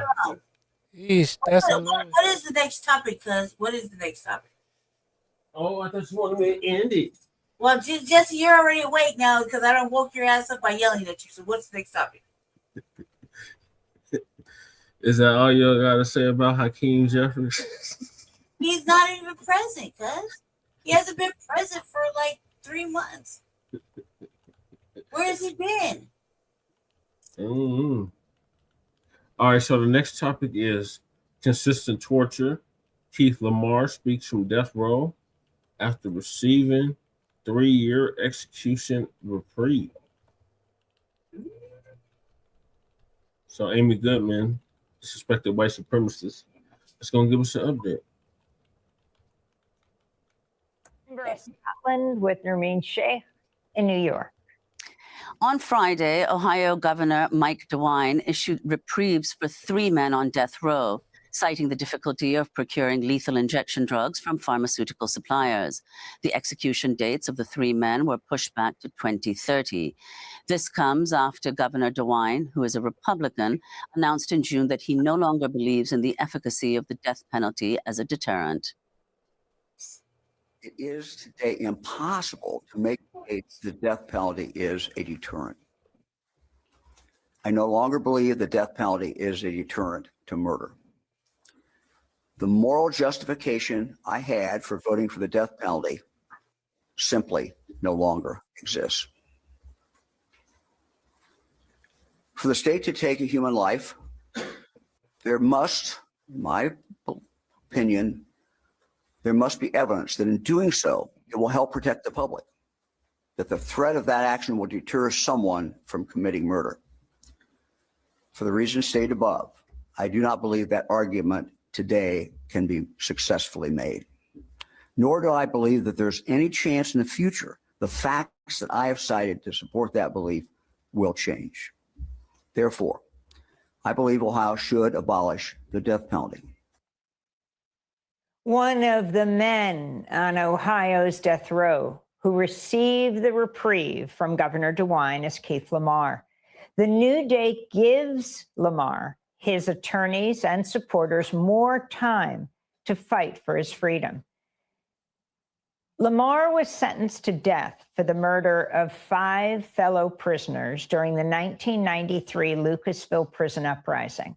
He and his attorneys say he's innocent and was wrongfully convicted. His trial was held in a remote Ohio community before an all-white jury.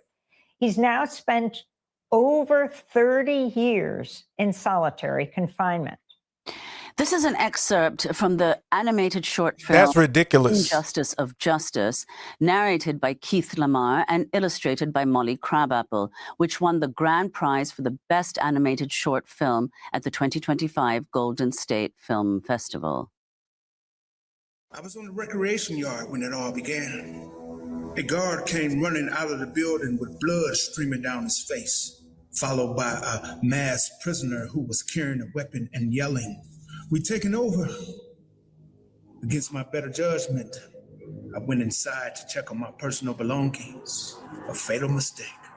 It was complete chaos. When I made it to my assigned location, I discovered that it was being used as a holding area for hostages, both guards and prisoners. I was thereafter approached by a masked prisoner who gave me the option to either participate or leave.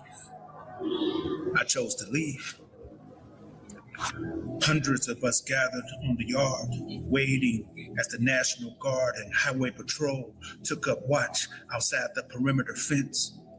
Because I had gone into the hostage area without wearing a mask, my name would be mentioned among a vast array of potential suspects. Even though the state concedes that I was never affiliated with any of the gangs said to have presided over the riot, the fact that I was already serving time for murder would play a big part in their decision to indict me. Ultimately, I was charged with 9 counts of aggravated murder. I couldn't believe it. That was an excerpt from the animated documentary, The Justice of Injustice, narrated by Keith LaMar, illustrated by Molly Crabapple. For more on the news of the reprieve and the latest on Keith LaMar's case, we're joined by 3 guests. Keegan Stephan is a civil rights lawyer with Beldock, Levine & Hoffman. He's representing Keith LaMar, joining us in New York. Amy Gordiju is campaign manager for Justice for Keith LaMar. She's with us from Cleveland, Ohio. And on the phone from Ohio's death row is Keith LaMar. Keith, we're going to begin with you. I don't know whether to say congratulations or recognizing that this means you still have an execution on the horizon, but the significance of the Republican Ohio governor, Mike DeWine, putting off giving you a reprieve on this execution for 3 years. Can you talk about your response and how you learned that you would not be killed by the state next year? Well, first of all, I think, thanks so much, Amy, for the opportunity, obviously, to elevate the profile of my case. I think congratulations is in order because aside from me receiving a reprieve, which I was very relieved, though we anticipated that he would stick to his pattern. I'm still relieved that I don't have that hanging over my head. But in the meantime, I've been undergoing a consistent torture since the last reprieve. Guards have been spraying chemicals in and around my cell. I haven't been able to eat breakfast or lunch over 3 years because of the chemicals that are being sprayed in my food. I'm being harassed constantly.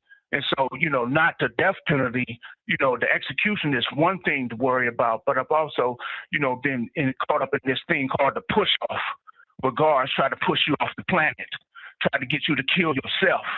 And one of my friends 2 months ago committed suicide because of the same treatment that I've been undergoing for the past 3 years. But yeah, getting to my legal case, I've been working very hard with, a formidable team of attorneys who are right now uncovering evidence that has been withheld for the past, 3 decades. And so it's been really, really, difficult over the past several months because, with the execution looming, we would have a concern about filing under the impression that we were trying to execute some kind of ploy. And, with that now being removed, we're not operating under that type of pressure and that suspicion. So, hopefully the courts will take the motion that we're about to file more seriously because of the reprieve. But I'm thankful, grateful for the time that I've been given because that gives my attorneys more time to develop my claims. Yeah. So Keith, we're very, very sorry to hear about this absolutely atrocious treatment that you have been receiving. I mean, if you could talk a little bit more about, is there any recourse? What kind of response do you get when you point out what's happening? Well, about 4 or 5 years ago, they passed a rule that all guards have to wear cameras, body cameras, similar to police officers on the street. And ironically, the result of them having cameras has allowed them to do more mistreatment, more harassment, because if it's not on the camera, it didn't exist. It didn't happen. So I filed over 50 complaints with the administration here, and they check the camera. They don't see anything. They claim not to see anything, and because they didn't see anything, it doesn't exist. Meanwhile, my health has, depreciated. I'm in constant jeopardy. Like I said, I'm losing weight. I'm right now sitting in a plume of fumes as I'm speaking to you on the phone, but I have to sit at the front of the cell because that's where the signal is strongest. But I'm right now in a cloud, of a bewilderment as I'm trying to communicate to people, the specific details of my case. And this is what I've been operating under for the past three years since the first reprieve. So while the reprieve is, particularly important, it also means more suffering. And I'm trying to be available for these interviews, for these opportunities to speak out my truth. But it's, they're not making it easy, and I suspect that the harassment is being done with the approval or at the behest of the administration because it's blatant. They're doing it with impunity, with no concern or risk of losing their jobs. And I'm pretty much laughed at on a routine basis whenever I bring it to the administration. It's to the point now, it doesn't even make sense to file complaints, because all of my complaints have fallen on deaf ear. Right now, as I'm speaking to you, my lips are stinging. Yeah, I'm sorry, go ahead. Keith LaMar, Mike DeWine, the Republican governor, has come out against the death penalty. Can you explain why then he is granted a reprieve as opposed to commuting your sentence? Your supporters, you are calling for your freedom. But if you can explain how this works, he just says he can't get the execution drugs to kill you. What are you calling for right now? Yeah. Well, Mike DeWine, at the end of the day, is a politician. As he himself stated, he was one of the architects who put in place the execution policy here in Ohio. You know, he's about to retire. I think he's well into his 80s now, and so he's thinking about his legacy. You know, but he's at the end of the day as a politician, and he's doing the political thing and passing the buck basically for the next person who comes in line, which if it's a Republican, you know, you can expect the death penalty to be, the deaths to resume here in Ohio. You know, Mike DeWine asked the voters to vote to abolish the death penalty, but you asking poor white people, the same people who voted for Trump overwhelmingly here in Ohio, to do something that they have some type of psychic need for. You know, it's like, you know, I'm in here and they want to see you suffer. You know what I mean? And that's the whole thing. And so they also heard the news that I got a reprieve. It spread around the prison immediately. And even on that day, you know, it's just the attacks are immediate. I know I sound a little hysterical, but I'm making this call under duress. I'm living under the extreme strain. And the reprieve, while good on the legal sense, and giving us more time, it also increases the pressure, the harassment that I'm undergoing. Keith LaMar, again, we're so sorry to hear about this distressing treatment and the conditions under which you're living there. I wanted to ask you about comments you've made about the disproportionate number of convictions and executions in Hamilton County, and whether you think those have changed at all in the duration in which you've been imprisoned, and what the reasons are that you've said, all white juries, jailhouse informants, etc. If you could just elaborate.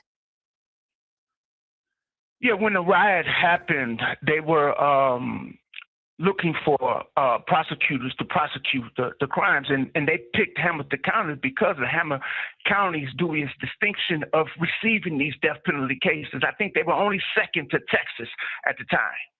And Mark Piedmont from the early 1990s up until now used the same MO of using jailhouse informants, withholding exculpatory evidence. I mean, this is their MO.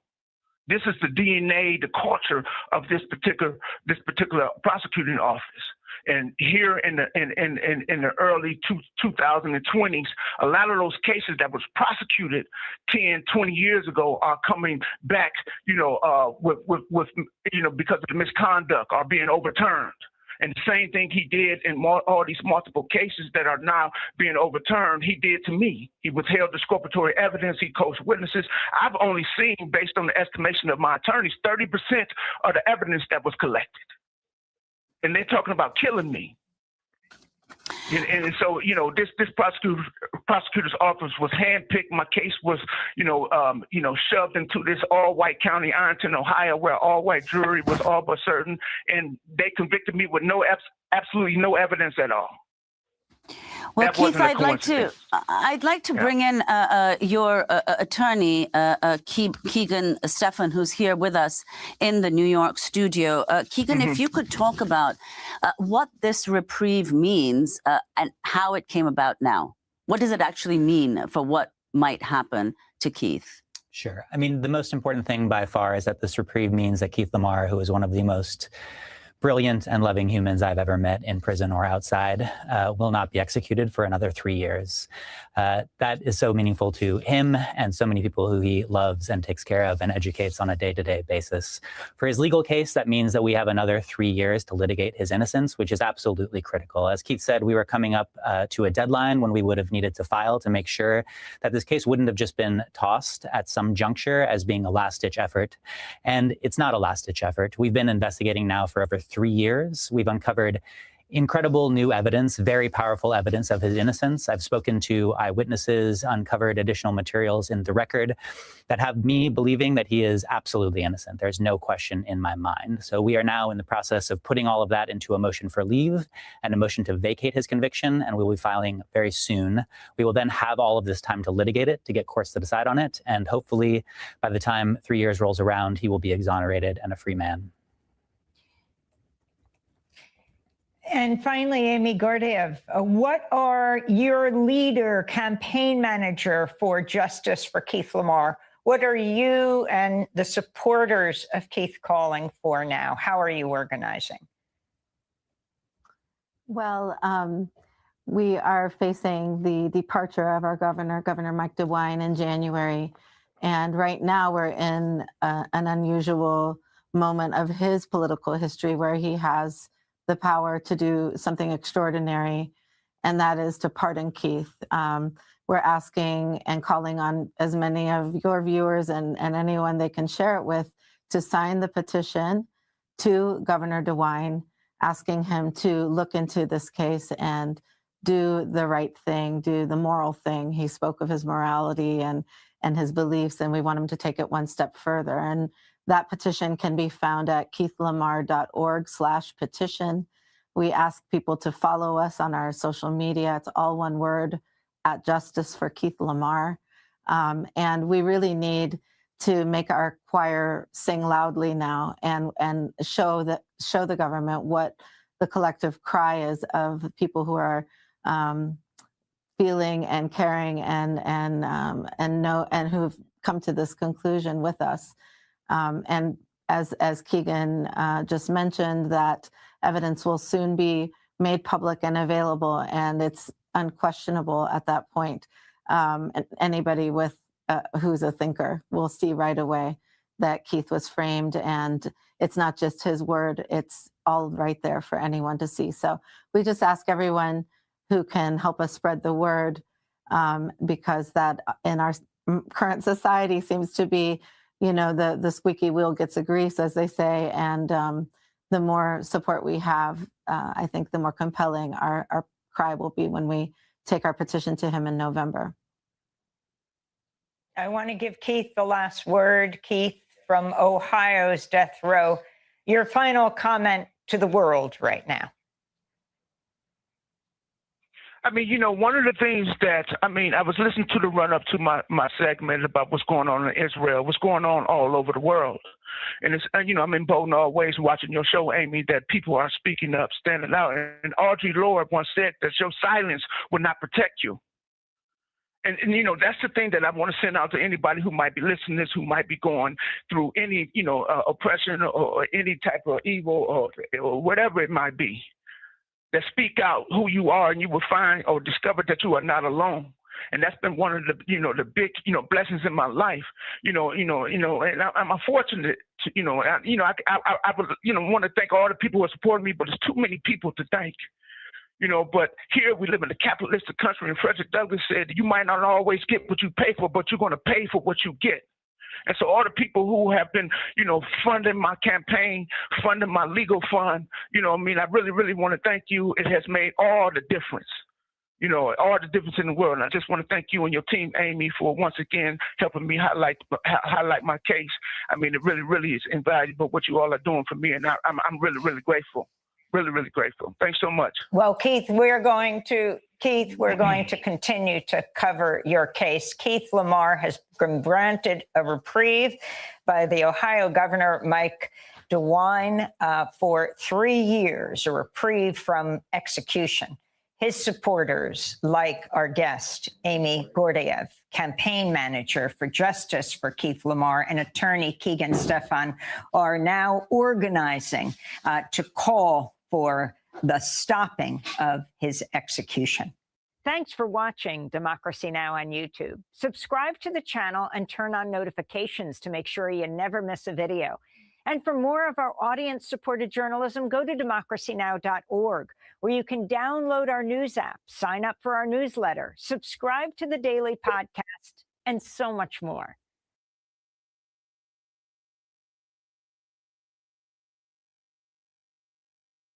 But he's not supposed to talk. That's or why I'm say mad at my cousin. anything about his case, but he is allowed to even be on social media.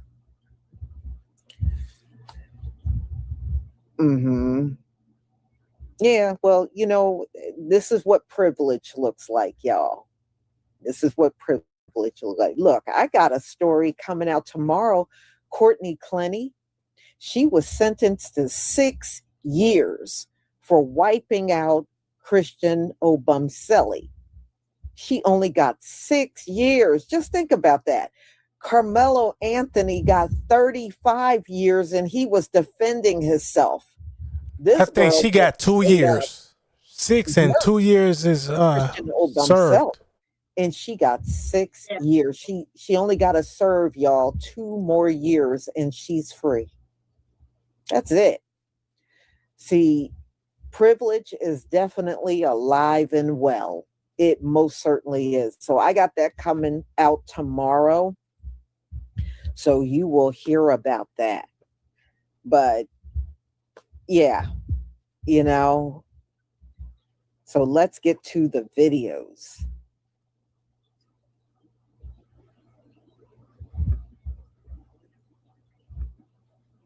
Yeah, we'll see if Chud and Courtney Clenny can stay out of trouble.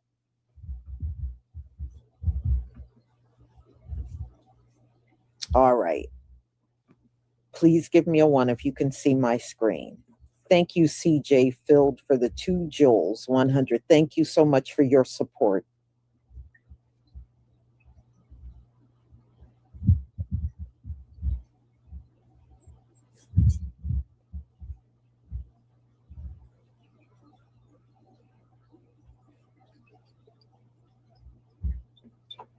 Oh, Tareen, Rain Reloaded. You said, and you heard the latest on Lauren Boebert, son Tyler. He's in trouble again. Oh, hell no. I mean, I'm not surprised. I'm really not. I'm not surprised that his ass is in trouble again.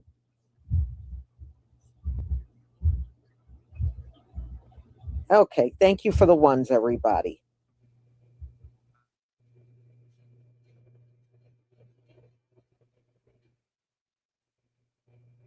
They call me the Builder. Chud the Builder. Infamous live streamer Chud the Builder has just been released from his attempted murder charges he was being held on a $1 million bond. Those of you who don't know, Dalton Eatherly, also known as... They call me the Builder. Chud the Builder. Chud the Builder is a live streamer who goes around throwing racial slurs at people and then recording their reactions to get clicks and views on the internet. He uses your basic IRL nuisance streamer tactics, but with a racial twist. While walking out of a courthouse in Tennessee, Eatherly was attacked by a black man who didn't like his antics. He pulled a gun, he shot multiple times, injuring the black man and himself, and now he was sitting in jail for the last couple of months. Yesterday, he was released on a $1 million bond, but still faces multiple charges, including attempted murder. This has opened up a huge argument on the internet, with some people siding with Chud the Builder, saying that he's exercising his First Amendment rights to free speech, and pointing out that a $1 million bond is absolutely ridiculous. While other people argue that using the N-word is equal to using physical violence and that the assault against Eatherly was justified. But what do y'all think? Let me know down in the comments. This bozo is back on the streets. Yes, Chud the Builder has been released from jail after posting his $1 million bond in full, cleared to stream again. This is a red alert to all African Americans, Africans, Dominicans that look like us but think they white. Everybody, if you see this man, I repeat, do not engage, okay? This is at least a psyop, okay? Listen, Chud the Builder is back on the streets. I understand y'all. I'm with y'all. Y'all can say that stuff in the comments. I can't say it up here.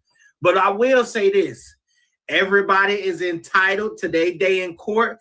But if you see this man, let me tell you something. I understand that what he does is wrong, and I understand it might ruffle your feathers.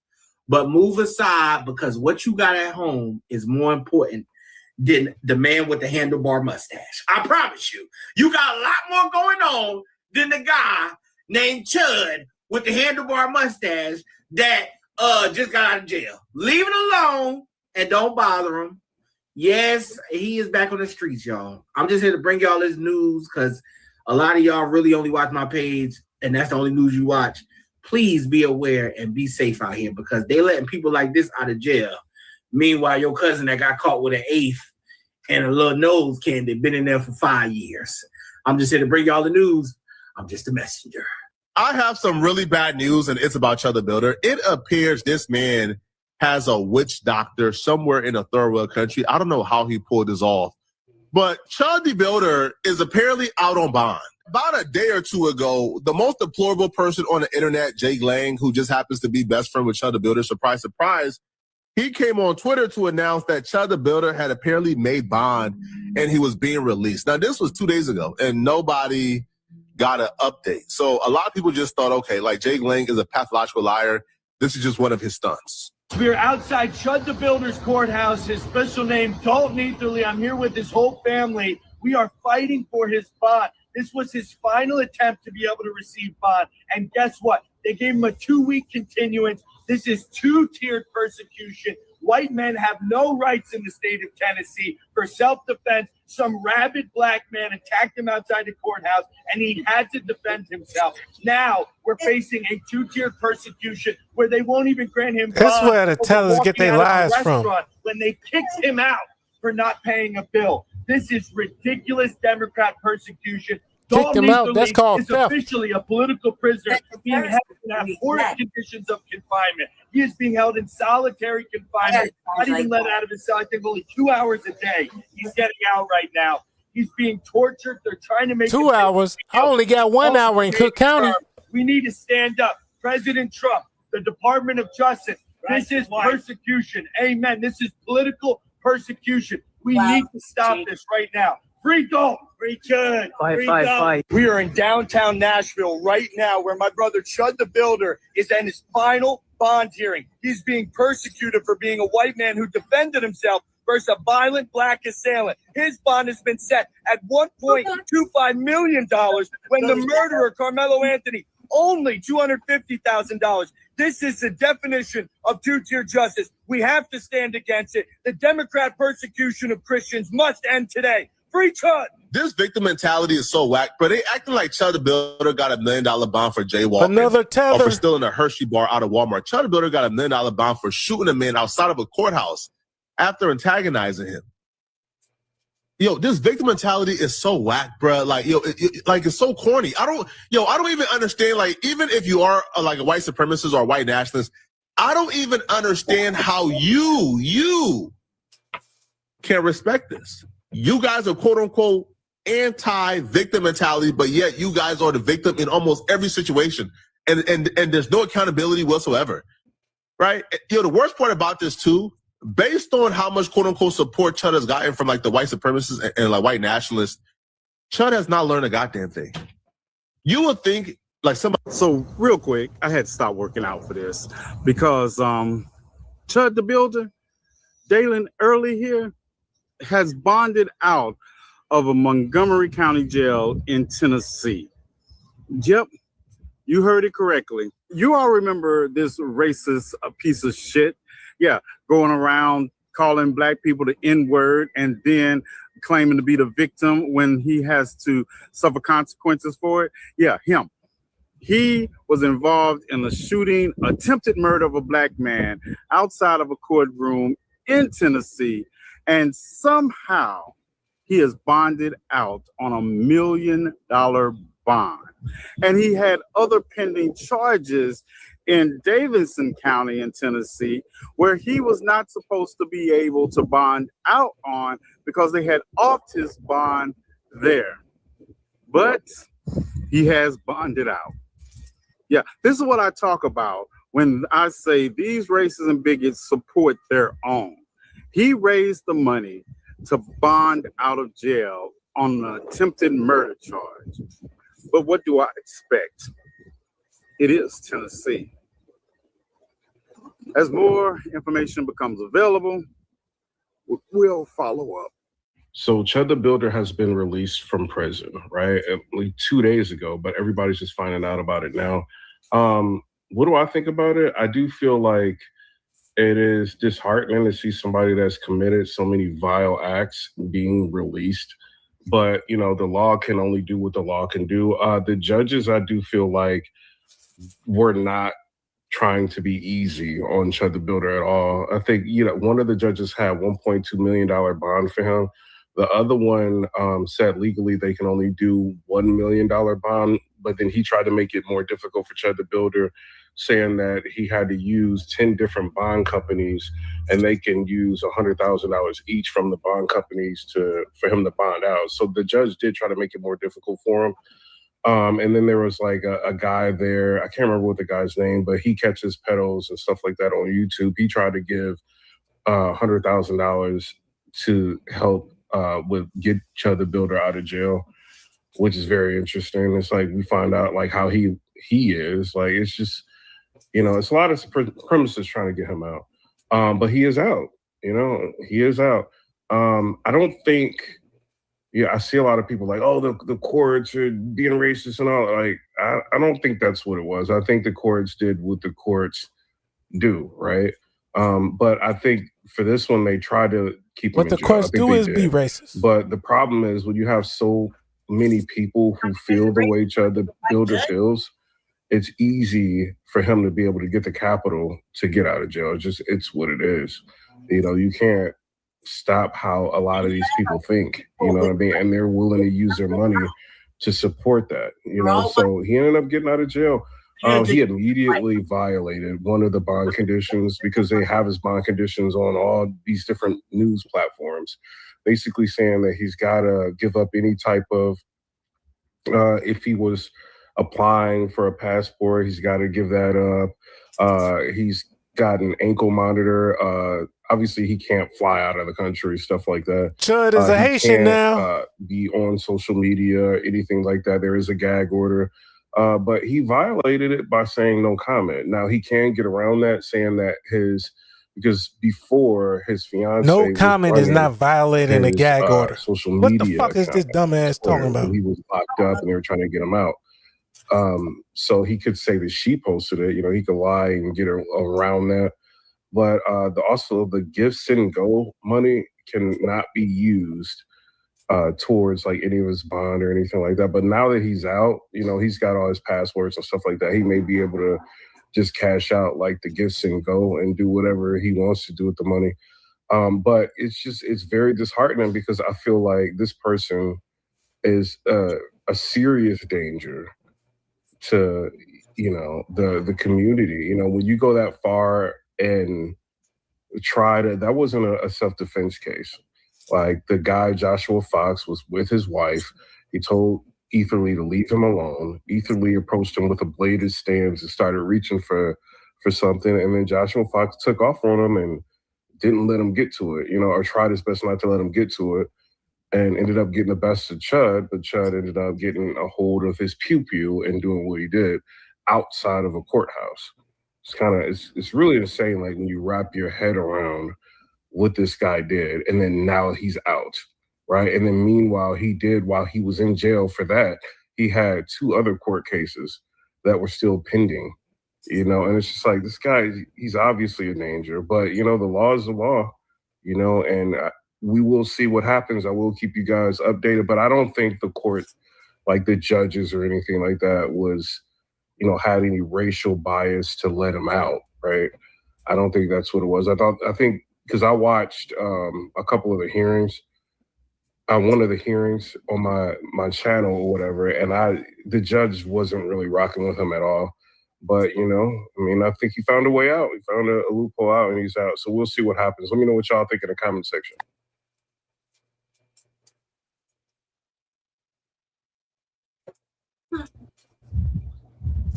Okay. So from what I understand, there were people on the outside that was raising money for his bond. And there was one particular guy I'd never seen or heard of. He was kind of chubby.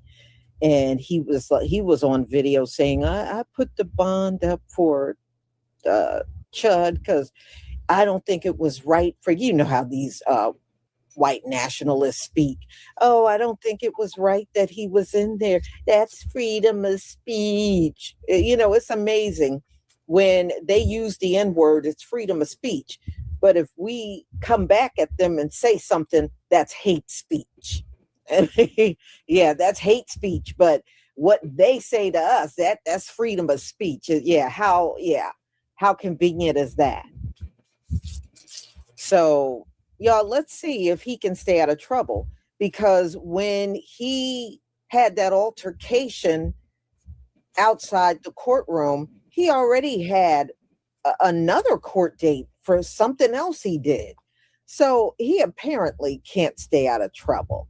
So let's see if he will remain out until he goes to trial, or if he gonna F up and end back up in the jail, which I hope he does. I'm not gonna lie to you. I hope he does.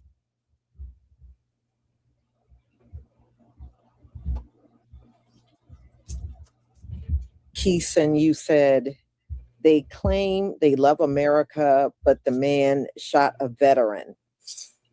Where's the outrage?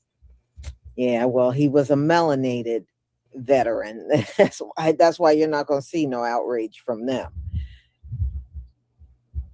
Yeah, especially if he can get on social media, which they're saying he is allowed to do. Yeah, you know, it's going to be no time before he start blurting out all kinds of ridiculous things, because he's one of those people, he knows the more outrageous he is, the more attention he's going to get.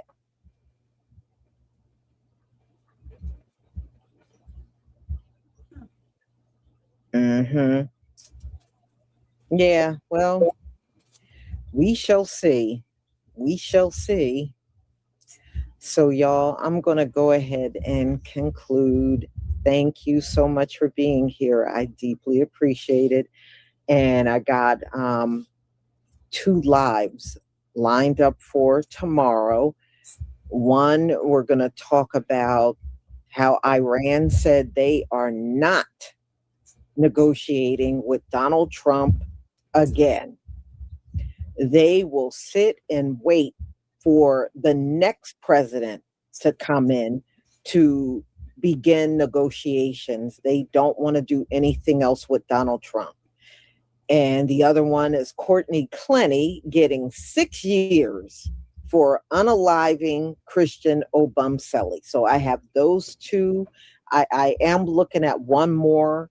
So be on the lookout for my lives, y'all. Don't forget to pick up your hair products, and I will see you on my next live. Shalom, family.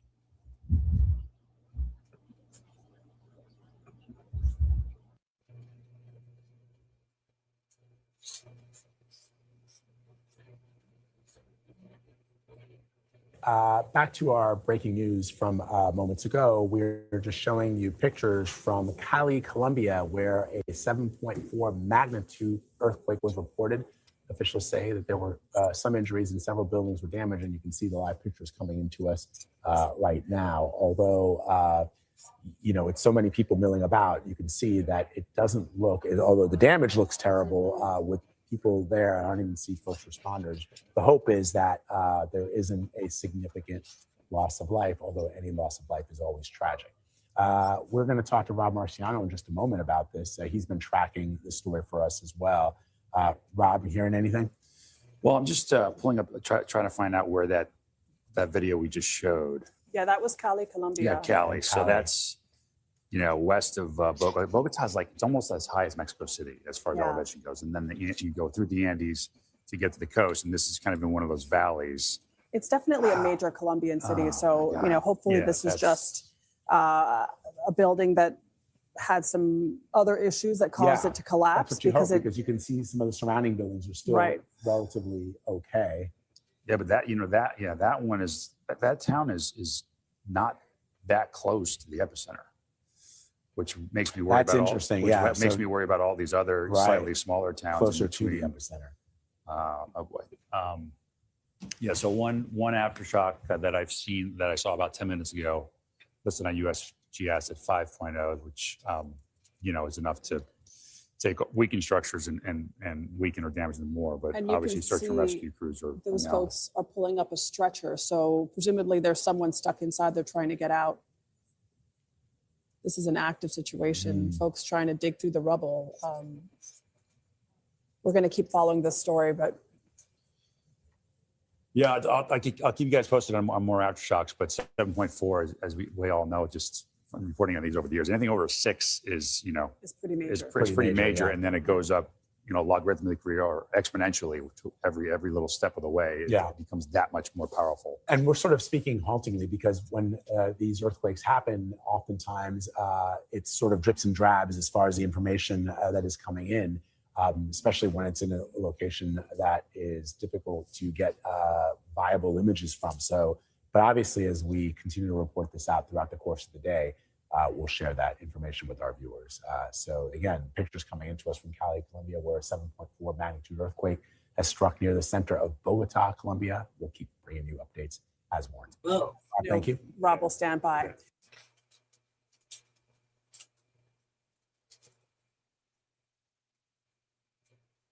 Breaking news on a deadly earthquake. Colombia declares a national emergency after a powerful earthquake in western Colombia today killed at least 111 people. Now, the death toll is only expected to rise as crews search for people who could be buried underneath that rubble.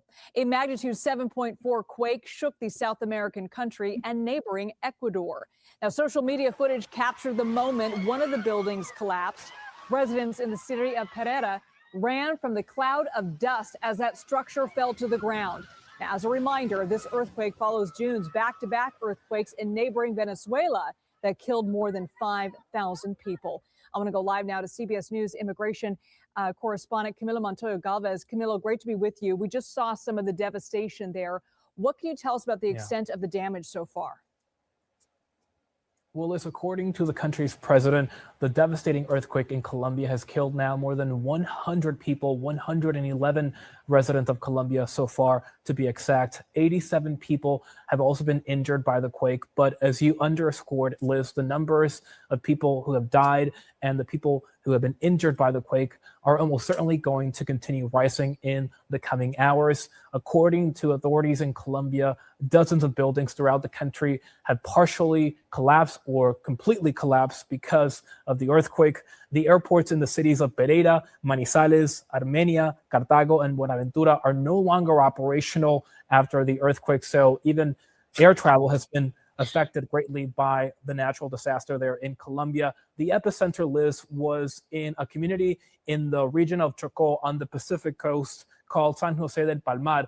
But the impact of the quake was even broader, affecting a larger portion of Colombia, including what is known in Spanish as El Eje Cafetero, or the coffee growing region in central Colombia, cities like Manizales and Pereira, but also Cali in the southwest, where I was actually born. And it was even felt in neighboring Ecuador, as you underscored. And authorities say that officials and residents alike in communities throughout the country are still looking for signs of life, looking for survivors in the rubble. And the quake has greatly diminished and hindered communications in Colombia. I've seen that firsthand.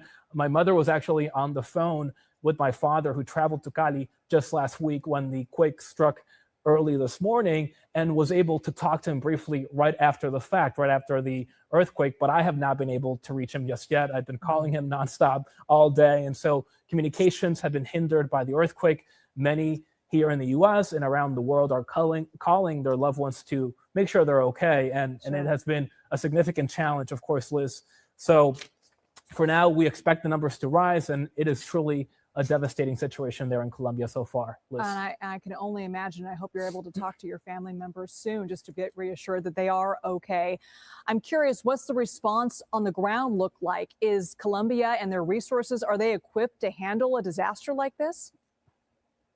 Well, that is the million-dollar question, Liz. It is a critical question. We know that the country's newly sworn-in president, Abelardo de la Espriella, just declared a national emergency. that his government says will expedite the funding that can be allocated towards different regions of the country. We know that one of the hardest hit regions, El Chocó, has historically been impoverished and underfunded and has been affected disproportionately by the country's longstanding armed conflict. And so that will prove to be a challenge, getting aid into those hard-hit communities in, again, places that have been struggling with poverty and also conflict for many decades. We also know that this president was just inaugurated, like I said, recently last week, in fact, in Cali, one of the hardest hit areas. And so this is posing now a major challenge in his first week in office, Liz. There certainly will be tested, no doubt. Camila Vonto Galvez, thank you so much for that update. All right, I want to bring in meteorologist Jessica Birch, who's monitoring the earthquake aftershocks. And we know with a magnitude of this size, there's going to be several larger aftershocks. Of course. I mean, every year we only see about 18 of these earthquakes, a magnitude 7.0 or above. It's rare that we see this. And in this community specifically, since 1950, there's only been 2 earthquakes of a magnitude 7.0 or above. Number, of course, aftershocks are still concerned too, but 7.0 or above since 1950, we've only seen 2 of them in this surrounding area. So what we want to keep a close eye on today, and what the USGS just put out within the past hour, is our aftershock forecast. So far, we've seen a magnitude 5.0 earthquake. Keep in mind, in these communities, they woke up this morning around 7:30 in the early morning hours, trying to get to work and school with these conditions. And now what we keep a close eye on for our aftershock forecast today is magnitude 5.0 or greater. We see about a 70% chance there, a 6.0 or greater, about a 14% chance in the surrounding area. And we're going to continue to monitor that closely as we head into the afternoon and evening hours tonight. Now, that's throughout the next week. We could see that. So a magnitude 5.0, we see about 1,500 of those a year globally. But this, like I said earlier, is very rare that we see this. So it's impacting major communities throughout those areas in Colombia. We're going to continue to keep a close eye on the conditions into the evening hours tonight as more aftershocks are in the forecast. Liz? Jess, thank you so much.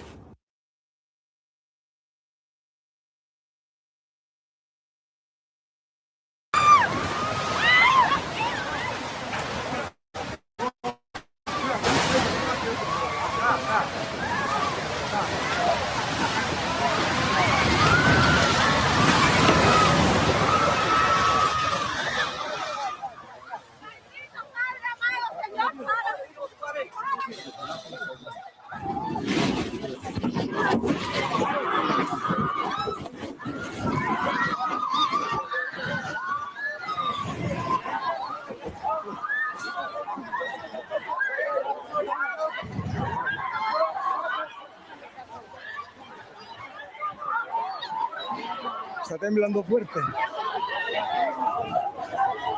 Miren.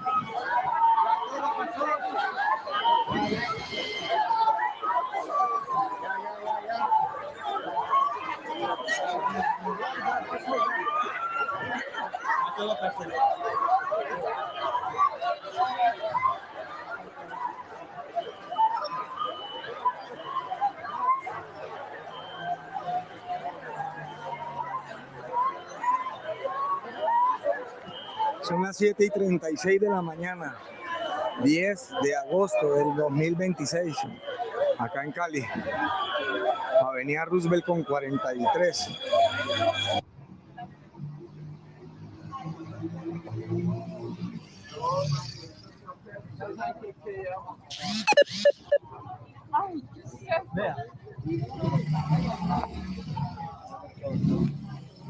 Ese edificio quedó súper tarjado. Acá.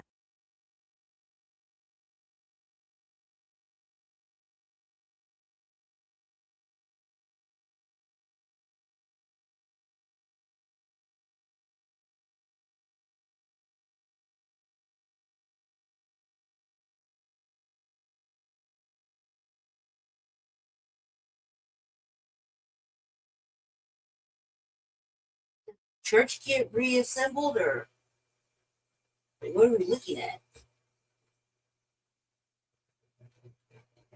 That ain't no church.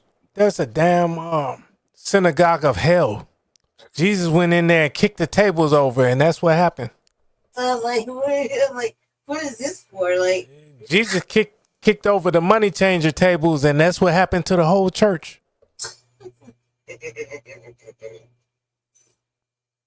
I'm like, what the fuck is the point of this?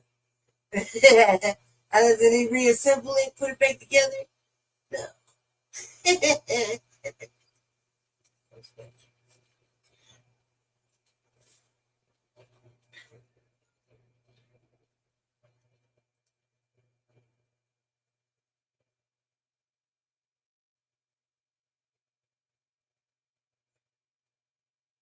Whoever's recording this is fucking devastated, apparently.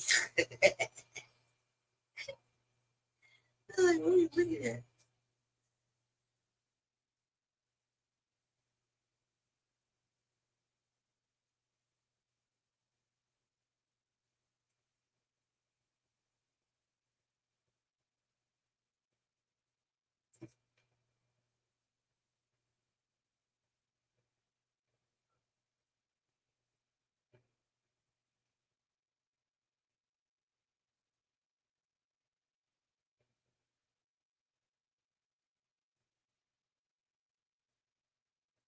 Doesn't look like a lot of damage.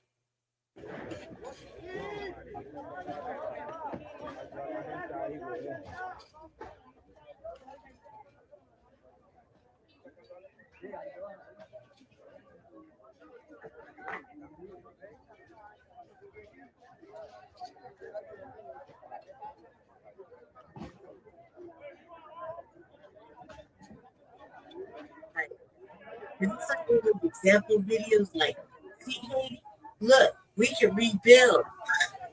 Like one of those types. I feel like they're like, look, we just gonna rebuild this shit right now. The earthquake was earlier this morning. We just gonna rebuild this by the evening. Look, Katie, is this one of those kind of videos?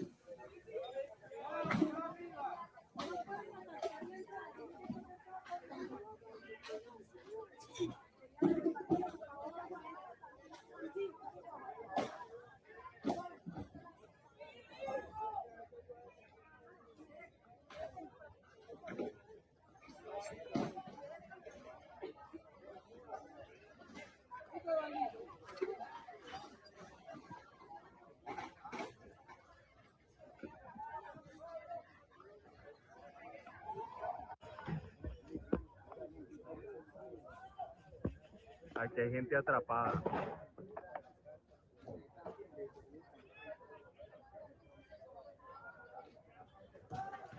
La gente está ayudando a remover los escombros porque hay gente atrapada adentro.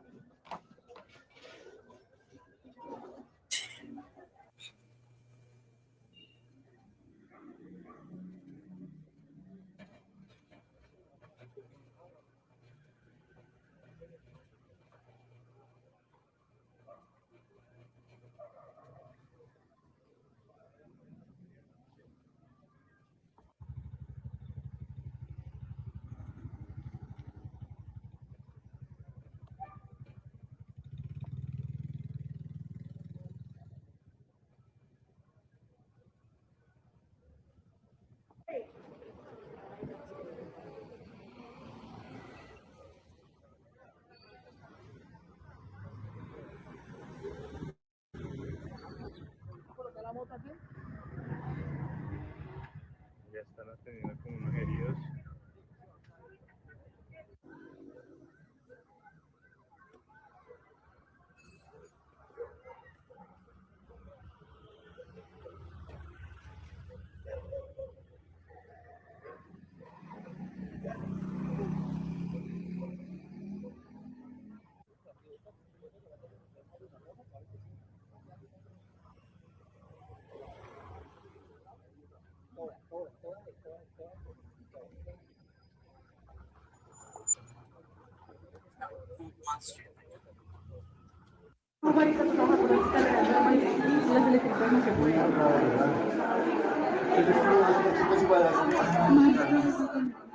Tranquilos, tranquilidad. Uy, parce, qué temblor. Está muy fuerte el temblor. Uy, está terrible.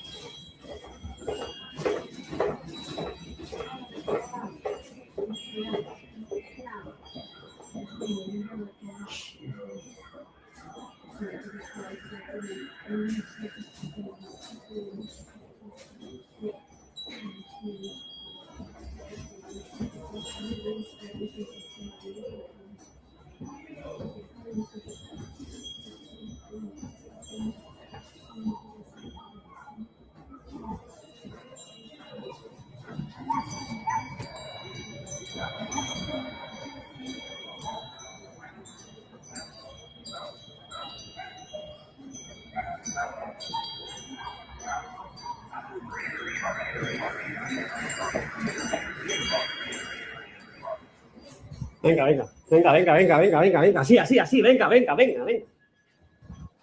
Baje, ya. Baje. Come here, come here, come here. Sit down, sit down. I see, I see, I see.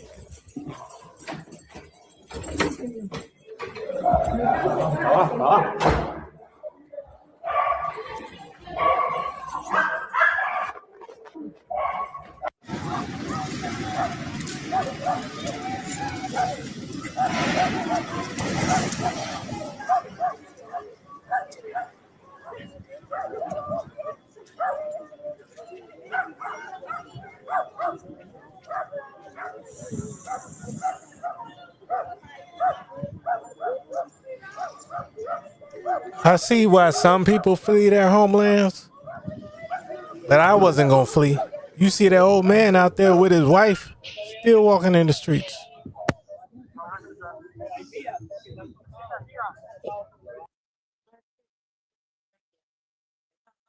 Baby, look what you do. This is a hell of a story. A man gets arrested for buying marijuana in a state where it's legal to buy marijuana and then traveling back home across state lines. The cop that did this What the fuck did I just say? Bro, I live right next to Indiana. You cannot go across the goddamn street smoking a joint. In a state where it's legal. Here's the story. Wisconsin police used Flocc to track a man across state lines into Michigan, where weed is legal, and back into Wisconsin, where weed is not. And they used the fact that he went to Michigan as the pretext to search his car for a weed arrest. So this is pulled from court records that I obtained. It basically follows this man from Green Bay down here. The first Flocc hit happened right here. And that was at 2 p.m. on April 26th, 2025. They then tracked him up Route 41, which is this road right here. They tracked him going north, and they got Flocc hits all along the way. So there's one Brown Road and US 41. Then they tracked him up to Marinette. And so this right here is the state line between Wisconsin and Michigan. This is the state line right here. And they tracked his car going into Michigan. And then a few hours later, caught him coming back into Wisconsin. They used this as the pretext to pull him over and search his car. He was ultimately pulled over right around here. What are we doing? Put it up full mass. According to 404 Media, police in Wisconsin, they decided to use Flocc cameras to determine that a man who, quote, travels to Michigan frequently, where marijuana is legal. Then he travels back to Wisconsin, where it is illegal. And he drove through 3 states to do it. State lines, as tracked by these Flocc cameras, as part of the probable cause justification. Search his car for marijuana. He was eventually arrested for simple possession of marijuana. The searches came to light in a Wisconsin criminal complaint against Edward Abrams Phillips, who was wanted for bail jumping on domestic violence charges. But the criminal complaint makes clear that beyond the bail jumping and domestic violence charges, police specifically studied Abrams Phillips' interstate travel to create the pretext searching his car for marijuana. The bail jumping charge was actually dismissed. Abrams Phillips was criterion for, Abrams Phillips found guilty due to possession of the criteria of possession of marijuana. That's it. That's according to the court records, nothing else. Now, here's why this is dangerous. Obviously, if this stands, you have precedent, okay? That means that your local police department is able to investigate you outside of their known jurisdiction. Not only outside of their known jurisdiction, but also across state lines, which typically would require the federal government to get involved once a crime reaches a state-to-state dynamic. However, they're utilizing an investigative tool in order to test the system, and marijuana is the case. The complaint explains that Abrams Phillips was tracked via Flocc's network over the course of the day to determine that he drove from Wisconsin to Michigan, a known source state for marijuana, as it is once again legal there, the complaint states, adding that previous Flocc hits indicated that he travels to Michigan frequently. Police note that using Flocc, they were able to track Abrams Phillips driving from Wisconsin to Michigan, then back to Wisconsin over the course of several hours, where he was pulled over and arrested. The Flocc searches and arrest happened in April 2025. Just a reminder, there's nothing criminal about going to a state frequently and coming back home. It is not illegal. It is not probable cause just because you travel. And you have the right of interstate travel. We don't talk about this fundamental right enough, but you have the right as a citizen to travel to whatever state you choose, however many times you choose. It's the right of interstate travel. He is absolutely correct on that. It is not difficult to imagine police in one state using Flocc to track a resident of their state across state lines. For example, obtain an abortion that is legal in one state but not in another. Last year, 404 Media reported on police in Texas who searched more than 80,000 cameras across Flocc's nationwide network for a woman who had a self-administered abortion. The case is also concerning, considering that Flocc cameras have popped up outside of marijuana dispensaries in Michigan. The Jars Cannabis Dispensary in Madison Heights, Michigan, went viral this week for putting a, quote, no Flocc zone sign in front of a Flocc camera in their parking lot. Quote, we share our community's concerns about increased surveillance, which is why we place the no Flocc zone sign in front of the camera to block its ability to record, end quote. The dispensary said in a public statement, quote, after we installed our no Flocc zone sign, the city issued a demand letter warning of sanctions if we do not remove the sign within 48 hours. Here's some interesting news. Every Flocc license reader camera operated by the Winona Police Department, that's in Minnesota, has been sawed off and stolen in what investigators believe was a coordinated theft. All 8 cameras were taken on August 1st. That's according to the local police department. Each camera is valued at about $3,000, putting the total loss to $24,000. The cost falls directly on the local police department and their budget. Yeah, you hate to see that. There's a pattern of communities resisting hyper surveillance. All right. Well, there you have it. You got to challenge this in court, obviously, in order to set the record straight, because lawmakers, well, they don't have the spine to. So.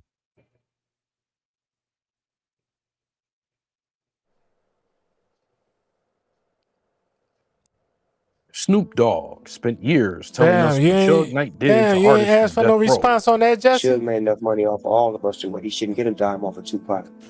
Now, his own cousin is accusing Snoop of becoming him. He did a show and didn't take me, so I figured, like, why you know what's going on? He's just like, you ain't signed your catalog over to me. That was my subject, Jesse. Trademarks, missing credits, $1 billion catalog deal. We got it, and that's all we wanted, because I'm finna sell everything for $1 billion to Universal. And when the paperwork war got personal, I'm gonna tell you what Snoop thinks about it. What's that? Absolutely nothing. So the dog pile started exposing things that had nothing to do with music. You say I got 30 kids? Well, your husband got more kids than I got that you don't even know about. This is the story of how hip-hop's fence sitter... And she had a baby with a woman. Oh, I didn't come in for this. Became the next Suge Knight. I own Death Row, so I do what the I want to do. He's worse than Suge. I see you ain't got shit to do but hate on me, huh? Shook took care of his people. I'm operating off of principle, and he operating off of ego. In a minute, I'm gonna fuck you up, cuz. This is Snoop Dogg Cap Stories Part 3. You got cap in your raps. You got cap in your raps. When we last checked in with Snoop, he was fresh off a MAGA party show appearance, displaying some of the most epic sitting in hip-hop history. So ain't nobody gonna perform for Donald Trump, huh? Which one of you jigaboo ass is gonna be the first one to do it? I'm waiting. I'm gonna roast out one of you.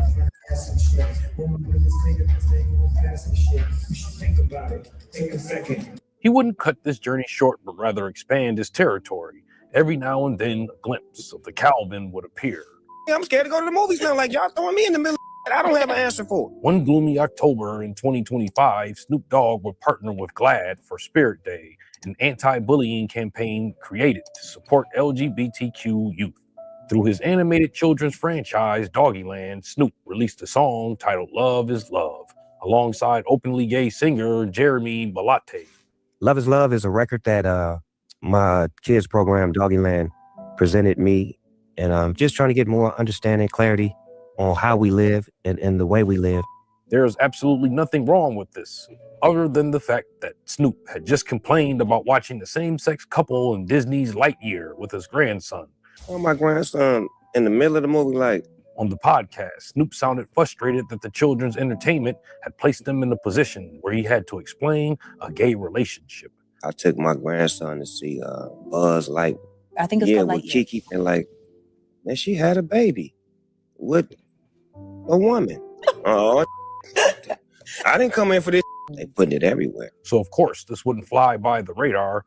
To critics, the timing looked less like a personal growth and more like tap dancing. Hopefully we can help answer these questions and, help them to live a happy life and understand that love is love.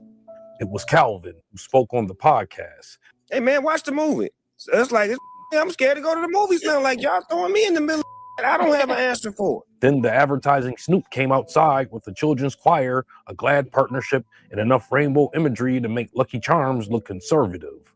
One day, he's DJing for MAGA. The next day, promoting gay youth.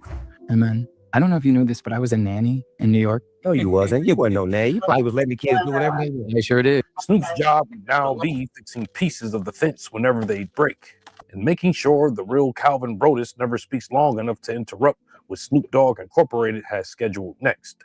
All this on top of a move that would lead to the latest dismantling of a group that has seen separation before. Please don't tell me the Dog Pound broke up.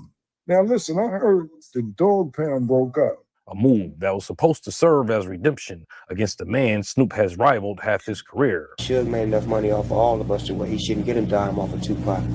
He was robbing him already, robbing us, After Snoop left Death Row for No Limit, Sugar Bear began to expose everything he knew about Calvin. We beat a murder trial for him, but then he was on probation. Then he got caught with 2 ounces of marijuana. Then he got caught with guns. And each time it's nothing. They're not going to violate him. I seen like a video where you were saying that he didn't want you playing pop music on him. Yeah, I think it's probably after the New York thing, and he was like, man, turn that shit off at my house. I mean, if you get a guy that constantly getting in trouble and never going to come to prison, that's because he's an informant. He's a rat, a snitch. Whatever he probably went through with Suge and Tupac probably hurt his feelings. Downstairs, Pac took off on Snoop. Pac ran up on him, did what he did. Snoop ran this way, Pac running behind him. Corrupt ended up joining this conflict partially due to Snoop allegedly helping DMX craft Party Up. So in the song, Y'all Gonna Make Me Lose My Mind by DMX, clearly we all know he was talking about Corrupt. You broke the kid ain't yours and everybody knows. Your own mans think you stupid. Be like, so I love my baby mama, I never let her go. Your own man say you stupid. You be like, so I love my baby mother, I never let her go. He was talking about Snoop. Snoop told DMX all the info on Corrupt. DMX took it. We can go head up, nigga, set it up. Or we can do the other thing, I love to run it. Eventually, Snoop would address their quarrels with his cousin by his side on Pip Slap. This nigga's like And that's on my life, especially for what? See, that's my little homeboy, so he know what's up. You were in that video for Pimp I directed that video. Okay, right. And that was the first time Snoop really went hard at Suge. Yeah, he gave me that song, like, I want to shoot this video. He better keep tripping and slip his clipping because these niggas tripping. This is official business. But Sugar Bear and Corrupt would be far from the only death row member Snoop would have open beef with. Because fence-sitting in the media is one thing, doing it to your own blood is another. Daz, you got a whole lot of niggas that want to use your shit, so whenever they come my way, I'm gonna send them your way. While Snoop was busy fixing his public image with rainbows and children's choirs, he was already dismantling the legacy of the man who helped him build it. Daz Dillinger wasn't just another artist complaining about death row. He was Snoop's cousin, one half of the Dogg Pound, and the one beside him throughout many conflicts of Calvin. Rap icon Snoop Dogg now owns the record label that propelled him to stardom. So when Snoop acquired Death Row Records in 2022, it should have felt like family finally got the house back. Deals could finally be worked now, being that everything is owned by the family. See you soon, cuz. And then something strange happened. I own Death Row, so I do what the f I want to do. How did he react to like you owning Death Row? Like, you know, I don't think I've ever asked you that. Like, you know. Well, in the beginning, he didn't like it. He didn't like it, right? He didn't understand it. He just felt like I was buying a bunch of problems and buying a new relationship with Suge Knight. By some accounts, Calvin became worse than the one before him. According to Daz, the trouble started when he refused to sign over his publishing rights and catalog. You know, he did a show and didn't take me, so I figured, like, why you know, what's going on? He's just like, you ain't sign your catalog over to me. I'm like, I'm keeping it, you know what I'm saying? It's worth a lot. In his version of events, Snoop purchased the Death Row name and began consolidating everything attached to it. He owned the label, but I own the publishing. He accused Snoop of going behind his back and trademarking intellectual property connected to the Dogg Pound so it could be repackaged later inside a larger Death Row catalog deal. I don't want to move forward because it's like you already try to beat me. You went behind my back and try to trademark the duct tape logo and the name without my permission. Preparing the catalog for a reported billion-dollar sale to Universal. And like I said, they tried to go behind my back and trademark all my work and then plumb my face like, yeah, we got it. And that's all we wanted because I'm finna sell everything for $1 billion to Universal. The former artist who spent years complaining about shady Sugar Bear was now moving exactly like him. Suge made enough money off of all of us to where he shouldn't get a dime off of Tupac. He know all that paperwork is false because he told me and showed me this ain't your signature. All this is false like this. So you know all this shit. Man, you was in the same paperwork that I was in. So if your shit was false, my shit is false. And you know it. So how did you get out of the paperwork and you left me in here to abide by these old rules? But now that you own it, well, man, you was in both in the paperwork. How you get out of it? It's like, man, you go to jail and the other nigga go to jail. He out now, man. You still stuck in this. Eventually, as Death Row's new owner, Snoop would release the Dogg Pound's 2024 album, WAG, We All We Got. An ironic title considering Daz believed the person taking the most was one of the people included in the we. According to Daz, Snoop intentionally restricted his production credits on the album, limiting the back-end royalties he could collect. I'm operating off of principle and he operating off of ego. To show he the boss and all this. I don't need to floss it. Snoop's response didn't exactly sound like someone distant from accusations. Now wait, before we get too far in this video, hit that like button and apply pressure to that subscribe button. Also, hype me up. Leave me alone. Leave me the f alone. In December 2025, he posted a direct message to Daz, accusing him of having nothing better to do than hate. I see you ain't got shit to do but hate on me, huh? But the biggest part wasn't the insult, it was the threat. In a minute, I'm gonna f you up, cuz, on some real shit. Calvin would threaten to harm Daz, not physically, but through paperwork, which Daz was accusing him of doing already. Not physically, but business-wise. Daz would respond by calling Snoop everything but Calvin and threaten legal action. It's a fucked up situation, man, you know what I'm saying? Because you got a lot of people that were stealing, and you know what I mean? Dr. Dre got hit, but there's no paperwork on the Chronic album. But like I said before, all y'all that talking out there, I see you. I ain't scared of you. I'm going to keep calling you what I'm calling you. Months later, in May 2026, Snoop addressed the dispute again during the No Ceiling podcast appearance. If you didn't handle your business, you didn't handle your business. This time, the tone was less cousin and more CEO. Everybody that been with me has been taken care of beforehand. One thing about Snoop, I pay niggas in advance. Snoop's position was simple. If Daz believed something illegal happened, prove it.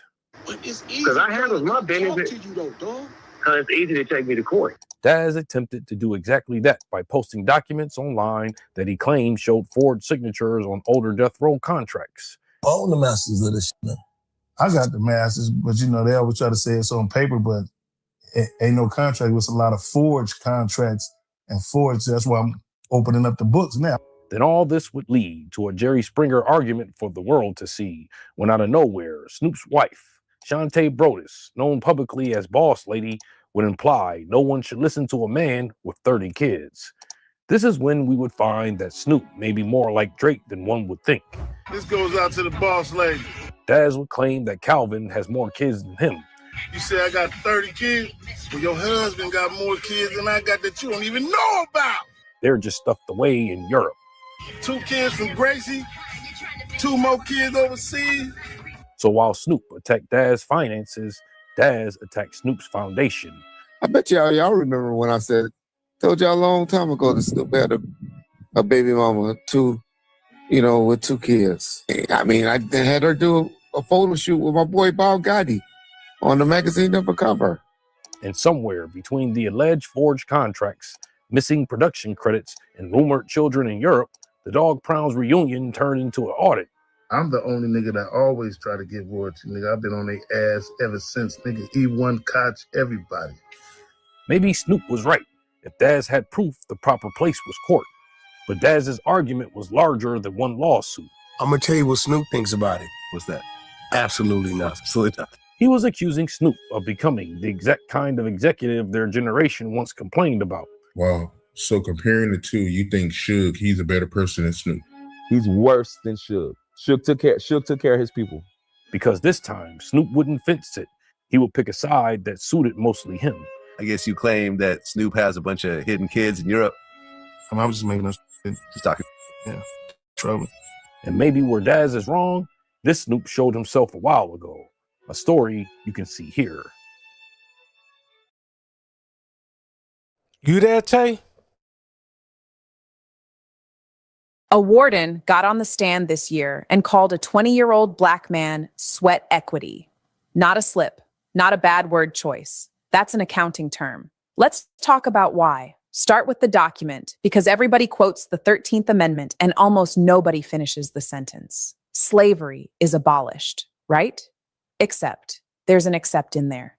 Slavery and involuntary servitude are abolished, except as a punishment for crime, whereof the party shall have been duly convicted. That's the actual text. That clause has been sitting in the Constitution since 1865, load-bearing, doing exactly what it was written to do. And people hear that and think it's a technicality. It is not a technicality. It's a business model with a legal foundation. Look at the receipts.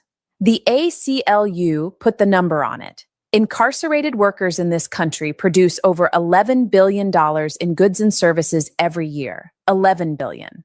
And the people doing that work are making somewhere between 13 cents and 52 cents an hour. In some states, they make nothing, zero. The Associated Press traced $200 million in farm and livestock sales, moving from prisons out to private companies over a 6-year stretch. And a whole lot of that was produced by people who were never paid a dime for it. So when I say the prison industry made billions off us, I'm not being poetic. I'm reading a ledger.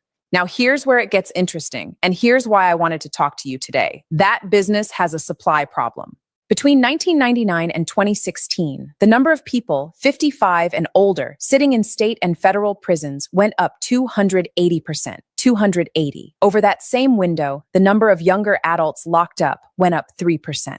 3. Older folks went from 3% of the prison population to 11%. And in some states, it's way past that. In California, people over 50 went from about 4% of the prison population in the 90s to a quarter of it. Do you understand what that means for the operation? Those are not workers anymore. Those are patients. An older incarcerated person costs roughly $68,000 a year to hold, about double the average, because now you're paying for dialysis and wheelchairs and dementia care and staff to push people to medical appointments. The Federal Bureau of Prisons was already spending 19% of its entire budget on older adults over a decade ago.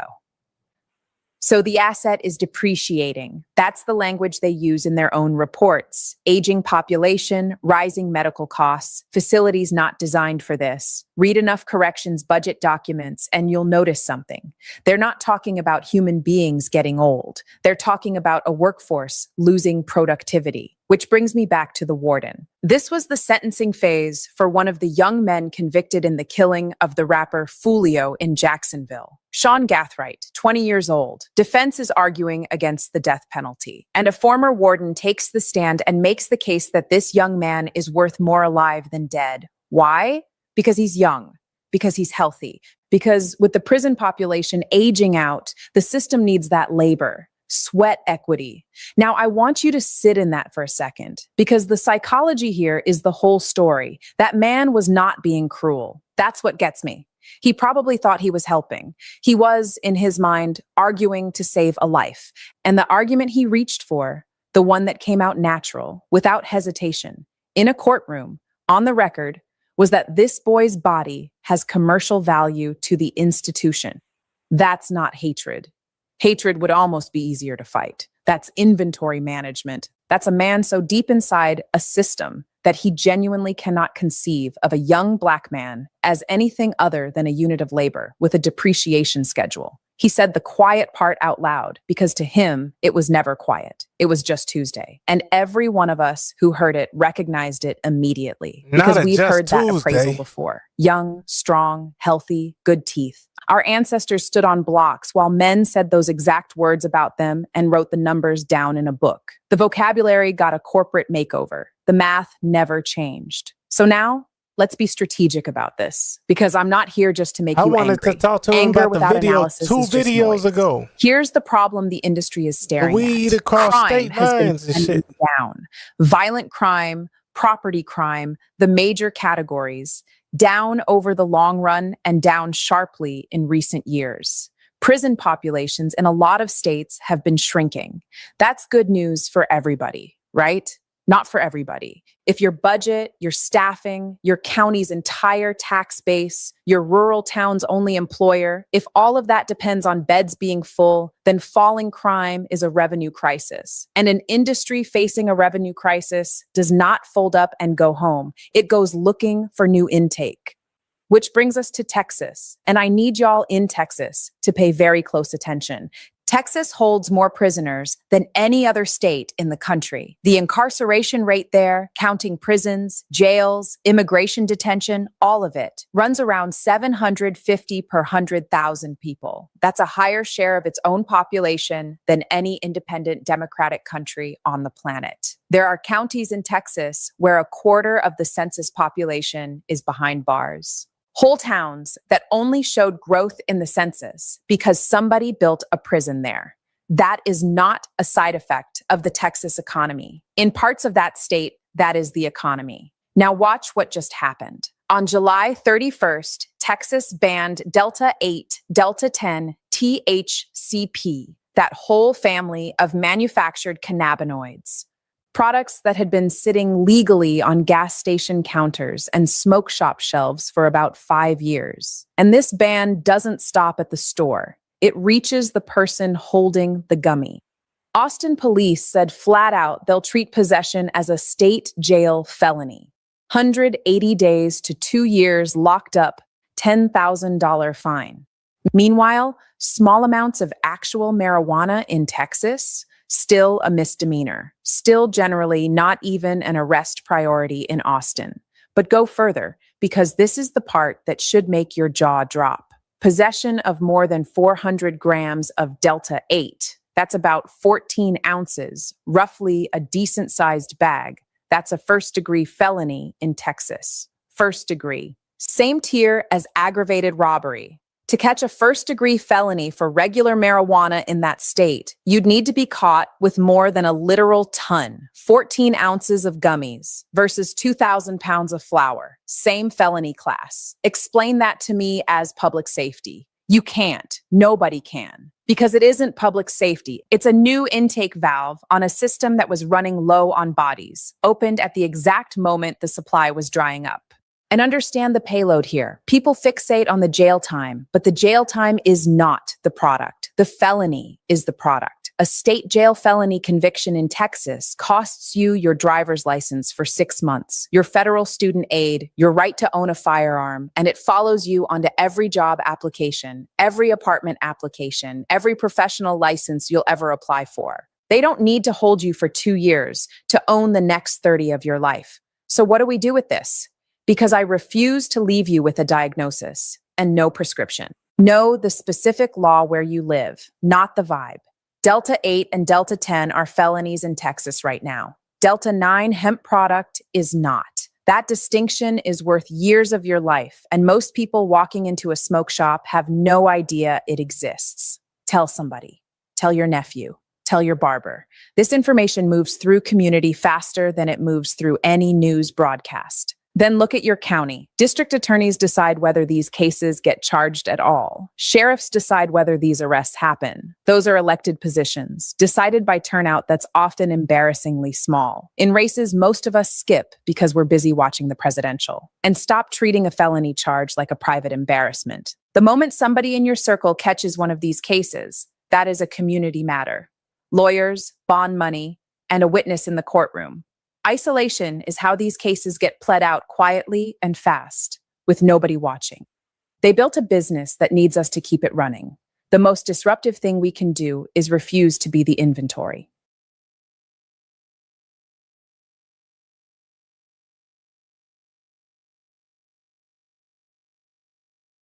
Hello, hello, hello. Yeah, we still here. We're still here. We're still here. Some of that thing for Oh man, I seen this video, man. My man Tazariak. Okay. I popped up on the joint, man. Look at this joint. Hold on. Let me go back. Listen.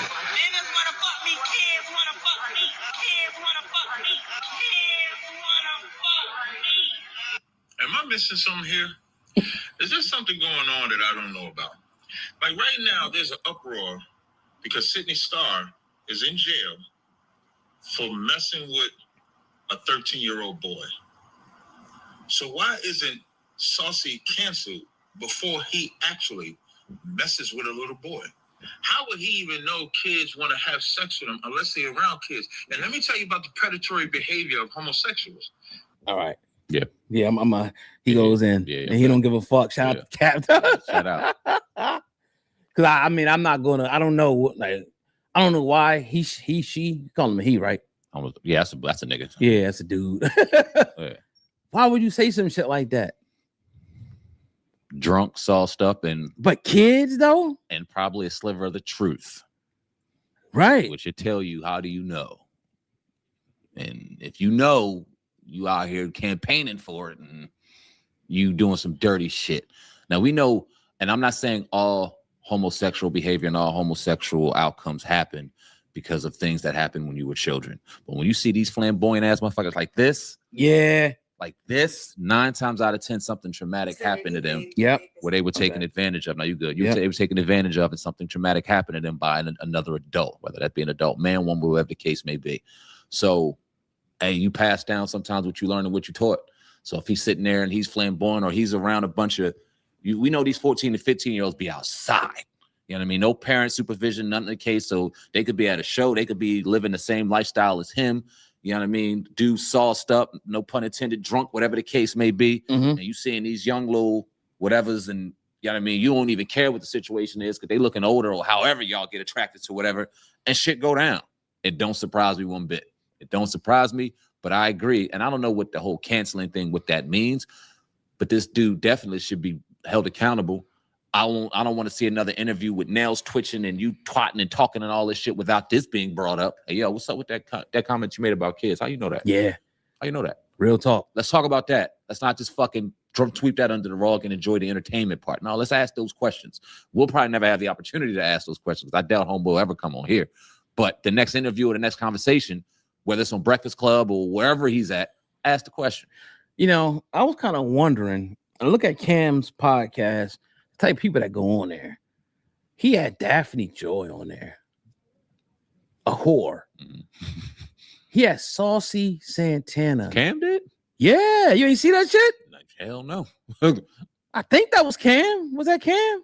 You know, Cam's a weirdo. Yeah. The type of people that make it on his, and I'm like, I asked the question, why?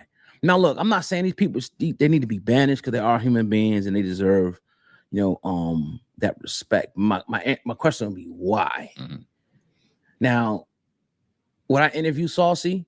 Yes. Yeah. Yes. Yep. For sure. Yep. It won't be at the top of the list though. Right. But if it was a situation where he or she or he was like, y'all want to come on and address, say if we did this video and put it up and he say, damn, I keep fucking up.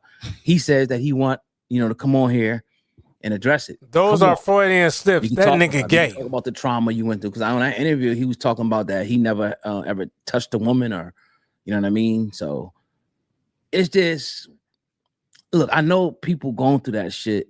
I'm trying to be a little sensitive to that shit for real. Yeah. Because back in the day, we be doing F-bombs. Oh my God. We'll be going, it'll be very vulgar what we'll be talking about. Mm-hmm. So I'm not going to go there with that. So I understand that a lot of times something happened. Yeah. 9 times out of 10, and people get turned this way for whatever reason. So that's why I ain't finished playing with Cap. Because Cap was gonna go in. Cap don't give a fuck. Captain Cesario. Oh, you already know where that was going. Yeah.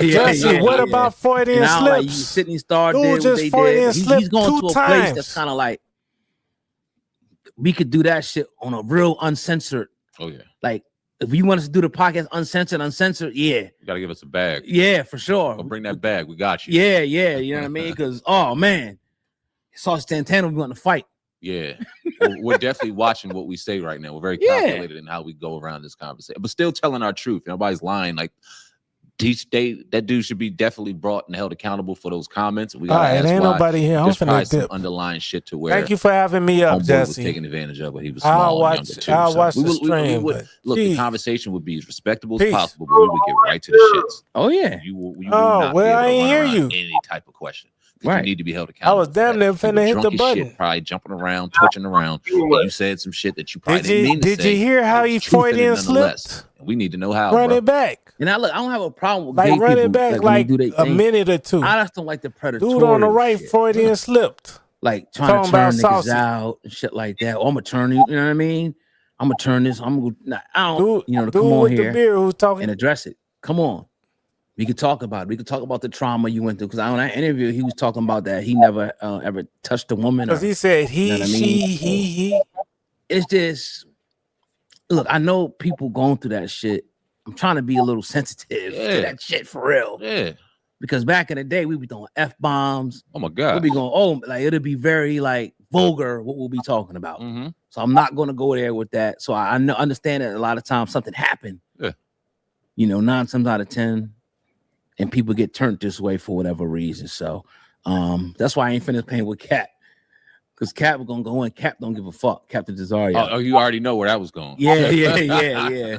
And I don't like Sydney Star did what they did, but he's going to a place that's kind of like we could do that shit on a real uncensored. Oh yeah. Like if you want us to do the podcast uncensored, yeah. You gotta give us a bag. What? Yeah, sure. I'll bring that You bag. hear? Yeah. You know what I mean? Because man. Hey Che, you gonna have Saucy Santana on your channel? We're definitely watching what we say right now. We're very calculated in how we go around this conversation, but still telling our truth. Nobody's lying. Like that dude should be definitely brought and held accountable for those comments. We got to ask why, but there's probably some underlying shit to where homeboy was taking advantage of it. He was small and younger too. So we would look, the conversation would be as respectable as possible, but we would get right to the shits. Oh yeah. You will not be able to run around any type of question. That's not You need to be held FBA accountable culture. for that. You were drunk as shit, probably jumping around, twitching around, and you said some shit that you probably didn't mean to say, but it was truth in it nonetheless. And we need to know how, bro. And I don't have a problem with gay people like when they do their thing. I don't like bet the you don't. predatorial shit. Like trying to turn niggas out and shit like that. Or I'm gonna turn you, you know what I mean? bet you I'm gonna turn this. I'm gonna I don't like That's assault. it's assault. Or trying to, or you're grooming. We gotta talk about that aspect. Yep. That happens too. Yep. Where people start, doing something for somebody young and this and that, and try to, turn into a sexual relationship. All these things are on the table, But if you want to do your life and you got your partner and y'all want to be flamboyant and do your thing, I ain't got no problem. It's you. It's your personal. Why is his wrist so limp when he's saying that? I ain't got no problem with it. Yeah, that was some bullshit. But fuck Saucy Santana. Like, bro, Jesse, would you even interview Saucy? Hell no. That nigga gotta be on in a cage somewhere across. You get me? I'm streaming to interview you, and Right. I got guards poking you with cattle prods. Well, he probably will like that shit. Ugh. No, but you see how dude went from calling him he to she and this that sounded like Malik Yoba. Mm-hmm. Yeah, he just gonna step up. I don't agree with that. Lord. All right, what's your closing statement, crew? My closing statement. I wanted you to go back to that other shit like 2 things ago. What I was talking about. I think you had stepped out the room. I forgot what it was. It was like 2 videos. What was your 2 videos ago? And then I can remember. You ain't got to play it. Video. Like, what was 2 videos above your playlist? That was the prison industry made billions off of FBAs. Oh, I was talking about the weed going across the state lines. Oh, with the Flocc hammer. Yeah, that's what I'm talking about, right? Mm-hmm. Because you see, I live on the border, right? Yeah. Crown Point to Olympia Fields. My office in Olympia Fields. I live in Crown Point, right? So I cross the border all the time. Right. So I gotta leave my good guns in Indiana, but I gotta leave my good weed in Illinois. Crazy. You get me? It was like I was telling my friends all that all the time. Like, if we driving across the border, in Illinois, hide the guns but keep the weed out. Yeah. But as soon as we cross the border, okay, bring the guns out but hide the weed. Yeah. And it's like, it's so crazy because our driver's license work in every state, right? Yeah. You don't pull out your Colorado driver's license and say, it don't work in Illinois. Right. You get me?